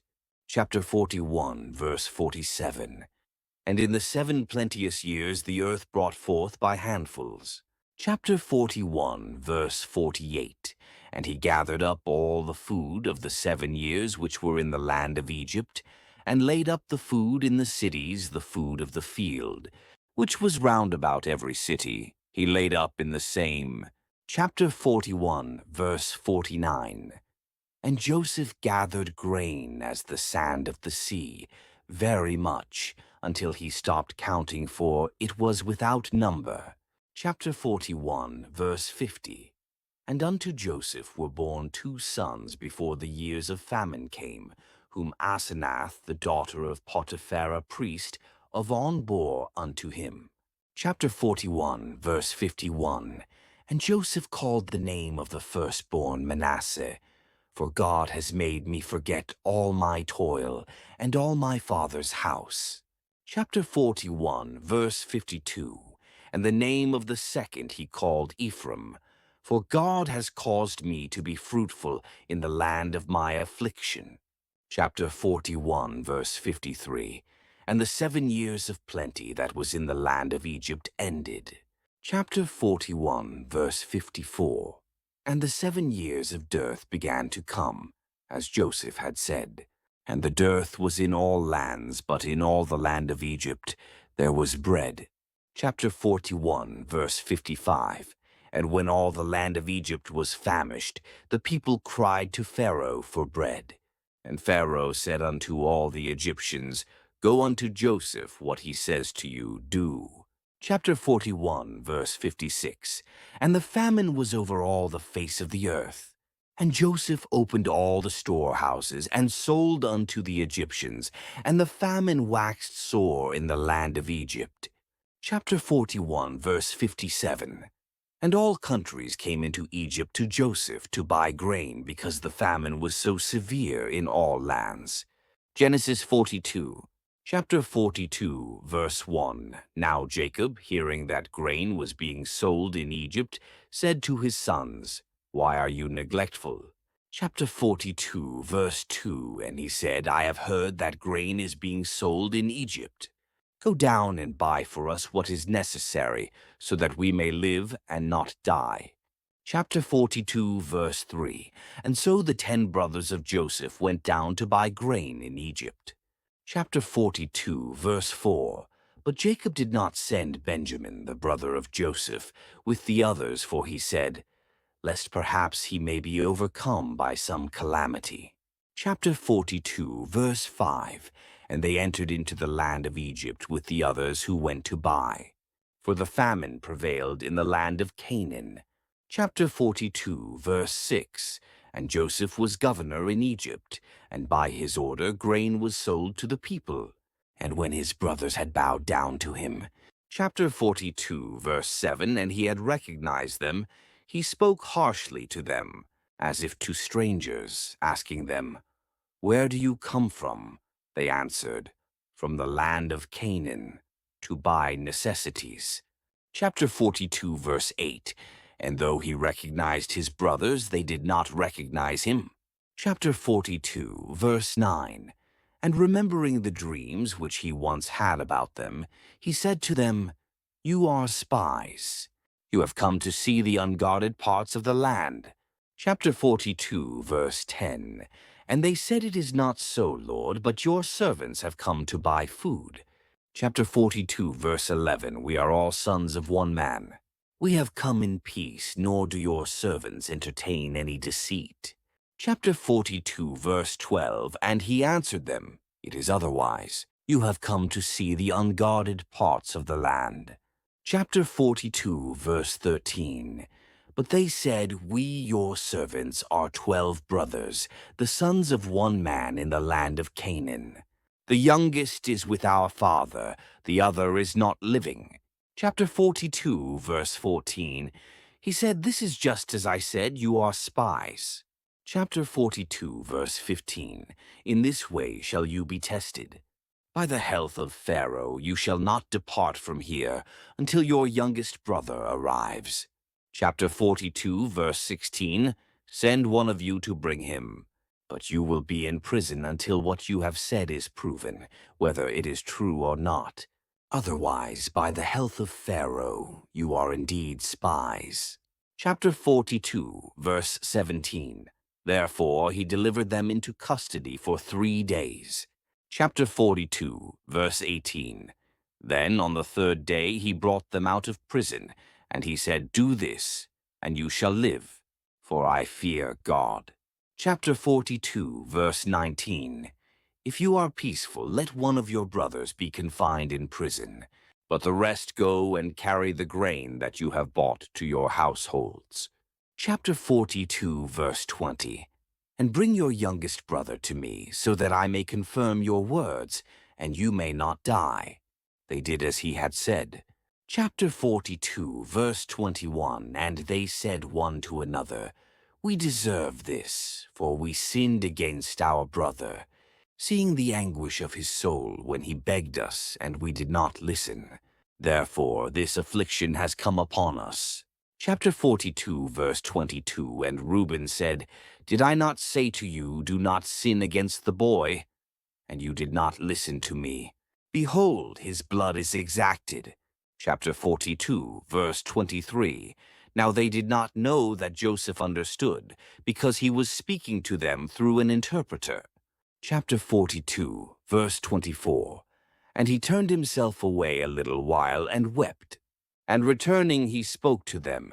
Chapter 42, verse 25, And taking Simeon and binding him in their sight, he ordered that their bags be filled with grain, and that each one's money be placed back in his sack, and that provisions be given along the way.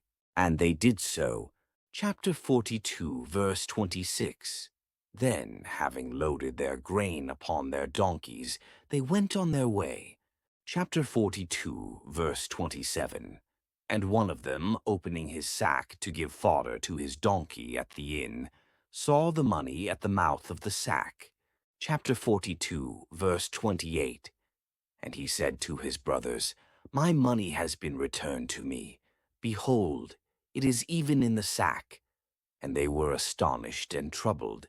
And they said to one another, "What is this that God has done to us?" Chapter 42, verse 29. And they went back to Jacob, their father, in the land of Canaan. And they reported to him all that had happened to them, saying, Chapter 42, verse 30. The Lord of the land spoke harshly to us, and he considered us to be spies of the country.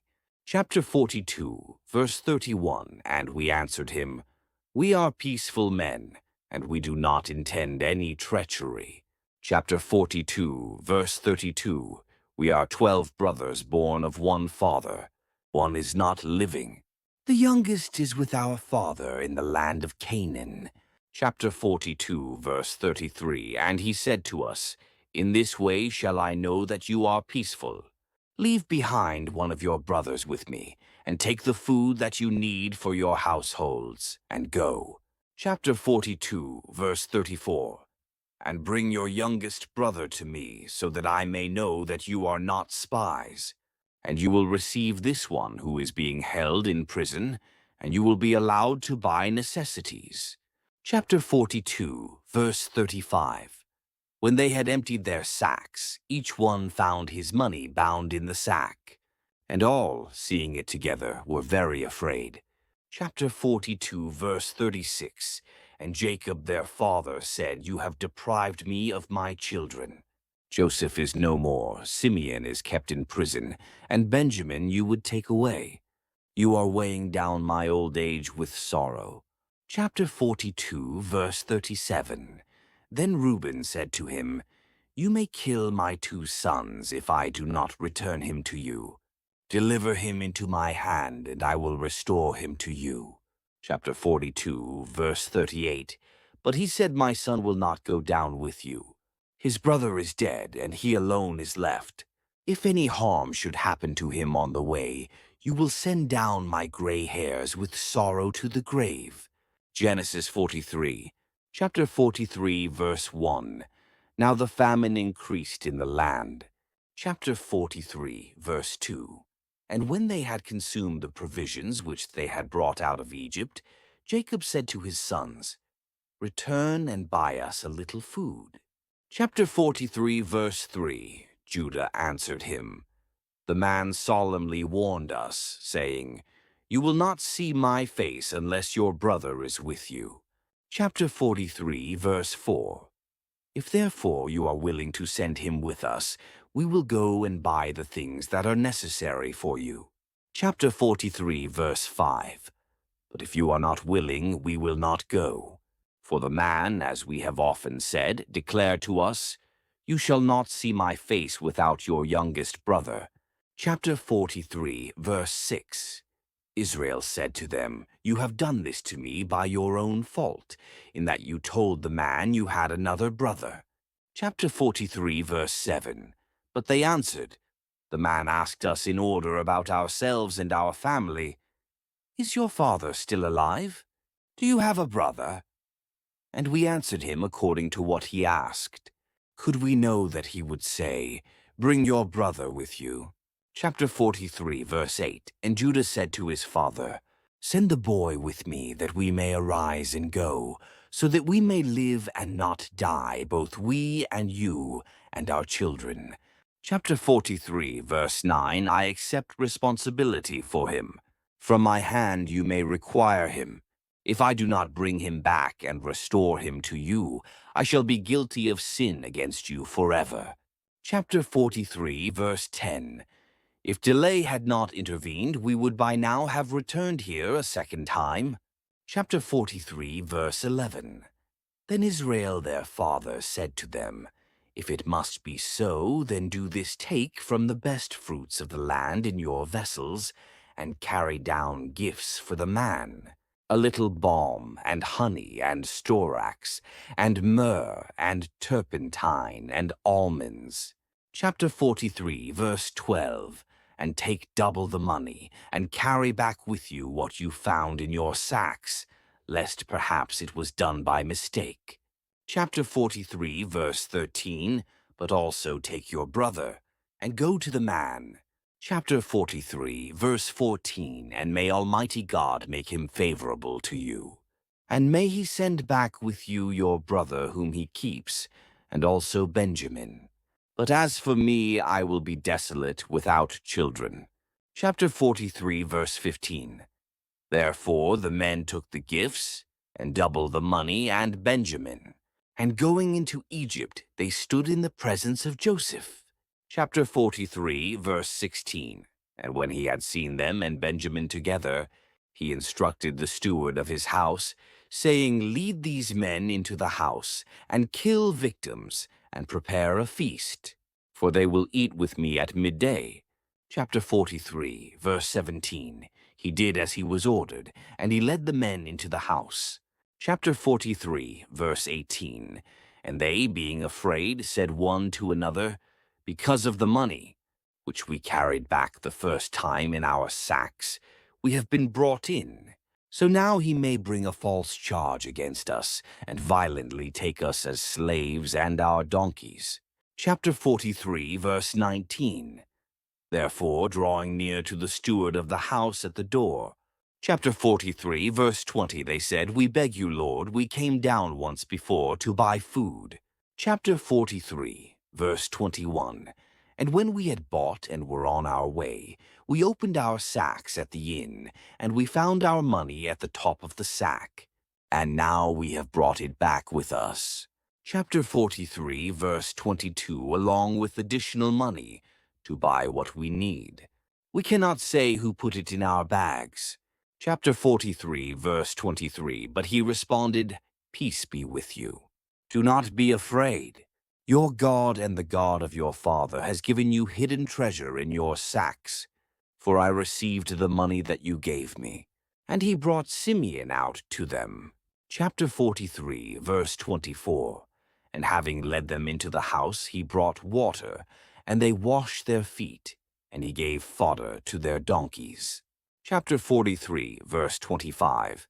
Then they prepared the gifts until Joseph arrived at midday, for they had heard that they would eat bread there. Chapter 43, verse 26. Then Joseph entered his house, and they offered him the gifts, holding them in their hands, and they reverenced prone on the ground. Chapter 43, verse 27. But he, politely greeting them again, asked them, saying, Is your father, the old man of whom you spoke, in good health? Is he still alive? Chapter 43, verse 28. And they answered, Your servant our father is well, he is still alive. And bowing themselves, they reverenced him. Chapter 43, verse 29. Then, lifting up his eyes, he saw Benjamin, his brother from the same womb, and he said, Is this your little brother, about whom you told me? And again he said, May God be gracious to you, my son. Chapter 43, verse 30. And hurrying away, for his heart had been stirred for his brother, he wept. And entering into his chamber, he wept there. Chapter 43, verse 31. And when he had washed his face, coming out again, he controlled himself, and he said, Set out bread. Chapter 43, verse 32. And when it was set out for him separately, and likewise for his brothers separately, and for the Egyptians who ate with him separately, for it is unlawful for the Egyptians to eat with the Hebrews, and they consider such a meal profane.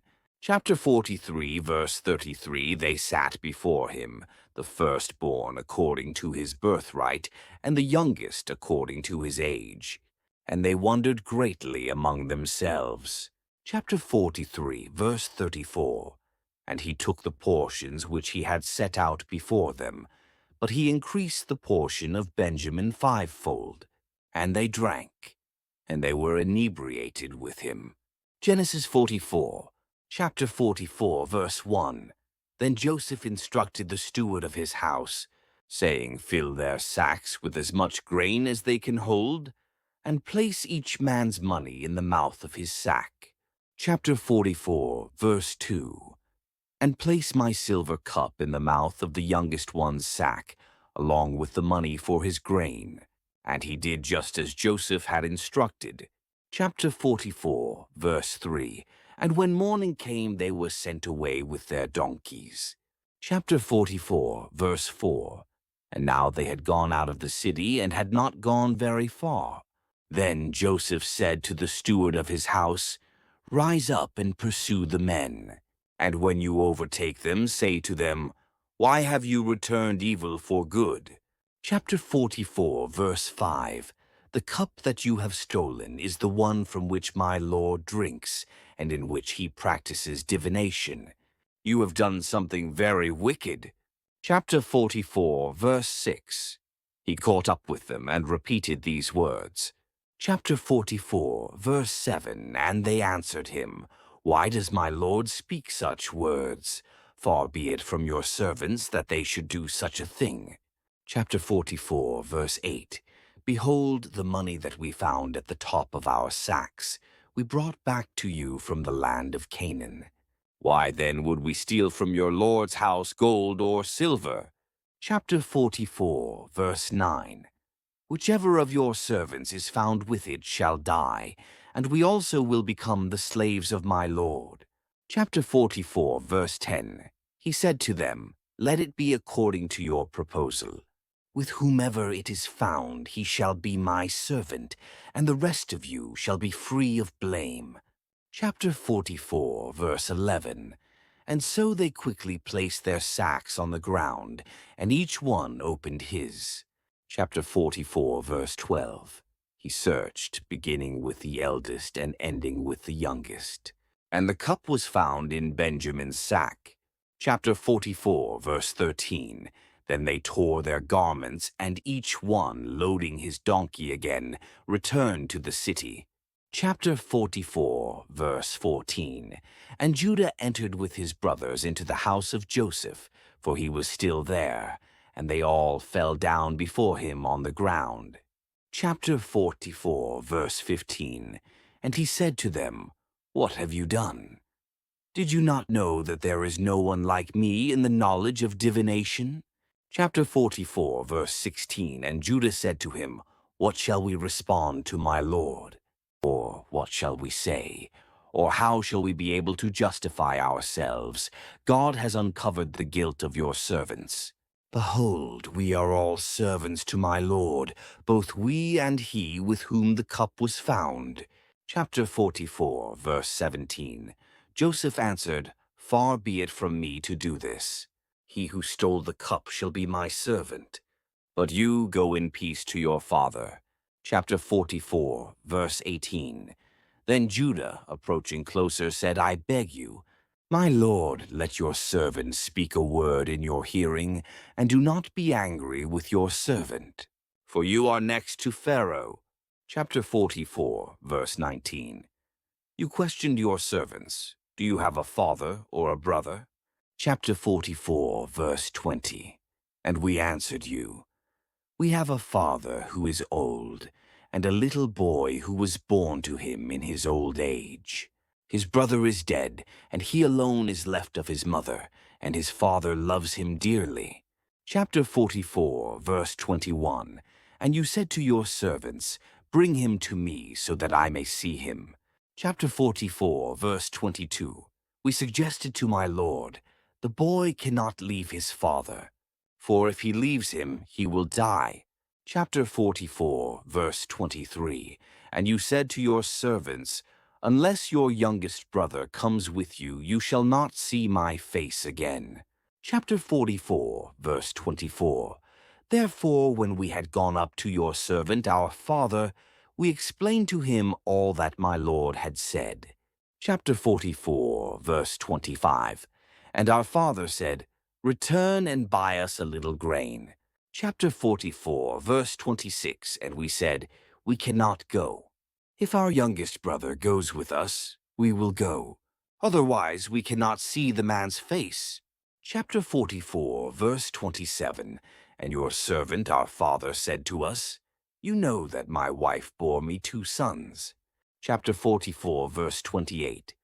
One of them went out, and you said, A wild animal devoured him, and up to now I have not seen him. Chapter 44, verse 29. If you take this one also, and something happens to him, you will bring down my gray hairs in sorrow to the grave. Chapter 44, verse 30. Therefore, if I go to your servant our father, and the boy is not with us, since his life depends on his life. Chapter 44, verse 31, and he sees that the boy is not with us, he will die, and your servants will bring down the gray hairs of your servant our father with sorrow to the grave. Chapter 44, verse 32. Let me be your servant, for I accepted responsibility for the boy with my father, saying, unless I bring him back, I will be guilty of sin against my father forever. Chapter 44, verse 33. Therefore, I beg you, let your servant remain in place of the boy as a slave to my lord, and let the boy go up with his brothers. Chapter 44, verse 34. For I cannot return to my father without the boy, lest I be a witness to the grief that will overwhelm my father. Genesis 45, chapter 45, verse 1. Then Joseph could not control himself in the sight of all who were standing around him, and he cried out, let everyone go out from me. And no one remained with him, while Joseph revealed himself to his brothers. Chapter 45, verse 2. And he raised his voice with weeping, which the Egyptians heard, along with the entire house of Pharaoh. Chapter 45, verse 3. And he said to his brothers, I am Joseph. Is my father still alive? But his brothers were not able to respond to him, being terrified by an exceedingly great fear. Chapter 45, verse 4. And he said to them mildly, come closer to me. And when they had approached him, he said, I am Joseph, your brother, whom you sold into Egypt. Chapter 45, verse 5. Do not be afraid, and let it not seem to you that I was sent here by your counsel. For God sent me ahead of you into Egypt for your salvation. Chapter 45, verse 6. For it is 2 years since the famine began in the land, and there are still 5 years remaining, during which there will be no plowing or harvesting. Chapter 45, verse 7. And God sent me ahead of you, so that you may be preserved upon the earth, and so that you may have food to live. Chapter 45, verse 8. It was not by your counsel that I was sent here, but by the will of God. He has made me like a father to Pharaoh, and lord of his entire house, and governor throughout all the land of Egypt. Chapter 45, verse 9. Hurry and go up to my father and say to him, your son Joseph says God has made me lord of all the land of Egypt. Come down to me. Do not delay. Chapter 45, verse 10. And you shall live in the land of Goshen. And you will be near me, you and your sons and your sons' sons, your sheep and your herds, and all that you possess. Chapter 45, verse 11. And there I will provide for you. For there are still 5 years of famine remaining, lest both you and your house and all that you possess be consumed. Chapter 45, verse 12. Behold, your eyes and the eyes of my brother Benjamin can see that it is my mouth speaking to you. Chapter 45, verse 13. You shall report to my father all my glory in Egypt, and all that you have seen. Hurry and bring him to me. Chapter 45, verse 14. And then falling upon the neck of his brother Benjamin, he embraced him and wept. And likewise Benjamin wept at the same time on his neck. Chapter 45, verse 15. And Joseph kissed all his brothers, and he wept over each one of them. After this they were emboldened to speak to him. Chapter 45, verse 16. And it was heard, and the news spread by word of mouth in the king's court, the brothers of Joseph have arrived. And Pharaoh was glad, as well as all his household. Chapter 45, verse 17. And he said to Joseph that he should give orders to his brothers, saying, load your beasts, and go into the land of Canaan. Chapter 45, verse 18, And bring your father and your kindred, and come to me, and I will give you all the good things of Egypt, so that you may eat the fat of the land.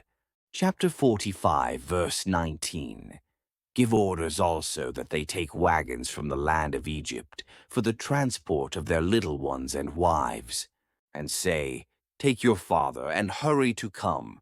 Chapter 45, verse 20. Do not be concerned about your belongings, for all the wealth of Egypt will be yours. Chapter 45, verse 21.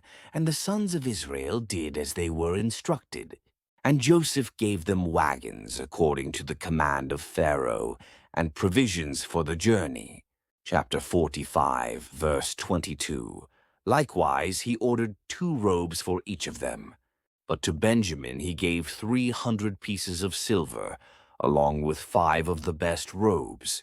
Chapter 45, verse 23. And he sent, in the same way, to his father 10 male donkeys carrying from all the riches of Egypt, and 10 female donkeys carrying grain and bread and provisions for the journey. Chapter 45, verse 24. Thus he sent away his brothers, and at their departure he said to them, Do not become angry on the way. Chapter 45, verse 25. And they went up out of Egypt, and they came into the land of Canaan, to their father Jacob. Chapter 45, verse 26. And they reported to him, saying, Your son Joseph is alive, and he is ruler in all the land of Egypt. When Jacob heard this, he was stunned and did not believe them. Chapter 45, verse 27. And they explained the entire matter in order. And when he saw the wagons and all that he had sent, his spirit revived. Chapter 45, verse 28. And he said, It is enough for me if my son Joseph is still alive. I will go and see him before I die. Genesis 46. Chapter 46, verse 1. And Israel set out with all that he had, and he came to Beersheba. There he offered sacrifices to the God of his father Isaac. Chapter 46, verse 2. Then God spoke to Israel in a vision during the night, saying, Jacob, Jacob. And he answered, Here I am. Chapter 46, verse 3. God said, I am the God of your father. Do not be afraid to go down to Egypt, for I will make you into a great nation there. Chapter 46, verse 4. I will go down with you to Egypt, and I will also surely bring you back again. And Joseph's hand will close your eyes. Chapter 46, verse 5. Then Jacob rose up from Beersheba, and the sons of Israel carried their father Jacob and their little children and wives in the wagons that Pharaoh had sent to transport him. Chapter 46, verse 6. And they took all their livestock and possessions which they had acquired in the land of Canaan. And they came into Egypt, Jacob and all his descendants with him. Chapter 46, verse 7. His sons and his grandsons with him, his daughters and granddaughters, and all his offspring he brought them with him into Egypt. Chapter 46, verse 8. Now these are the names of the sons of Israel, Jacob and his sons who went into Egypt, Reuben, Jacob's firstborn. Chapter 46, verse 9. And the sons of Reuben, Hanok, Palu, Hezron, and Carmi. Chapter 46, verse 10. The sons of Simeon, Jemuel, Jamin, Ohad, Jachin, Zohar, and Shaul, the son of a Canaanite woman. Chapter 46, verse 11. The sons of Levi, Gershon, Kohath, and Merari. Chapter 46, verse 12. The sons of Judah, Onan, Shelah, Perez, and Zerah. But and Onan died in the land of Canaan. The sons of Perez were Hezron and Hamul. Chapter 46, verse 13. The sons of Issachar, Tola, Puvah, Iob, and Shimron. Chapter 46, verse 14. The sons of Zebulun, Sered, Elon, and Jalil. Chapter 46, verse 15. These were the sons of Leah, whom she bore to Jacob in Paddan Aram, along with his daughter Dinah. All his sons and daughters numbered 33. Chapter 46, verse 16. The sons of Gad Ziphion, Hagi, Shuni, Esbon, Eri, Arodi, and Areli. Chapter 46, verse 17. The sons of Asher, Imnah, Ishva, Ishvi, Beriah, and their sister Sarah. The sons of Beriah were Hober and Malchil. Chapter 46, verse 18. These were the sons of Zilpah, whom Laban gave to his daughter Leah. She bore these to Jacob 16 persons in all. Chapter 46, verse 19. The sons of Jacob's wife, Rachel, Joseph, and Benjamin. Chapter 46, verse 20. To Joseph in the land of Egypt were born Manasseh and Ephraim, by Asenath, daughter of Potipharah, priest of On. Chapter 46, verse 21. The sons of Benjamin, Bela, Becher, Ashbel, Gera, Naaman, Ehi, Rosh, Mupim, Hupim, and Ard. Chapter 46, verse 22. These were the sons of Rachel, who were born to Jacob, 14 persons in all. Chapter 46, verse 23. The sons of Dan Hushim. Chapter 46, verse 24. The sons of Naphtali, Jazeel, Guni, Jezer, and Shillem. Chapter 46, verse 25. These were the sons of Bilhah, whom Laban gave to his daughter Rachel. She bore these to Jacob 7 persons in all. Chapter 46, verse 26. All the persons who came with Jacob into Egypt, his direct descendants, not including the wives of Jacob's sons, numbered 66 persons in all. Chapter 46, verse 27. And Joseph's 2 sons who were born to him in Egypt, so all the persons of the house of Jacob who came into Egypt were 70. Chapter 46, verse 28. Now Jacob sent Judah ahead of him to Joseph to show him the way to Goshen. And they came into the region of Goshen. Chapter 46, verse 29. Then Joseph made ready his chariot and went to Goshen to meet his father Israel. As soon as he appeared before him, he fell on his neck and wept on his neck a long time. Chapter 46, verse 30. And Israel said to Joseph, Now let me die, since I have seen your face, and know that you are still alive. Chapter 46, verse 31. Then Joseph said to his brothers and to his father's household, I will go up and speak to Pharaoh and say to him, My brothers and my father's household, who were in the land of Canaan, have come to me. Chapter 46, verse 32. And the men are shepherds, for they have been keepers of livestock. And they have brought their flocks and their herds and all that they have. Chapter 46, verse 33.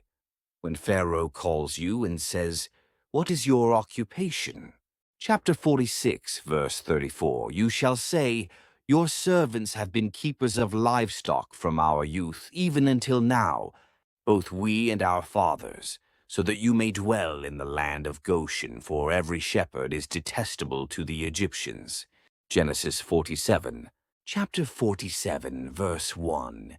Then Joseph went in and told Pharaoh, My father and my brothers, with their flocks and herds and all that they own, have come from the land of Canaan and are now in the land of Goshen. Chapter 47, verse 2. He took 5 of his brothers and presented them before Pharaoh. Chapter 47, verse 3. Pharaoh asked the brothers, What is your occupation? They replied, Your servants are shepherds, both we and our ancestors. Chapter 47, verse 4. And they said to Pharaoh, We have come to live as foreigners in the land, because there is no pasture for your servants' flocks, for the famine is severe in the land of Canaan. Now please let your servants settle in the land of Goshen. Chapter 47, verse 5. Then Pharaoh said to Joseph, Your father and your brothers have come to you. Chapter 47, verse 6. The land of Egypt is before you. Settle your father and your brothers in the best part of the land. Let them live in Goshen, and if you know of any capable men among them, put them in charge of my livestock." Chapter 47, verse 7. Then Joseph brought his father Jacob in and presented him before Pharaoh, and Jacob blessed Pharaoh. Chapter 47, verse 8, Pharaoh asked Jacob, "How old are you?" Chapter 47, verse 9, and Jacob said to Pharaoh, "The years of my pilgrimage are 130. Few and difficult have been the years of my life, and they have not reached the years of the lives of my ancestors during their pilgrimage." Chapter 47, verse 10, and Jacob blessed Pharaoh and went out from his presence. Chapter 47, verse 11, so Joseph settled his father and his brothers in Egypt, and gave them property in the best part of the land, the district of Ramesses, as Pharaoh directed. Chapter 47, verse 12. Joseph also provided his father and his brothers and all his father's household with food, according to the number of their children. Chapter 47, verse 13. There was no food, however, in the whole region, because the famine was so severe. The land of Egypt and the land of Canaan wasted away because of the famine. Chapter 47, verse 14. Joseph collected all the money that was found in Egypt and Canaan in payment for the grain they were buying, and he brought it to Pharaoh's palace. Chapter 47, verse 15. When the money of the people of Egypt and Canaan was gone, all Egypt came to Joseph and said, "Give us food. Why should we die before your eyes? Our money is gone." Chapter 47, verse 16. Then Joseph said, "Bring your livestock. I will sell you food in exchange for your livestock, since your money is gone." Chapter 47, verse 17. So they brought their livestock to Joseph, and he gave them food in exchange for their horses, their flocks, their herds, and their donkeys. And he brought them through that year with food in exchange for all their livestock. Chapter 47, verse 18. When that year was over, they came to him the following year, and said, "We cannot hide from our Lord that our money is gone, and our livestock belongs to you. There is nothing left for our Lord except our bodies and our land." Chapter 47, verse 19. Why should we perish before your eyes, we and our land as well? Buy us and our land in exchange for food, and we with our land will be in bondage to Pharaoh. Give us seed so that we may live and not die, and that the land may not become desolate. Chapter 47, verse 20. So Joseph bought all the land in Egypt for Pharaoh. The Egyptians, one and all, sold their fields because the famine was too severe for them. The land became Pharaoh's. Chapter 47, verse 21. As for the people, he made them slaves from one end of Egypt to the other. Chapter 47, verse 22. However, he did not buy the land of the priests because they received a fixed allotment from Pharaoh and lived off the food Pharaoh provided them. That is why they did not sell their land. Chapter 47, verse 23. Joseph said to the people, "Now that I have bought you and your land today for Pharaoh, here is seed for you so you can plant the ground." Chapter 47, verse 24. But when the crop comes in, give a fifth of it to Pharaoh. The other 4/5 you may keep as seed for the fields and as food for yourselves and your households and your children. Chapter 47, verse 25. You have saved our lives, they said. May we find favor in the eyes of our Lord, we will be in bondage to Pharaoh. Chapter 47, verse 26. So Joseph established it as a law concerning land in Egypt still in force today, that a fifth of the produce belongs to Pharaoh. It was only the land of the priests that did not become Pharaoh's. Chapter 47, verse 27. Now the Israelites settled in Egypt in the region of Goshen. They acquired property there and were fruitful and increased greatly in number. Chapter 47, verse 28. Jacob lived in Egypt 17 years, and the years of his life were 147. Chapter 47, verse 29. When the time drew near for Israel to die, he called his son Joseph and said to him, "If I have found favor in your eyes, put your hand under my thigh and promise that you will show me kindness and faithfulness. Do not bury me in Egypt." Chapter 47, verse 30. But when I rest with my fathers, carry me out of Egypt and bury me where they are buried. "I will do as you say," he said. Chapter 47, verse 31. Swear to me, he said. Then Joseph swore to him, and Israel worshipped as he leaned on the top of his staff. Genesis 48. Chapter 48, verse 1.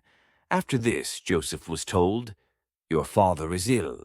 So he took his 2 sons, Manasseh and Ephraim, with him. Chapter 48, verse 2. When Jacob was told, "Your son Joseph has come to you," Israel rallied his strength and sat up on the bed. Chapter 48, verse 3. Jacob said to Joseph, "God Almighty appeared to me at Luz in the land of Canaan, and there he blessed me." Chapter 48, verse 4, and said to me, "I am going to make you fruitful and increase your numbers. I will make you a community of peoples, and I will give this land as an everlasting possession to your descendants after you." Chapter 48, verse 5. Now then, your 2 sons born to you in Egypt, before I came to you here, will be reckoned as mine. Ephraim and Manasseh will be mine, just as Reuben and Simeon are mine. Chapter 48, verse 6. Any children born to you after them will be yours. In the territory they inherit, they will be reckoned under the names of their brothers. Chapter 48, verse 7. As I was returning from Padan, to my sorrow, Rachel died in the land of Canaan while we were still on the way, a little distance from Ephrath. So I buried her there beside the road to Ephrath, that is, Bethlehem. Chapter 48, verse 8. When Israel saw the sons of Joseph, he asked, "Who are these?" Chapter 48, verse 9. "They are the sons God has given me here," Joseph said to his father. Then Israel said, "Bring them to me so I may bless them." Chapter 48, verse 10. Now Israel's eyes were failing because of old age, and he could hardly see. So Joseph brought his sons close to him, and his father kissed them and embraced them. Chapter 48, verse 11. Israel said to Joseph, "I never expected to see your face again, and now God has allowed me to see your children too." Chapter 48, verse 12. Then Joseph removed them from Israel's knees and bowed down with his face to the ground.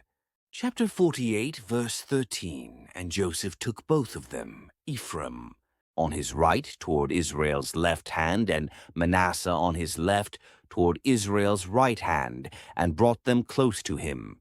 Chapter 48, verse 14. But Israel reached out his right hand and put it on Ephraim's head, though he was the younger, and crossing his arms, he put his left hand on Manasseh's head, even though Manasseh was the firstborn. Chapter 48, verse 15. Then he blessed Joseph and said, "May the God before whom my fathers, Abraham and Isaac, walked faithfully, the God who has been my shepherd all my life to this day." Chapter 48, verse 16. The angel who has delivered me from all harm. May he bless these boys. May they be called by my name, and the names of my fathers, Abraham and Isaac, and may they increase greatly on the earth. Chapter 48, verse 17. When Joseph saw his father placing his right hand on Ephraim's head, he was displeased. So he took hold of his father's hand to move it from Ephraim's head to Manasseh's head. Chapter 48, verse 18. Joseph said to him, "No, my father, this one is the firstborn. Put your right hand on his head." Chapter 48, verse 19. But his father refused and said, I know, my son, I know. He too will become a people, and he too will become great. Nevertheless, his younger brother will be greater than he, and his descendants will become a group of nations. Chapter 48, verse 20. He blessed them that day and said, In your name will Israel pronounce this blessing. May God make you like Ephraim and Manasseh. So he put Ephraim ahead of Manasseh. Chapter 48, verse 21. Then Israel said to Joseph, I am about to die, but God will be with you and take you back to the land of your fathers. Chapter 48, verse 22. And to you I give one more ridge of land than to your brothers, the ridge I took from the Amorites with my sword and my bow. Genesis 49. Chapter 49, verse 1. Then Jacob called for his sons and said, Gather around so I can tell you what will happen to you in days to come. Chapter 49, verse 2. Assemble and listen, sons of Jacob. Listen to your father Israel. Chapter 49, verse 3. Reuben, you are my firstborn, my might, the first sign of my strength, excelling in honor, excelling in power. Chapter 49, verse 4. Turbulent as the waters, you will no longer excel, for you went up onto your father's bed, onto my couch, and defiled it. Chapter 49, verse 5. Simeon and Levi are brothers. Their swords are weapons of violence. Chapter 49, verse 6. Let me not enter their council. Let me not join their assembly. For they have killed men in their anger, and hamstrung oxen as they pleased. Chapter 49, verse 7. Cursed be their anger, so fierce, and their fury so cruel. I will scatter them in Jacob, and disperse them in Israel. Chapter 49, verse 8. Judah, your brothers will praise you. Your hand will be on the neck of your enemies. Your father's sons will bow down to you. Chapter 49, verse 9. You are a lion's cub, Judah. You return from the prey, my son. Like a lion he crouches and lies down, like a lioness who dares to rouse him. Chapter 49, verse 10. The scepter will not depart from Judah, nor the ruler's staff from between his feet, until he to whom it belongs shall come, and the obedience of the nations shall be his. Chapter 49, verse 11. He will tether his donkey to a vine, his colt to the choicest branch. He will wash his garments in wine, his robes in the blood of grapes. Chapter 49, verse 12. His eyes will be darker than wine, his teeth whiter than milk. Chapter 49, verse 13. Zebulun will live by the seashore and become a haven for ships. His border will extend towards Sidon. Chapter 49, verse 14. Issachar is a raw-boned donkey, lying down among the sheep pens. Chapter 49, verse 15. When he sees how good is his resting place, and how pleasant is his land, he will bend his shoulder to the burden, and submit to forced labor. Chapter 49, verse 16. Dan will provide justice for his people, as one of the tribes of Israel. Chapter 49, verse 17. Dan will be a snake by the roadside, a viper along the path, that bites the horse's heels, so that its rider tumbles backward. Chapter 49, verse 18. I look for your deliverance, Lord. Chapter 49, verse 19. Gad will be attacked by a band of raiders, but he will attack them at their heels. Chapter 49, verse 20. Asher's food will be rich. He will provide delicacies fit for a king. Chapter 49, verse 21. Naphtali is a doe set free, that bears beautiful fawns. Chapter 49, verse 22. Joseph is a fruitful vine near a spring, whose branches climb over a wall. Chapter 49, verse 23. With bitterness archers attacked him. They shot at him with hostility. Chapter 49, verse 24. But his bow remained steady. His strong arms stayed limber. Because of the hand of the mighty one of Jacob, because of the shepherd, the rock of Israel.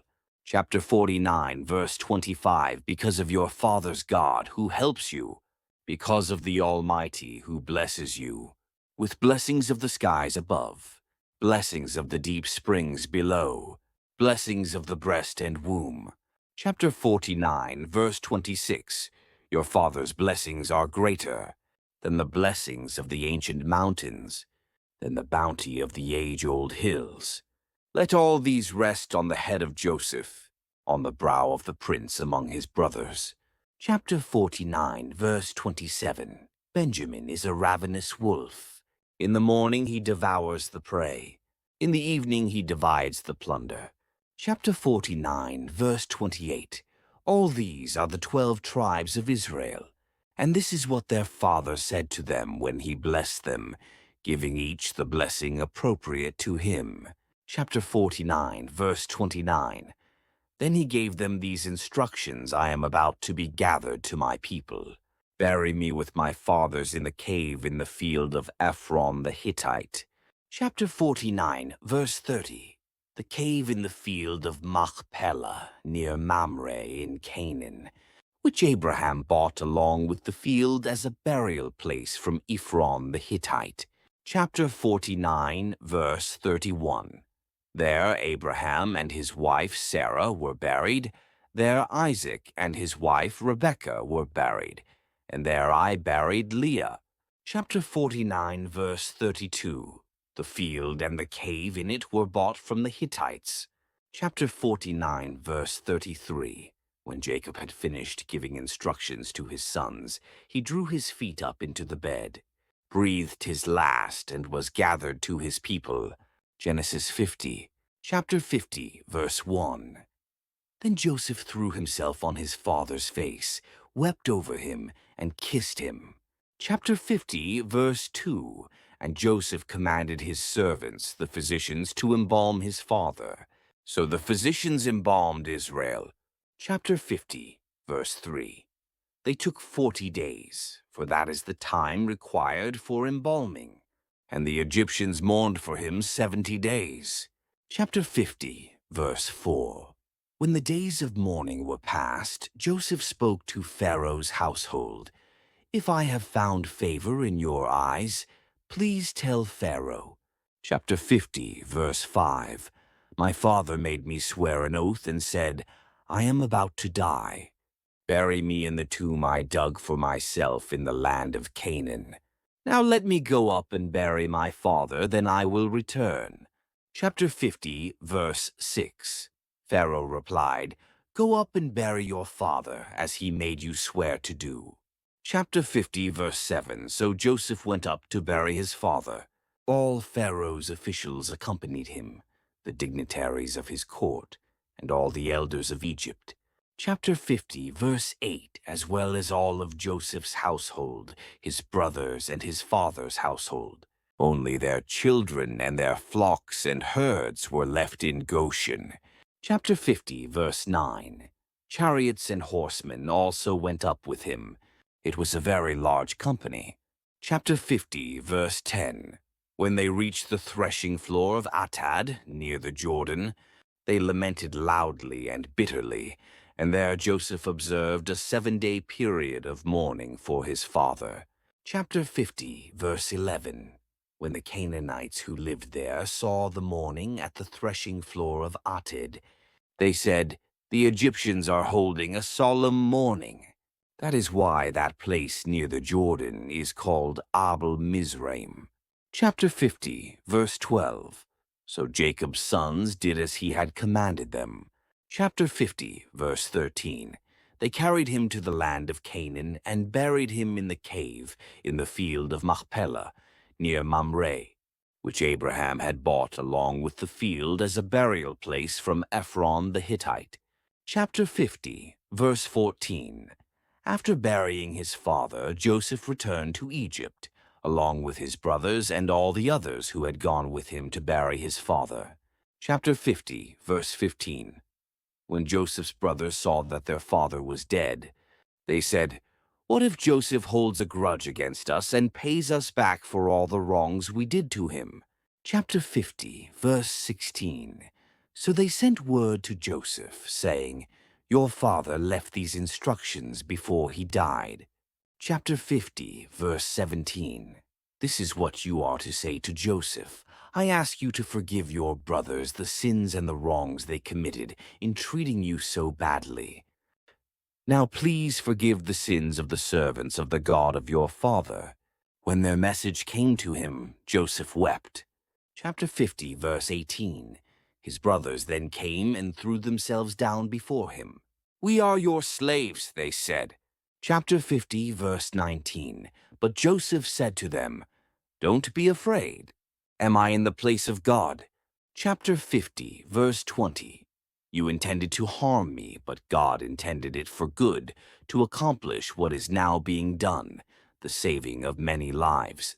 Chapter 50, verse 21. So then, don't be afraid. I will provide for you and your children. And he reassured them and spoke kindly to them.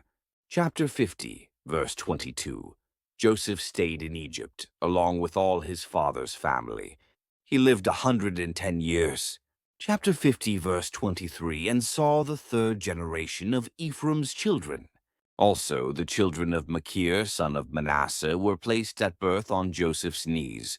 Chapter 50, verse 24. Then Joseph said to his brothers, I am about to die, but God will surely come to your aid and take you up out of this land, to the land he promised on oath to Abraham, Isaac, and Jacob. Chapter 50, verse 25. And Joseph made the Israelites swear an oath and said, God will surely come to your aid. And then you must carry my bones up from this place. Chapter 50, verse 26. So Joseph died at the age of 110. And after they embalmed him, he was placed in a coffin in Egypt.